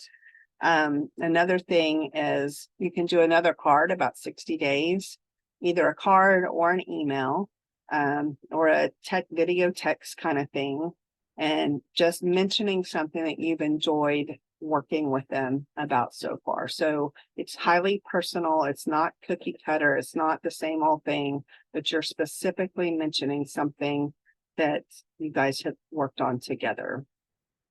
Around the 75-day mark, I love to send something branded. And when I first started this video, you saw the picture here.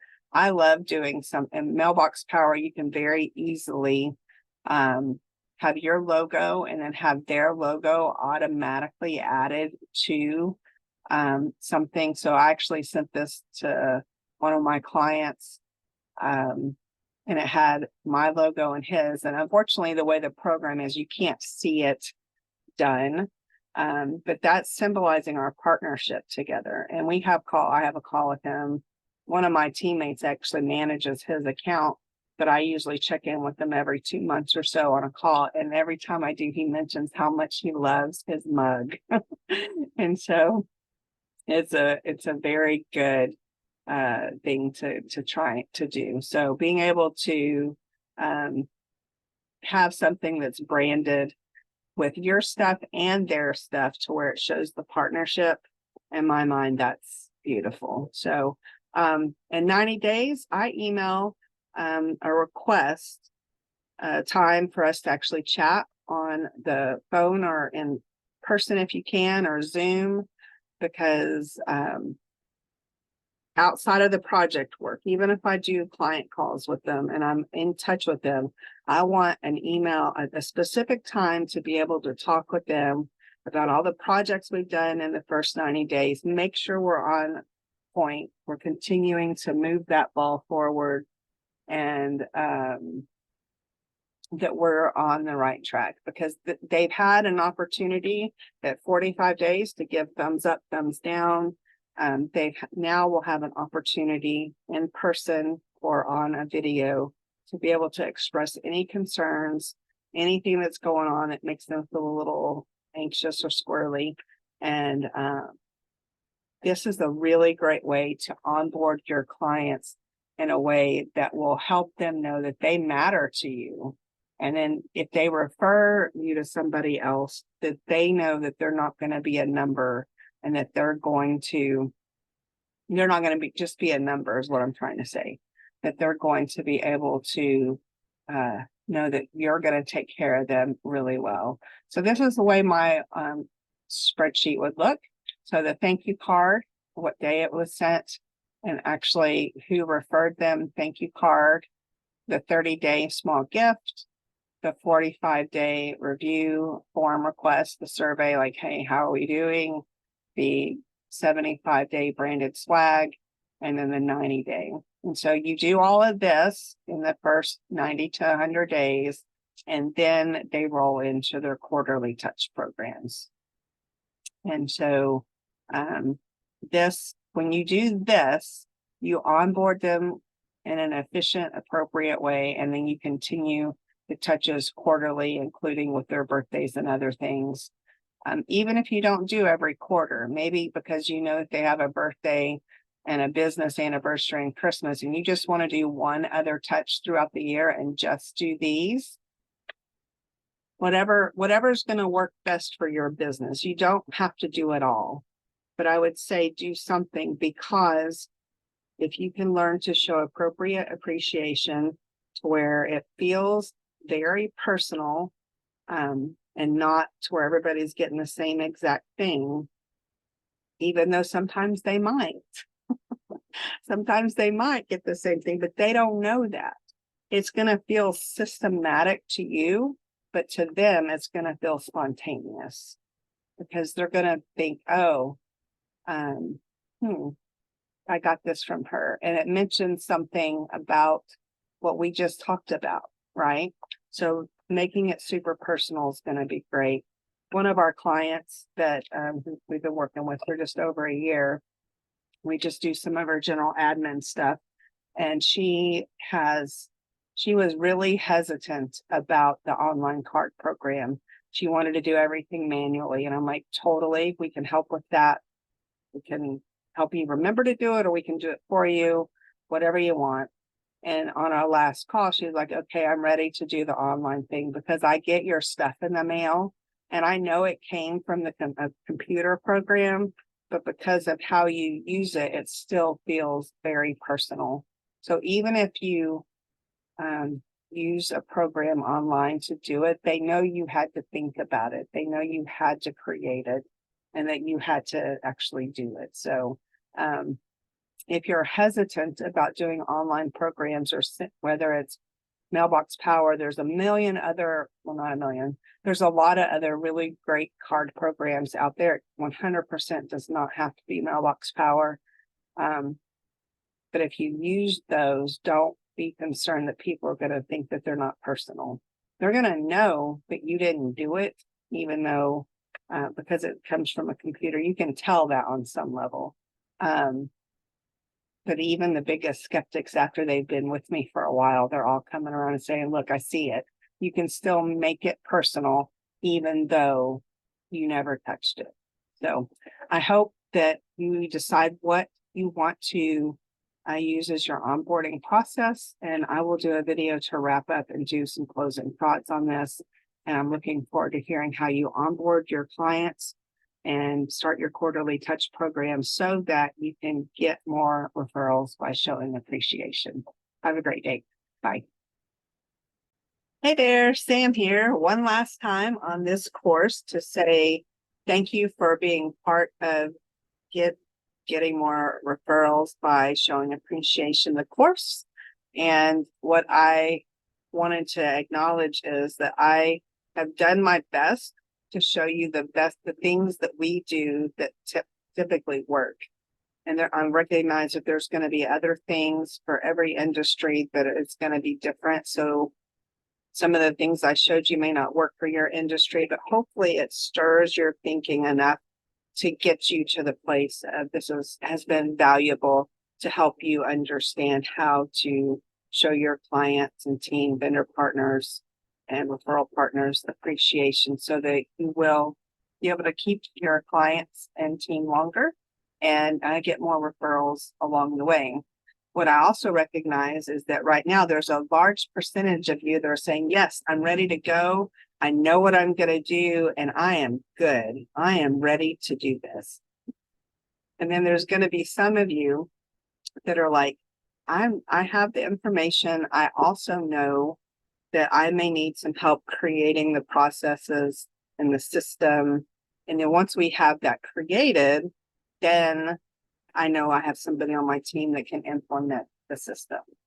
So you need just a little bit of help, maybe a 1-hour call with me going over some things to fine tune the process of what it's going to look like, helping you create your questions, your forms, helping you brainstorm on the types of gifts that would work, or the onboarding process that would work, the quarterly touches for your industry. And then there's probably a few of you that are like, I absolutely want to do this, but I am not the one to manage it, and I don't have anybody on my team to help manage it. So you need to hire somebody to help you implement something like this. And we would be glad to chat with you to see what we can do. We do lots of different admin work for clients, but this showing appreciation thing is truly my favorite thing to do.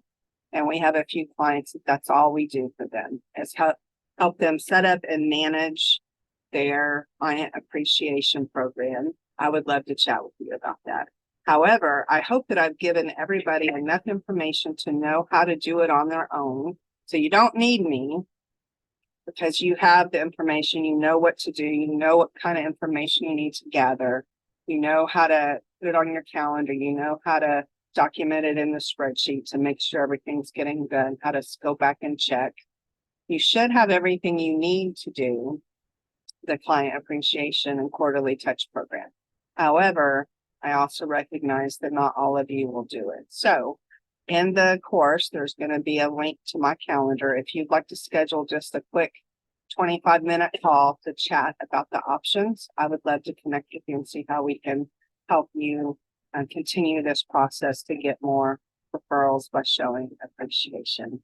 And for those of you that are good and ready to go, I would love for you to message me and let me know after you implement this, how it's gone, what you've learned, if you have any suggestions for quarterly touch items or onboarding items that I could maybe add and to share with other people. I'd love that. This is Retention Made Simple, the ebook, written by Sam Morrison Wilson and narrated by the author.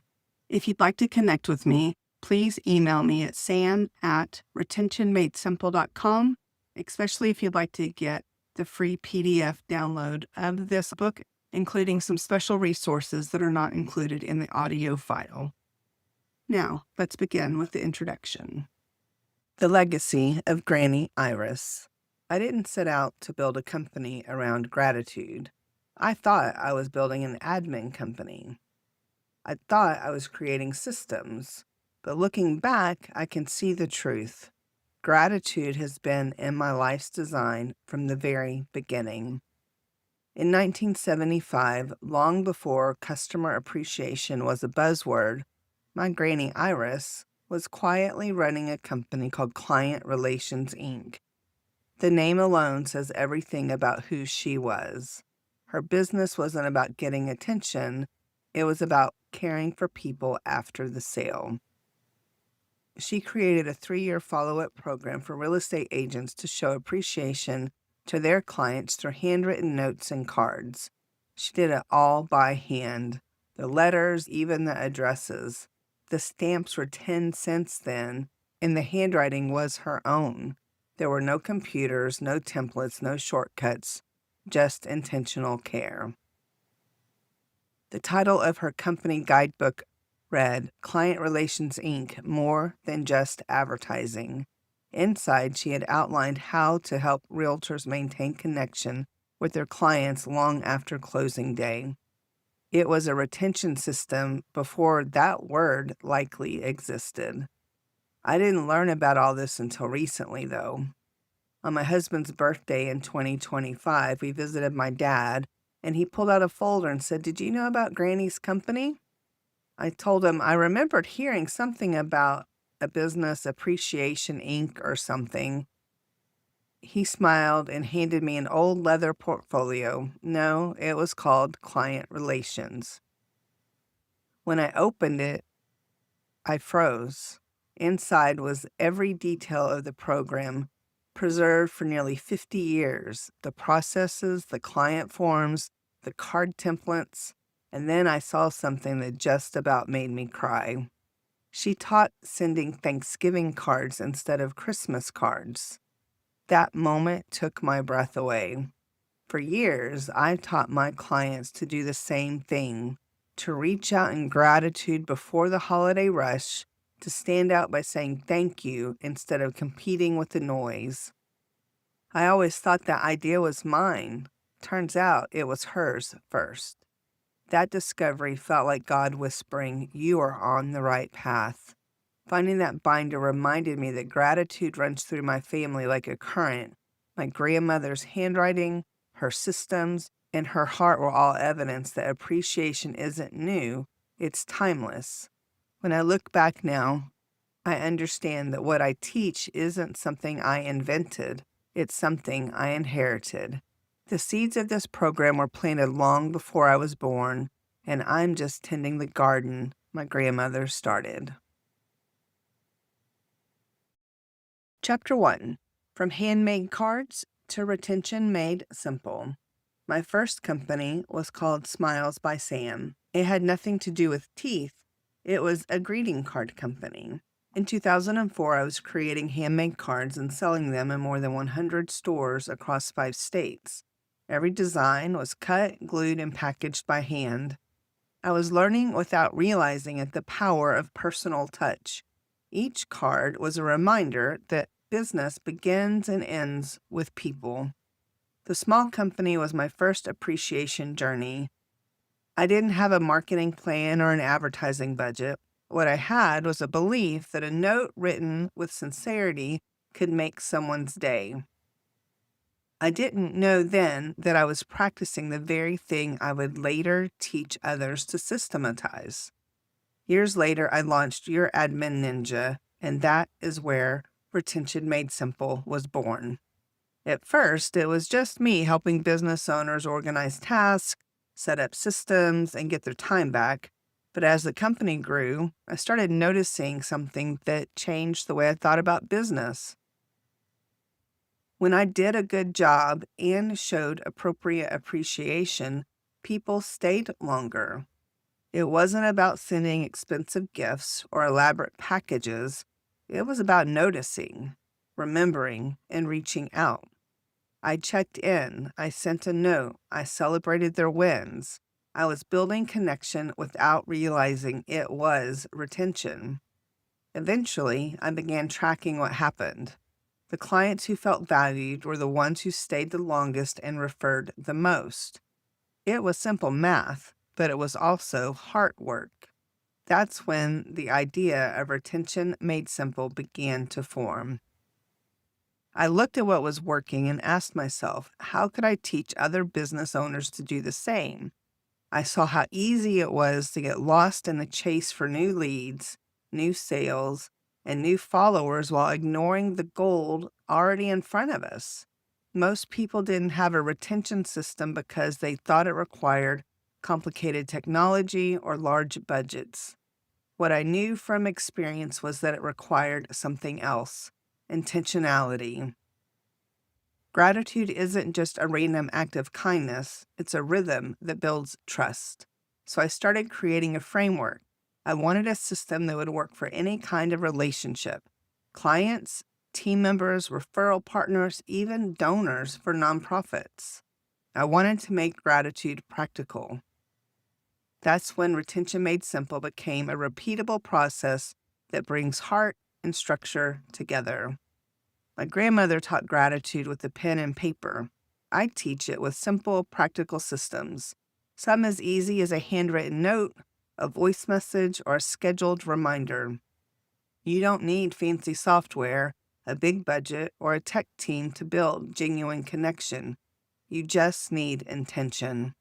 The tools may have evolved, but the goal is still the same: make people feel seen, valued, and remembered.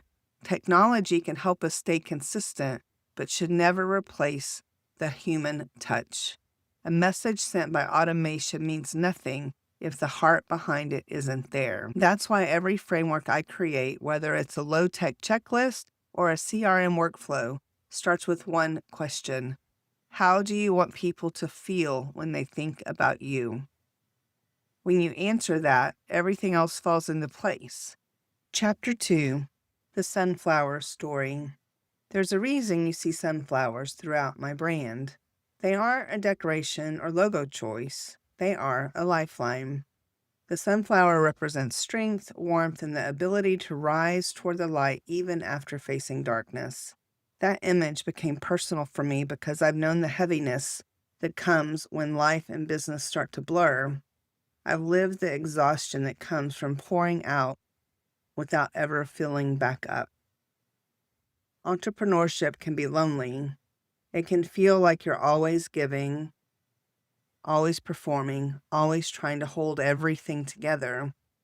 And behind the busy days, the confident smiles, many of us carry anxiety, burnout, or sadness we rarely talk about.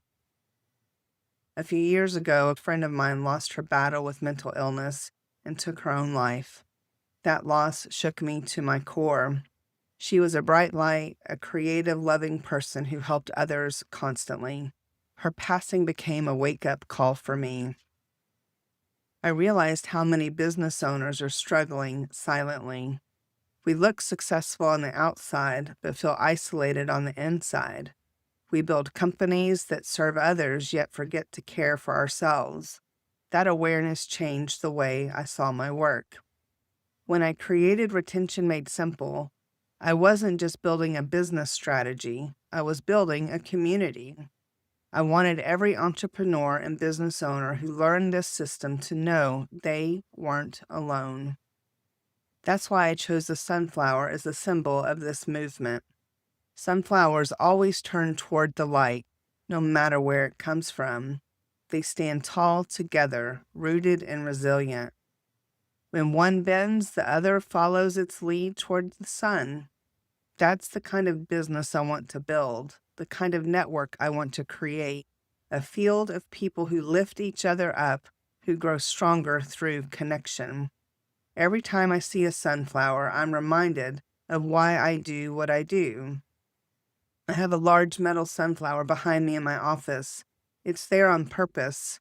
When I see it during Zoom calls, I remember the entrepreneurs I serve, the stories they carry, and the hope that a simple act of gratitude can bring. The sunflower reminds me that gratitude isn't only for clients, it's also for us. It's for the business owners who forget their own hearts need appreciation too.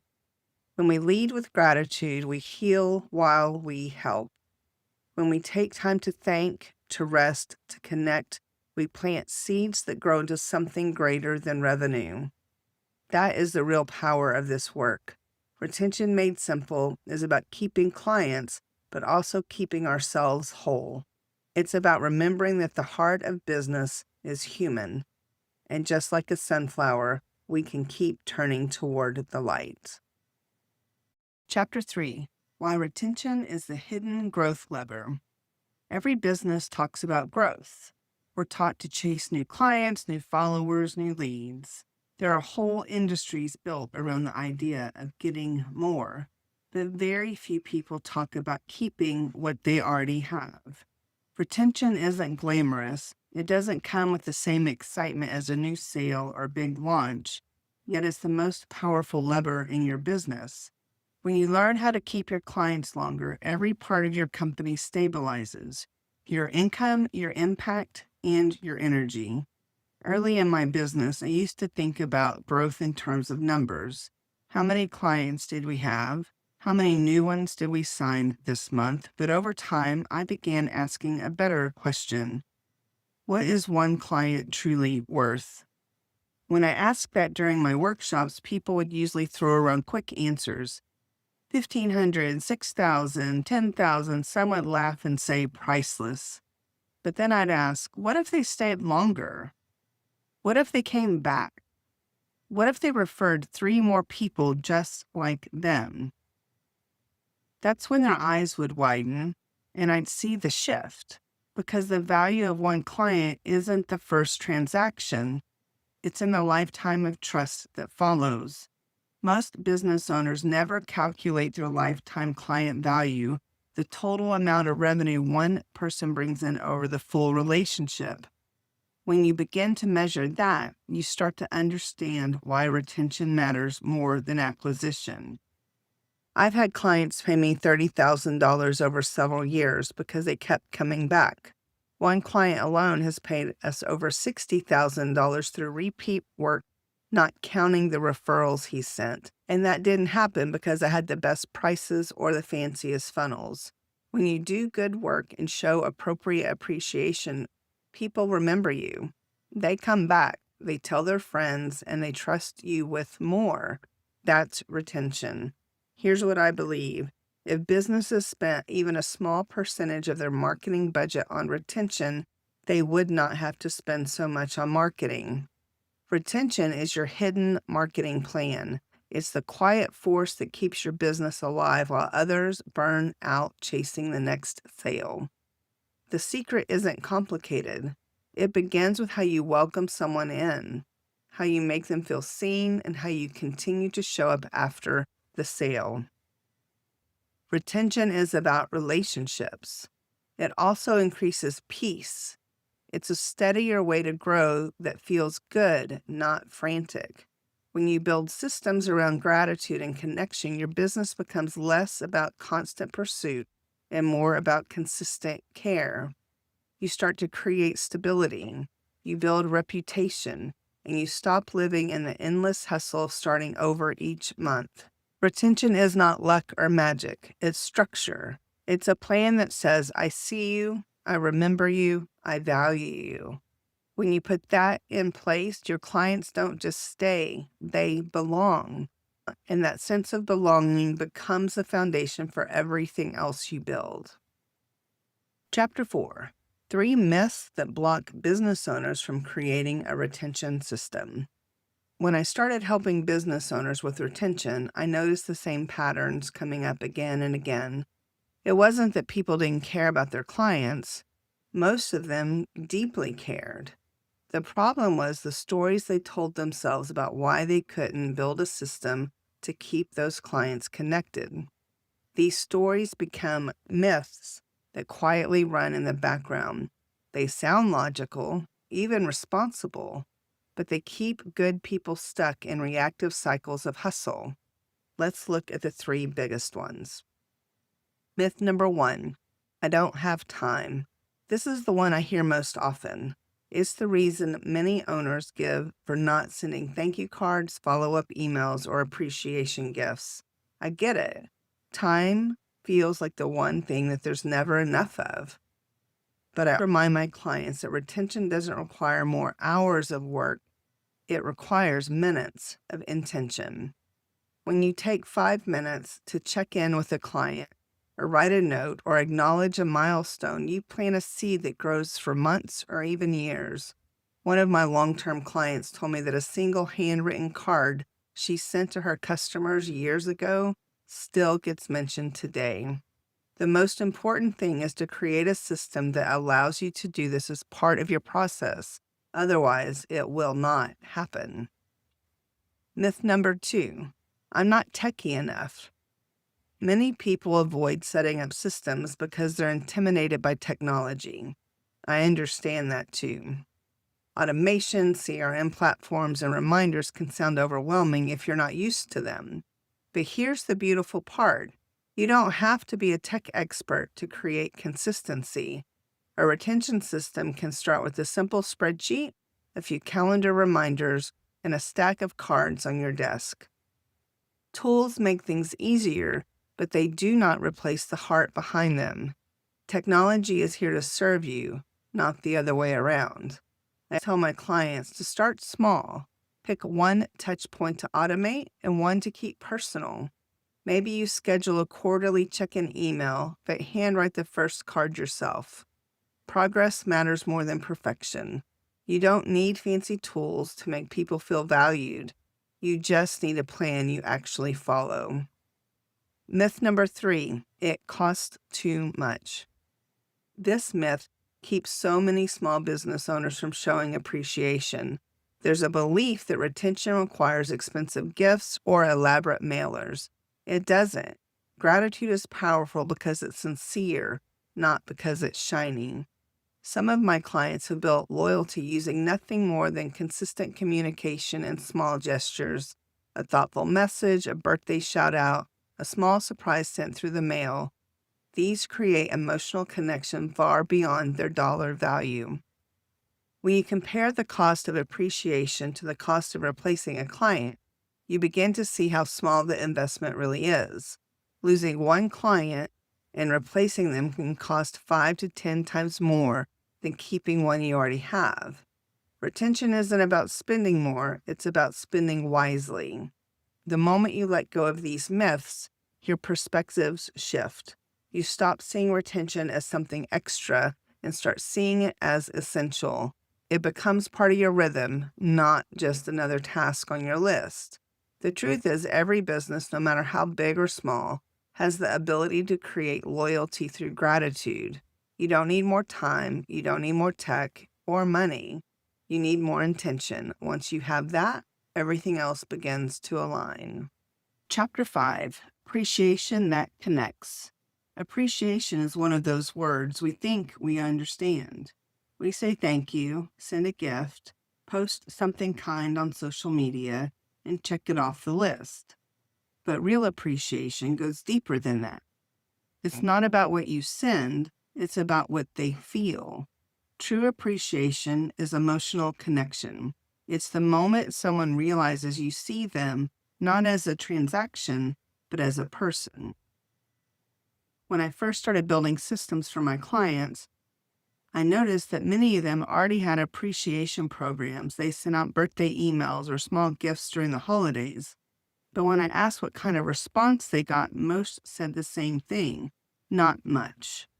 That's because appreciation that doesn't connect feels like noise.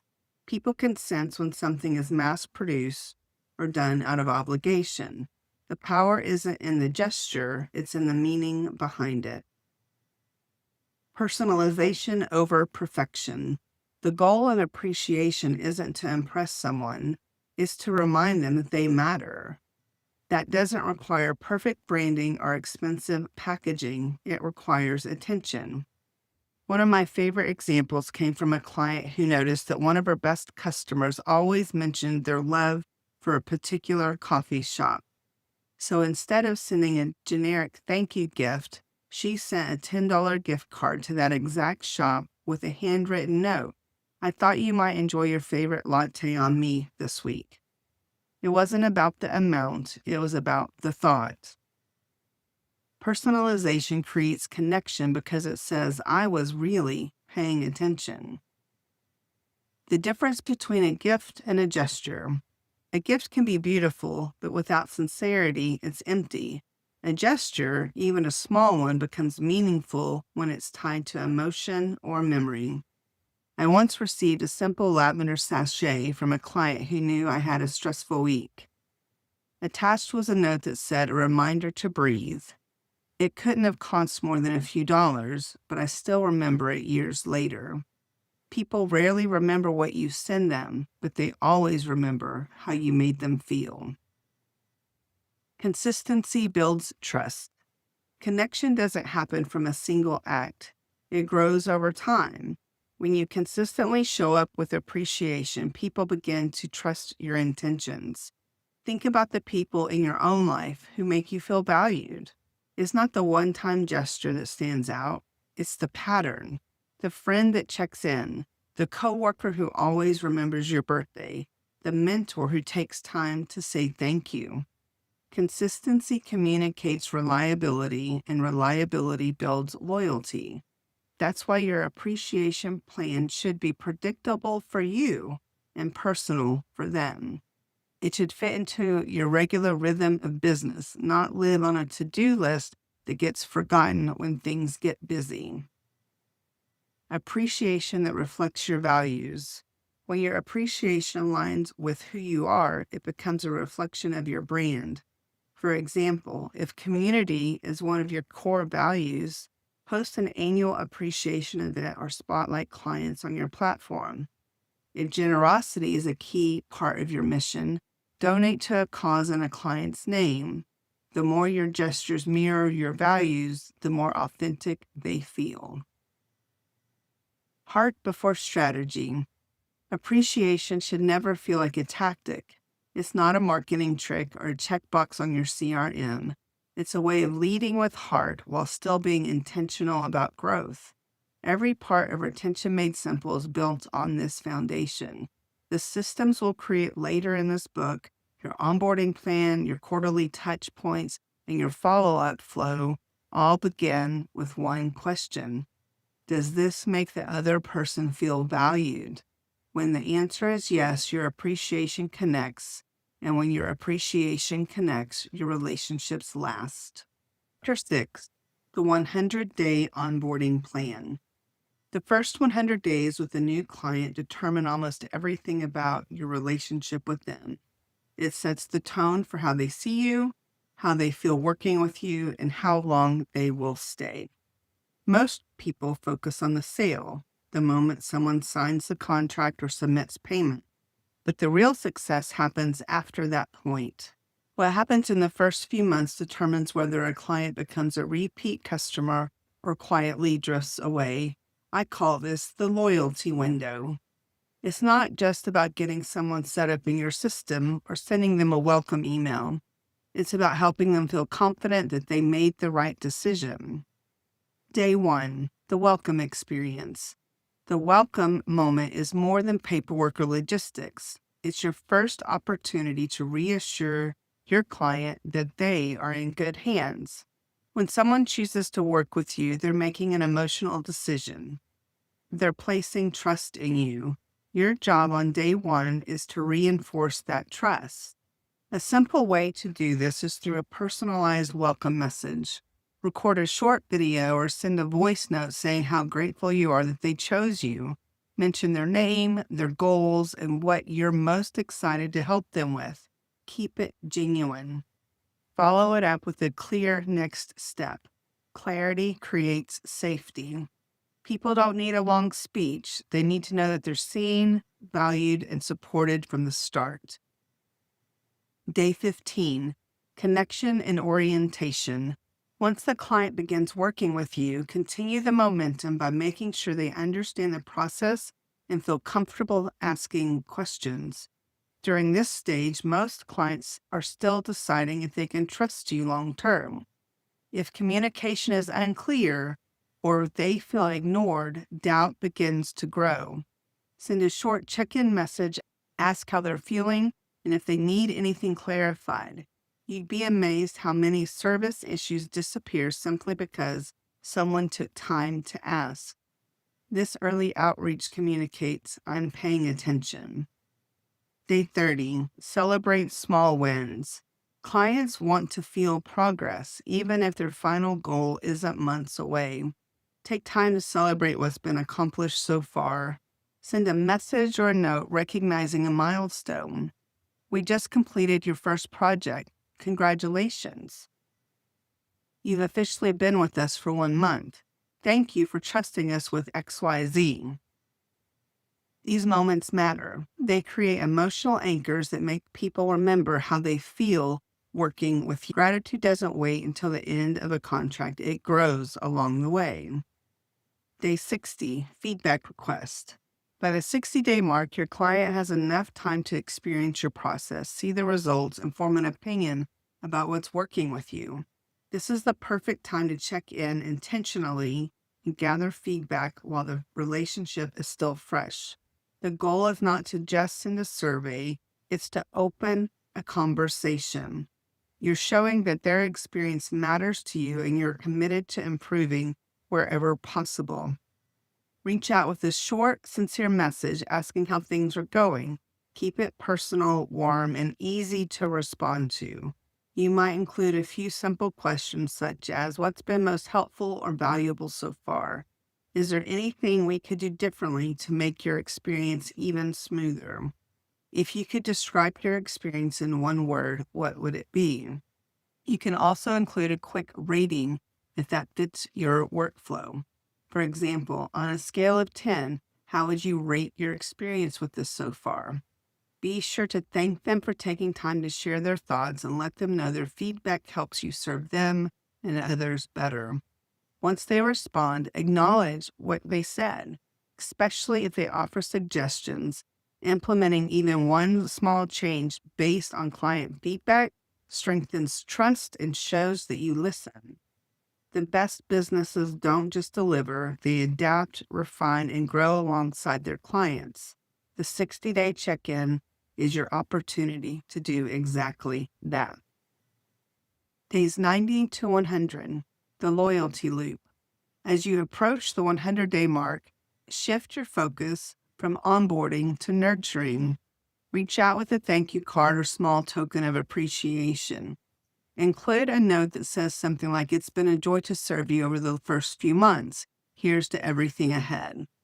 This is also the perfect time to gather more feedback. Ask how their experience has been so far, what you can improve, and when you really listen and respond, you will continue to strengthen that trust. The best businesses don't just deliver, they connect, learn, and grow with their clients. Why 100 days matter? Psychologically, the first 3 months of any relationships are when habits form. When clients experience clear communication, gratitude, and follow through early on, they come to expect it and they stay. A strong onboarding process doesn't just make people feel good. It builds in retention, referrals, and reputation. It tells your clients you matter beyond the sale. Your 100-day action plan. If you're just beginning to build your retention system, start here. Number 1, create a welcome checklist that outlines your first 100 days with the client. Step 2, automate what you can. Personalization is still important. Number 3, mark key points on your calendar for connection, celebration, and appreciation. In my experience, when you do a great job and people feel genuinely cared for in those first 100 days, they rarely leave. Chapter 7, the Quarterly Touch Program. Once a client has settled in and the first 100 days have passed, the real test begins. How well you continue to show up and do great work will determine the length of your relationship with them. Most relationships fade not because of conflict or dissatisfaction, but because of silence. People drift away when they stop hearing from you. That's where the Quarterly Touch Program comes in. This system helps you stay connected throughout the year in a way that feels natural, personal, and consistent. Every 90 days, you reach out to your clients with a meaningful touch point. It doesn't have to be big, it just has to be intentional. The goal is simple: stay remembered, stay relevant, stay relational. Why every 90 days works. 90 days is enough time for people to experience new milestones or challenges, but not so long that they forget you. By checking in quarterly, you position yourself as someone who genuinely cares, not someone who reaches out only when they need something. You stay part of your client's story instead of becoming a name from their past. This rhythm also keeps gratitude alive inside your business. Every few months, you're reminded to pause, reflect, and appreciate the people who have helped you grow. 3 types of touch points. You can rotate your quarterly touches between 3 main types: personal, professional, and purposeful. Personal touches. These focus on human connection. Think handwritten notes, birthday message, or thoughtful gifts. You might send a small surprise like a coffee card, seasonal treat, or favorite quote printed on a postcard. The value is in the sentiment, not the price. Professional touches. These connect the client's goals, growth, or work. Send a tip related to their industry, a helpful resource, or a short message celebrating something they've achieved. Maybe you saw them featured online or noticed they launched a new service. Reach out to say you noticed and you're proud of them. Purposeful touches. These remind clients why they chose you. Share a quick story, testimonial, or moment that reinforce your shared mission or values. It could be a behind-the-scenes update, a gratitude post, or a personal reflection about what you've learned from serving them. Rotate them based on what feels most natural and aligned. How to keep it manageable. The biggest mistake people make with retention is overcomplicating it. You don't have to reach out to every client in the same way at the same time. Create a rotation that works for you. If you have 100 clients, you could divide them into 4 groups of 25. Each quarter, every client gets a touch, but you don't feel overwhelmed by the process. You can use a simple spreadsheet, CRM reminders, or even a physical calendar to track your schedule. What matters is consistency. And don't underestimate the power of a well-timed surprise. The best touch point is the one they didn't expect. A note after a big announcement, a small celebration for an anniversary, or a simple thinking of you that lands on the right day. Budgeting for appreciation. An appreciation budget keeps you generous without creating stress. Most of our clients set aside 1 to 3% of their annual revenue for gratitude-related expenses. That amount gives you flexibility to send small gifts, cards, or digital touches throughout the year without ever questioning if you can afford it. But remember, your most valuable resource isn't money, it's thoughtfulness. A heartfelt message can carry more weight than any box on someone's doorstep. The ripple effect. Every touch point you send creates a ripple. The person who receives your message might smile, share it with a friend, or post it online. You never know who it will reach or what doors it will open. When clients feel appreciated, they tell others. That's how referrals multiply. You don't have to chase them. They start coming to you. A consistent quarterly rhythm keeps your relationships active, your gratitude alive, and your business thriving. The Quarterly Touch program isn't about adding more work. It's about creating a culture where appreciation becomes natural, a rhythm of staying connected long after the first sale. When you nurture relationships with care every 90 days, you don't just keep clients. You keep connection, and connection is what keeps everything else growing. Chapter 8. Using AI to Systemize Gratitude. When people hear that I teach business owners how to systemize gratitude, they sometimes look surprised. They wonder how something so personal could be automated. But the truth is, gratitude doesn't lose its heart when organized, it becomes sustainable. The goal of using AI and automation isn't to replace your voice, it's to help you protect your consistency, because the best intentions in the world won't create connection if you're too busy to follow through. That's why I began using tools to help business owners structure their appreciation plans in a way that saves time while keeping the heart intact. Why structure matters. Most people don't need more ideas, they need a process.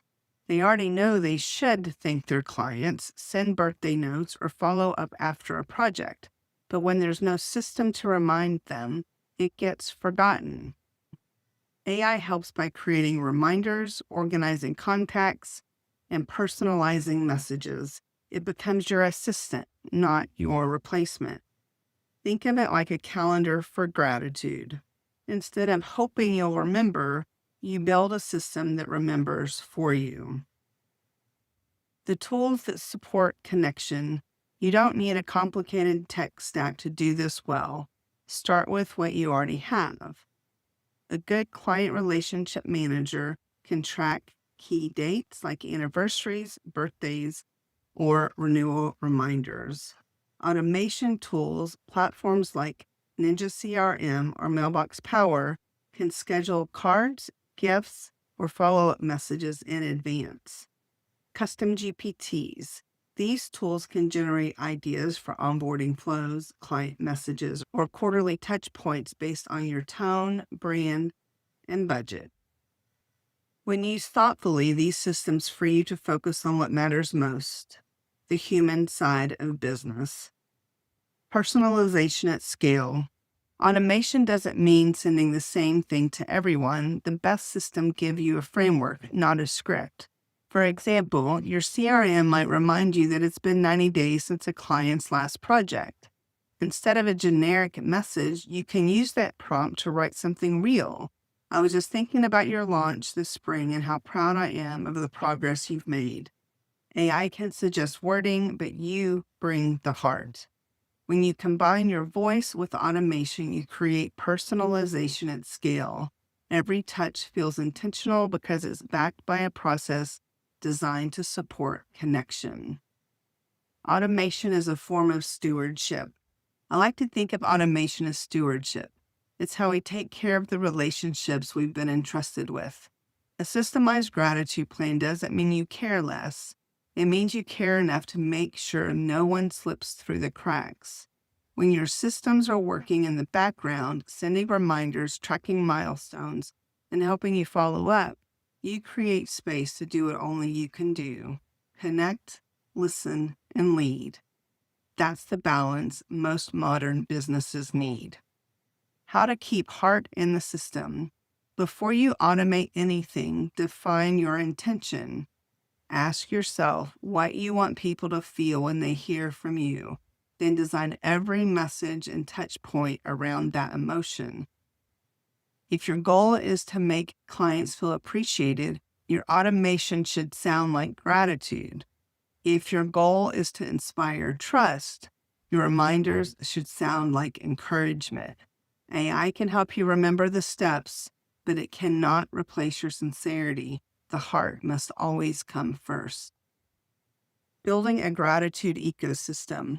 When you combine technology with intention, you create a gratitude ecosystem, one where every part of your business communicates appreciation automatically. Your onboarding flows naturally into quarterly touches, your reminders turn into personal notes. Your systems make sure the people who matter most never feel forgotten. That's what Retention Made Simple is all about. It's not just organization, it's overflow. When you build structure around gratitude, you don't just save time, you multiply impact.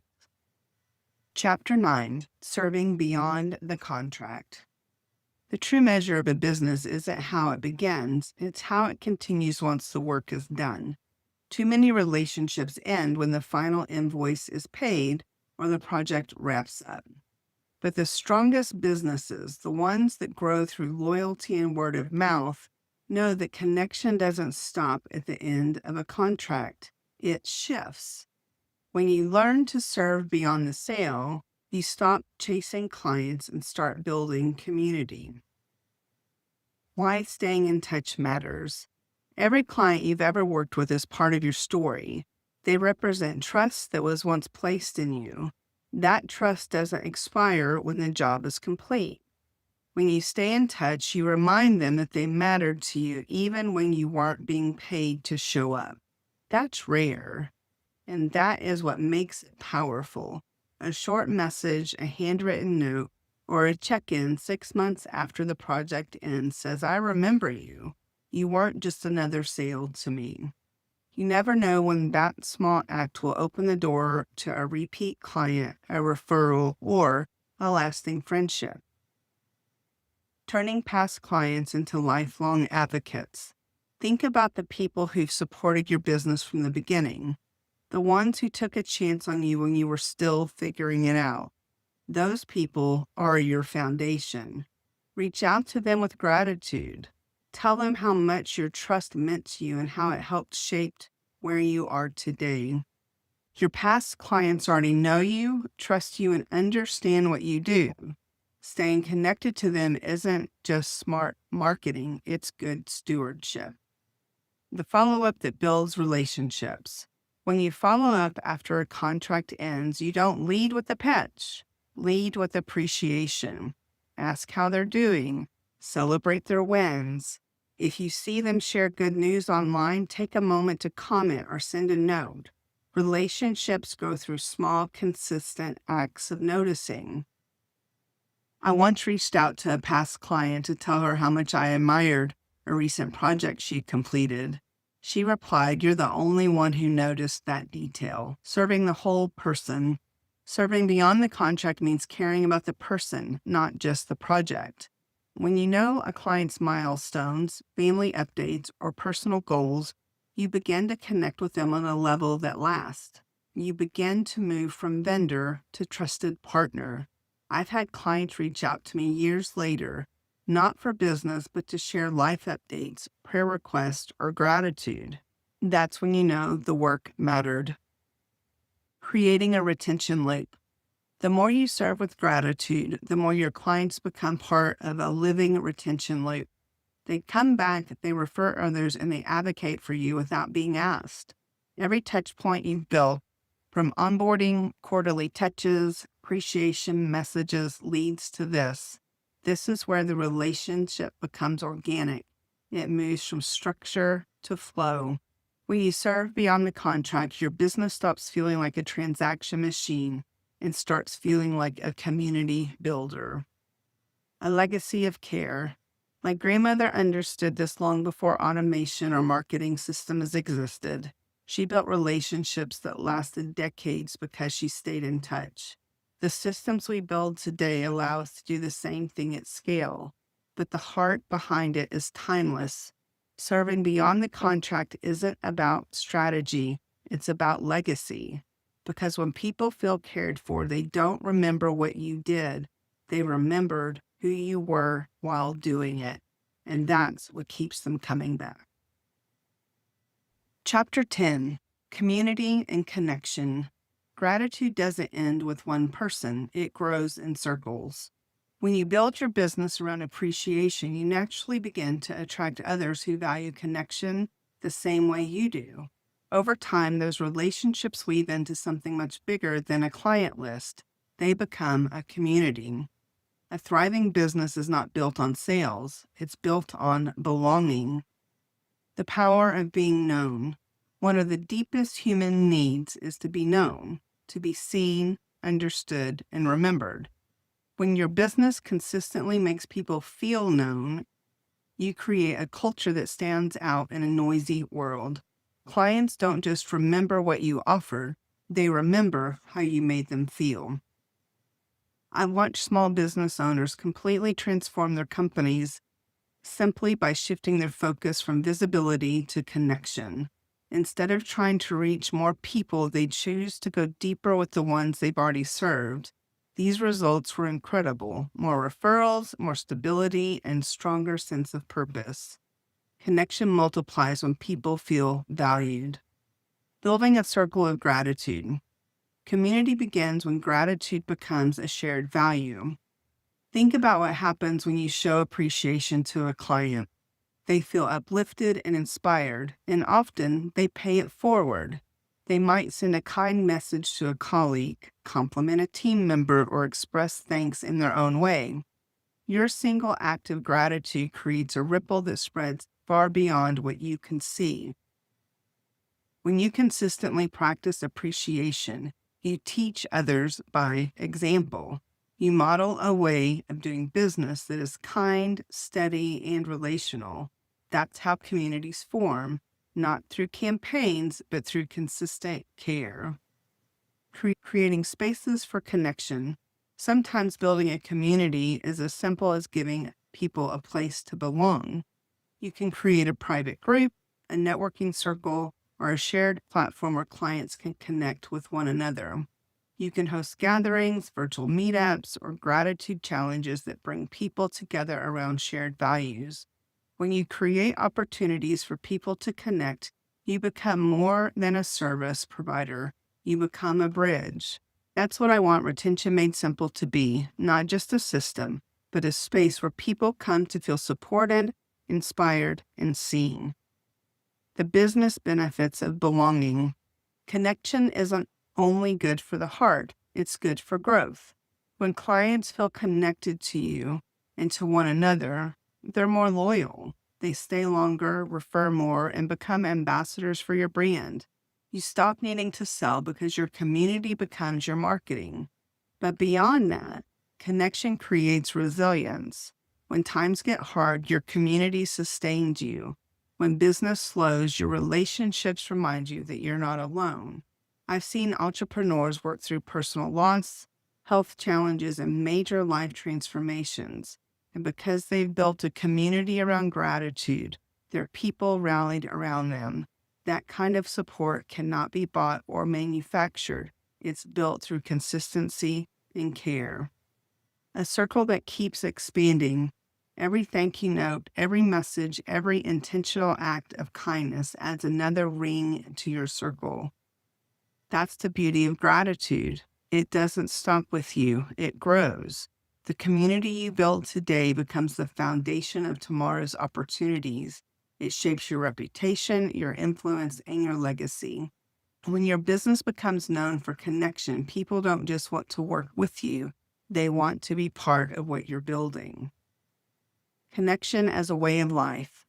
At its core, gratitude is relationship in motion. It's what keeps us human in a digital world. You don't have to have thousands of followers to make an impact. You just have to be consistent in how you care for the people in front of you.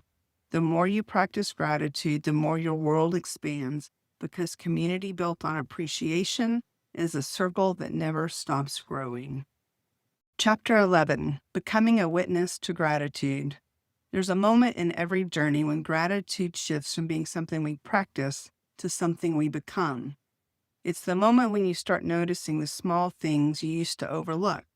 The client who took a chance on you, the team member who went the extra mile, the note someone sent when you needed it most. Gratitude changes the way you see everything. It stops being a checklist and it starts being a lens. Everyday miracles we miss. We live in a world that celebrates milestones and overlooks moments. We push the wins but forget the quiet spaces where growth really happens. Gratitude helps us see again. When you slow down long enough to appreciate the people and the processes that make your business possible, you begin to witness how much grace is woven into your story. Every referral, every testimonial, every opportunity is a reminder that someone believed in you. None of it happens in isolation. Being a witness to gratitude means living with your eyes open. It's learning to see abundance in what already exists instead of chasing what's next. From transaction to transformation. When you build your business around gratitude, you experience transformation, both personally and professionally. Your clients change, yes, but so do you. You begin to lead differently. You make decisions from a place of peace instead of pressure. You measure success by impact, not just income. That's what happened for me. When I look back at my grandmother's work, I see how she was doing more than helping realtors send thank you cards. She was shaping lives through consistency, kindness, and care. She was reminding people to slow down and connect. What gratitude builds in us. Gratitude builds patience. It builds endurance. It teaches us to hold space for both joy and struggle, knowing that each has something to teach us. When you show appreciation for your clients, your team, or even yourself, you're cultivating something deeper than loyalty. You're cultivating humility. You're saying, I did not get here alone. That acknowledgement is where true leadership begins. Gratitude softens you, it roots you, it reminds you that business is about people and that people are worth every ounce of care you can give. Legacy through gratitude. My grandmother's handwriting inspires me. Those cards she sent in 1975 carried more than ink. They carried legacy. The systems I teach today are her story continued. Modern tools wrapped around timeless truth. The same principles that built her business still build mine. Serve people well, say thank you often, and never forget who helps you grow. When you live in that way, your business becomes more than a means to an end. It becomes a reflection of your values, your faith, and your heart. That is the kind of success that lasts. Your invitation. As you close this book, I want to invite you to become your own witness to gratitude in your world. Notice the people who make your work possible. Acknowledge the ones who support you quietly. Thank the ones who trust you. Build your systems, refine your processes, and grow your business. But never, ever forget to pause and see. Because when you live in a state of gratitude, everything changes. Your relationships deepen, your opportunities expand, and your legacy begins to take shape, one thank you at a time. This is the end of Retention Made Simple, an ebook written, created, and narrated by me, the author, Sam Morrison Wilson. Thank you for listening. If you'd like to get more information about Retention Made Simple, you can email me, sam@retentionmadesimple.com, especially if you'd like to get a PDF copy of this ebook, which includes resources that are not the Audible version here. With so much gratitude, thank you for listening to this. And now I truly hope that you take the time to live in gratitude and create a retention system that will allow your clients to stay longer and you to get more referrals.